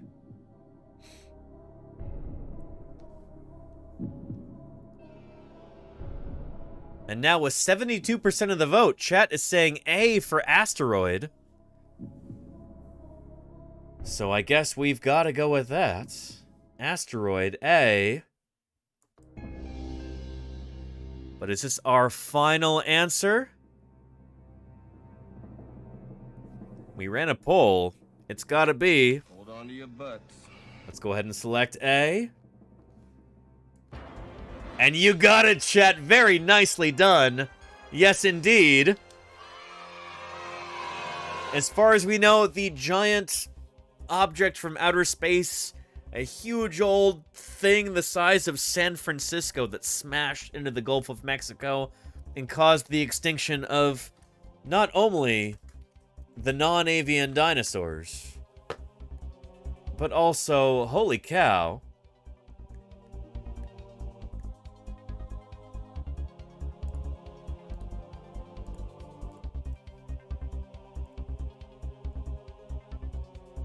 Holy cow.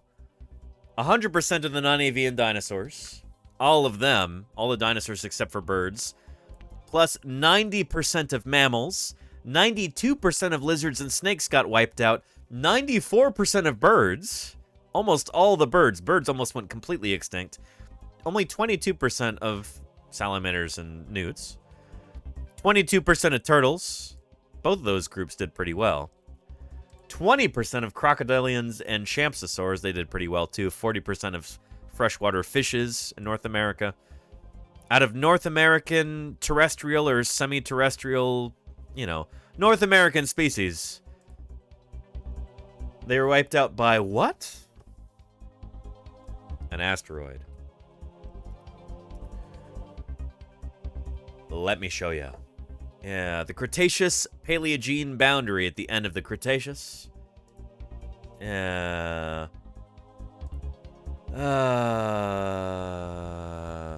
Chicxulub crater is what we're talking about. Yeah.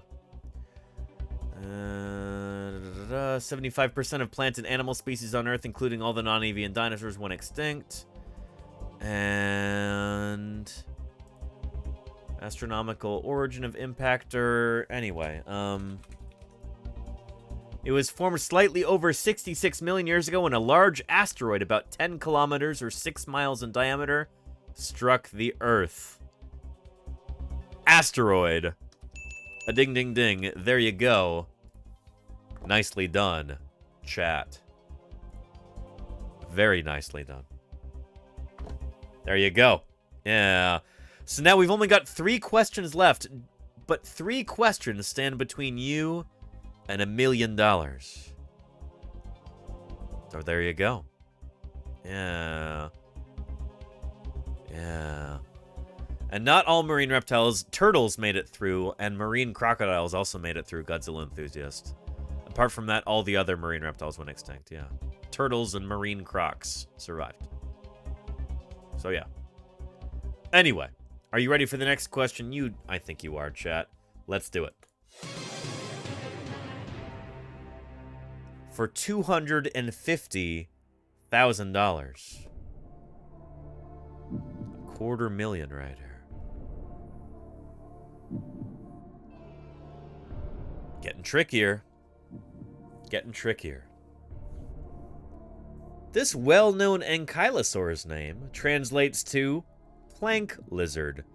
And I would have put quotation marks around that, but putting quotation marks around something somehow breaks the website here, and it like, all the questions go blank after that.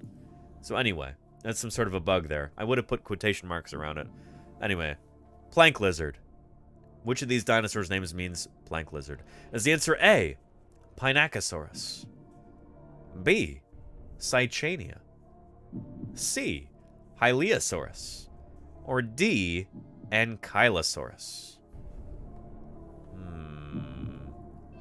Nell says C. Mayor of Space says display. Dawson says A. Alex Vixen says A. Meteor says A. Lydina says A. Bazui Nikolsoft says A. Blockman's Mustard says A. Well, we're getting a lot of A's in chat. You think A, Pinacosaurus? Jody Fish says A.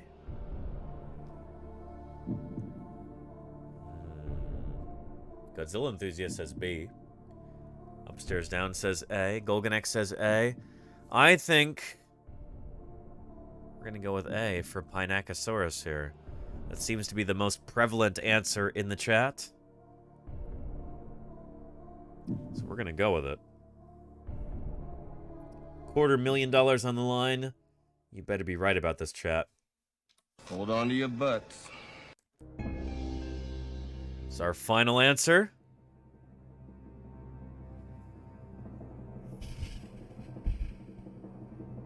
Let's do it.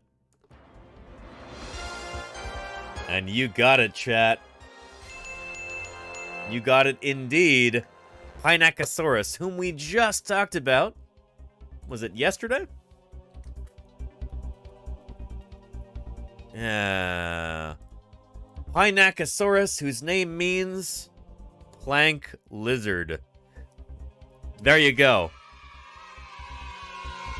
Very nice. One of the best known of all the ankylosaurs, maybe more skeletons than any other ankylosaur, you know, armored dinosaur like this in existence. Pinacosaurus, including some little babies. Little babies like this. Beautiful. Oh, yeah. Yeah. Pinacosaurus, this deadly coffee table of a dinosaur. Really, really cool critter here. Yeah. So, yeah. Yeah. What a neat critter. Pinacosaurus. So, very nicely done, chat. There's now just 2 questions that stand between you and $1 million. Give me just a second here, and then we'll get into that.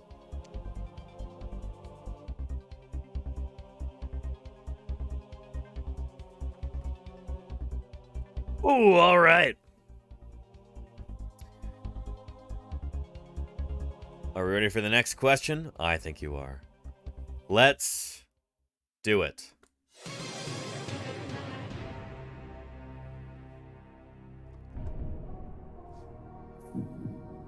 For $500,000.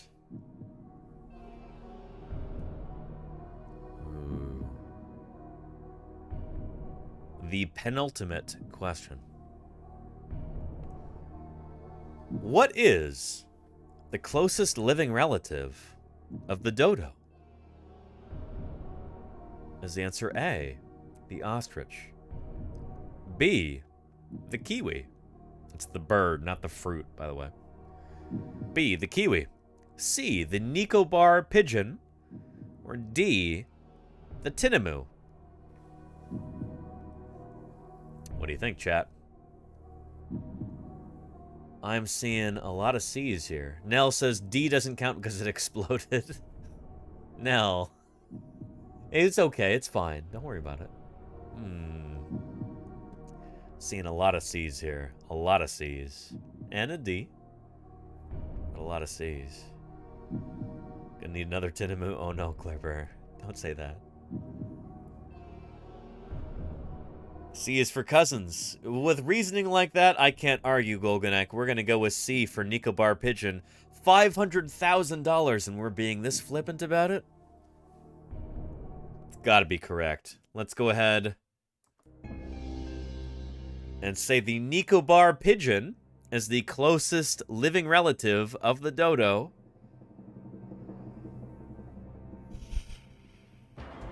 And of course you're correct. Very nicely done. Very nice. Indeed. Yes. You know, don't take my word for it. Let's look it up here again. If we're going to look at our tree of life right here, featuring all of living life on Earth, living species at least, for the most part. Undescribed species won't be on here. But, let's look at the dodo. The true dodo, Rhaphis coculatus. This is one of the very few extinct animals that'll show up on this tree of life. Everybody else is alive for the most part, with very few exceptions. There is the true dodo. And then its closest relative is... What? The Rodriguez solitaire? Well, remember, chat. Remember what the question stated. It was as follows. What is the closest living relative of the dodo? Closest living relative of the dodo. This critter right here, the Rodriguez solitaire, is, of course, extinct. The closest living relative is, of course, the Nicobar pigeon. There you go. Very nicely done, chat. Let's maybe watch a real brief video on this critter before you do your $1 million question there.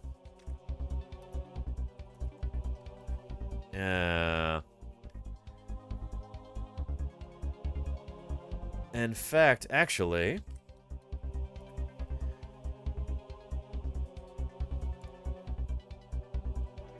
Here we go. This is the video that we watched yesterday. Long before life as we know it, our avian species were the heroes of our planet's biodiversity, playing their relation.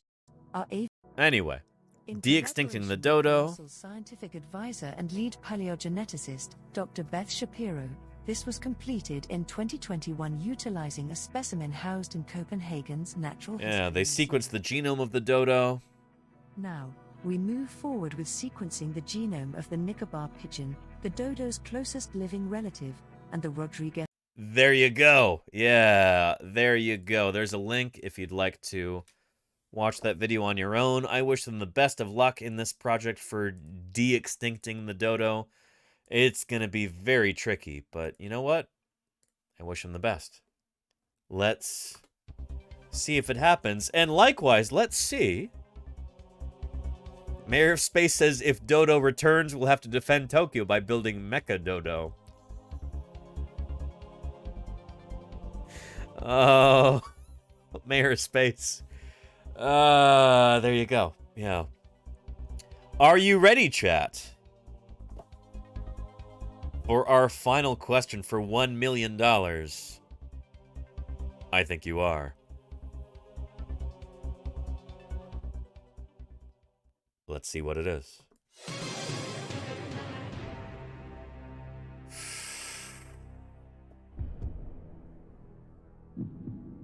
Oh, and that link didn't go through. There you go. Anyway, our final question for $1 million.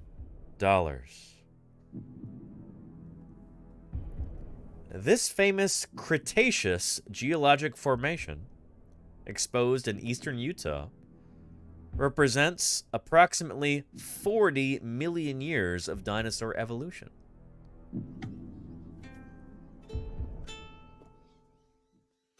And George from New York, thank you for those 5 gift subs.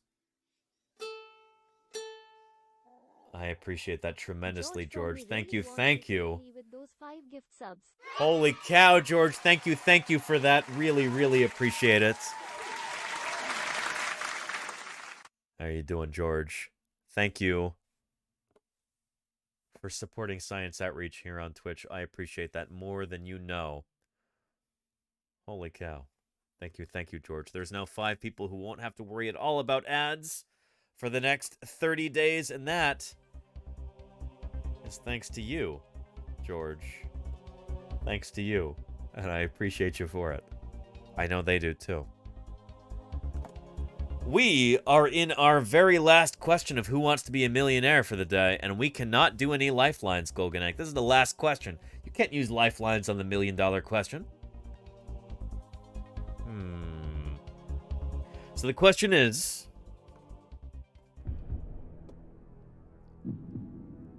this famous Cretaceous geologic formation, exposed in eastern Utah, represents approximately 40 million years of dinosaur evolution. We just talked about this today, chat. Is it A, the Hell Creek Formation? B, the Morrison Formation? C, the Lance Formation? Or D, the Cedar Mountain Formation?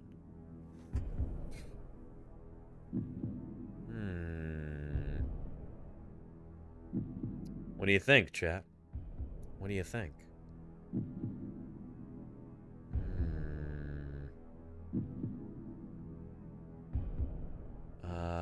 Smorphosaurus says, I think it's A. MS Coggin says, I would guess D. Nell says A is in Montana. Golganek says yes. Golganek always positive here. Jody Fish says, Danny was digging in it last summer, comma, D. Alex Vixen says D. Jody Fish says Morrison underlies it in Utah. Lenina says D. Bette Medler says D. Meteor says C. Neil says D. Dawson says D. Plockman's Mustard says D. Bazwi Nikolsov says D. Golganek says going with D. Upstairs Down says D. Nixera says D. Upstairs Down says Hell Creek is definitely Montana. You had a t-shirt with that on. That's... I think I showed you a t-shirt with... I don't own a t-shirt with that, but I showed you a t-shirt design that I made with that Upstairs Down. So yeah. Yeah, sorry, I'm nitpicking here, but yeah. Murph says D. D seems to have become the predominant answer in the chat. Trek Nerd says, if I say B and Danny doesn't say my name, then it's D. I kind of... what's the word that I'm looking for? Anyway, what kind of reasoning is that, Trek Nerd? Wait, what? We're seeing a lot of D's here. You know what? I think we're going to go with D. Chat seems pretty set on D for Cedar Mountain Formation.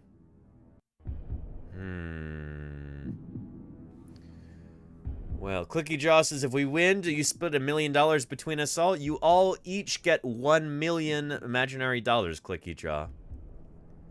You do. Not split 142 ways, $1 million each in your noggins. So there you go. I wish I had $142 million to distribute. But if I did, I would have already established a dinosaur museum here in the San Francisco Bay Area. So maybe someday. Maybe someday. But anyway. D for Cedar Mountain Formation. That seems to be what chat wants. Is this your final answer? Shoot. What do you think, chat? You only live once, says Godzilla Enthusiast. Hold on to your butts. Let's do it.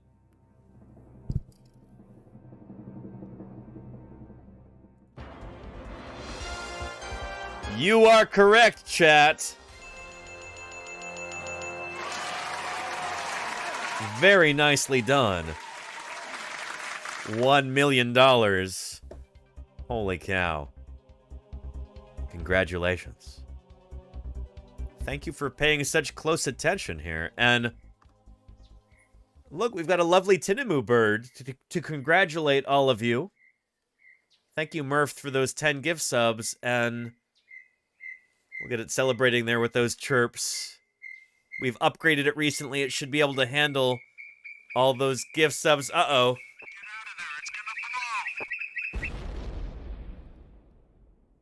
Murph is overloading the system with 10 gift subs. Murph.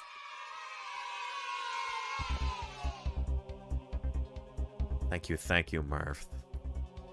Extraordinary. I really appreciate that, Murph. That's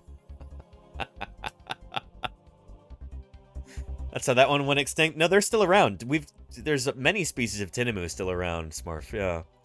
Yeah. Anyway, thank you so much, Murph. There are now 10 people who will not have to watch any ads for the next 30 days, thanks to you. And I appreciate you very much for that, Murph. Chat, as for the rest of you, including Murph, $1 million you know have in your imagination. But what is even more valuable than money? Holy cow. It's knowledge of the ancient past. Having an idea about what was here on Earth before us. Having that context. The sense of wonder that you achieve when you learn about the history of our planet. And our place in that grand pageant of life on Earth. So really, the $1 million was the fossils we learned about along the way, wasn't it, Chet? Thank you for a wonderful week, and Helix Fossil, we'll cover Bahariasaurus next week, if you're okay with that, Helix Fossil, because I gotta wrap this up. Let's go ahead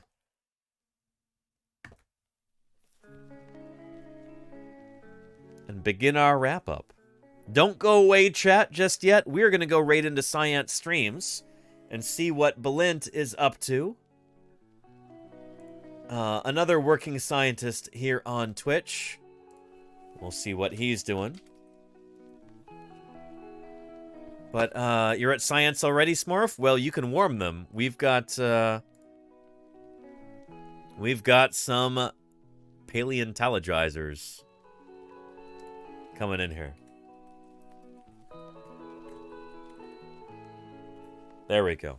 Thank you, everybody whose names are showing up here in the credits. I appreciate you more than you know. From the followers to the subscribers and resubscribers to the moderators who keep this train on its tracks, to the lurkers who quietly watch and boost our viewer numbers. Appreciate you too, lurkers. Everybody, thank you so much for your attention, for your enthusiasm, for your wonderful questions. I appreciate you all more than you know. Hope you all have a wonderful weekend. I'm excited to work on some science tomorrow morning, get closer to the publication of my Spinosaur paper. And I'm looking forward to Monday's stream. We'll be talking about more fossil news, more fossil science. It's going to be a good time. Take care of yourselves, everybody. And let's go see what Balint is up to over at Science Streams. Let's do some more science. I'll see you there. Bye-bye. A little bit later, I want to delve into some science news. They got to realign us. We also, before we get to science news, we'll have to do something very special for Bit Gamey, because it was Bit Gamey's very Raiders. Science stream, but we Raiders. over here, Buffalo, you be chugging what we got. Now the trains arrive. I promise that I have prescribed you vibes. The vibes we got are giant. Shout out to the stream for the raid. That's science. Raiders, welcome on in. How was your stream, Professor Danny Anduza? Raiders, welcome on in.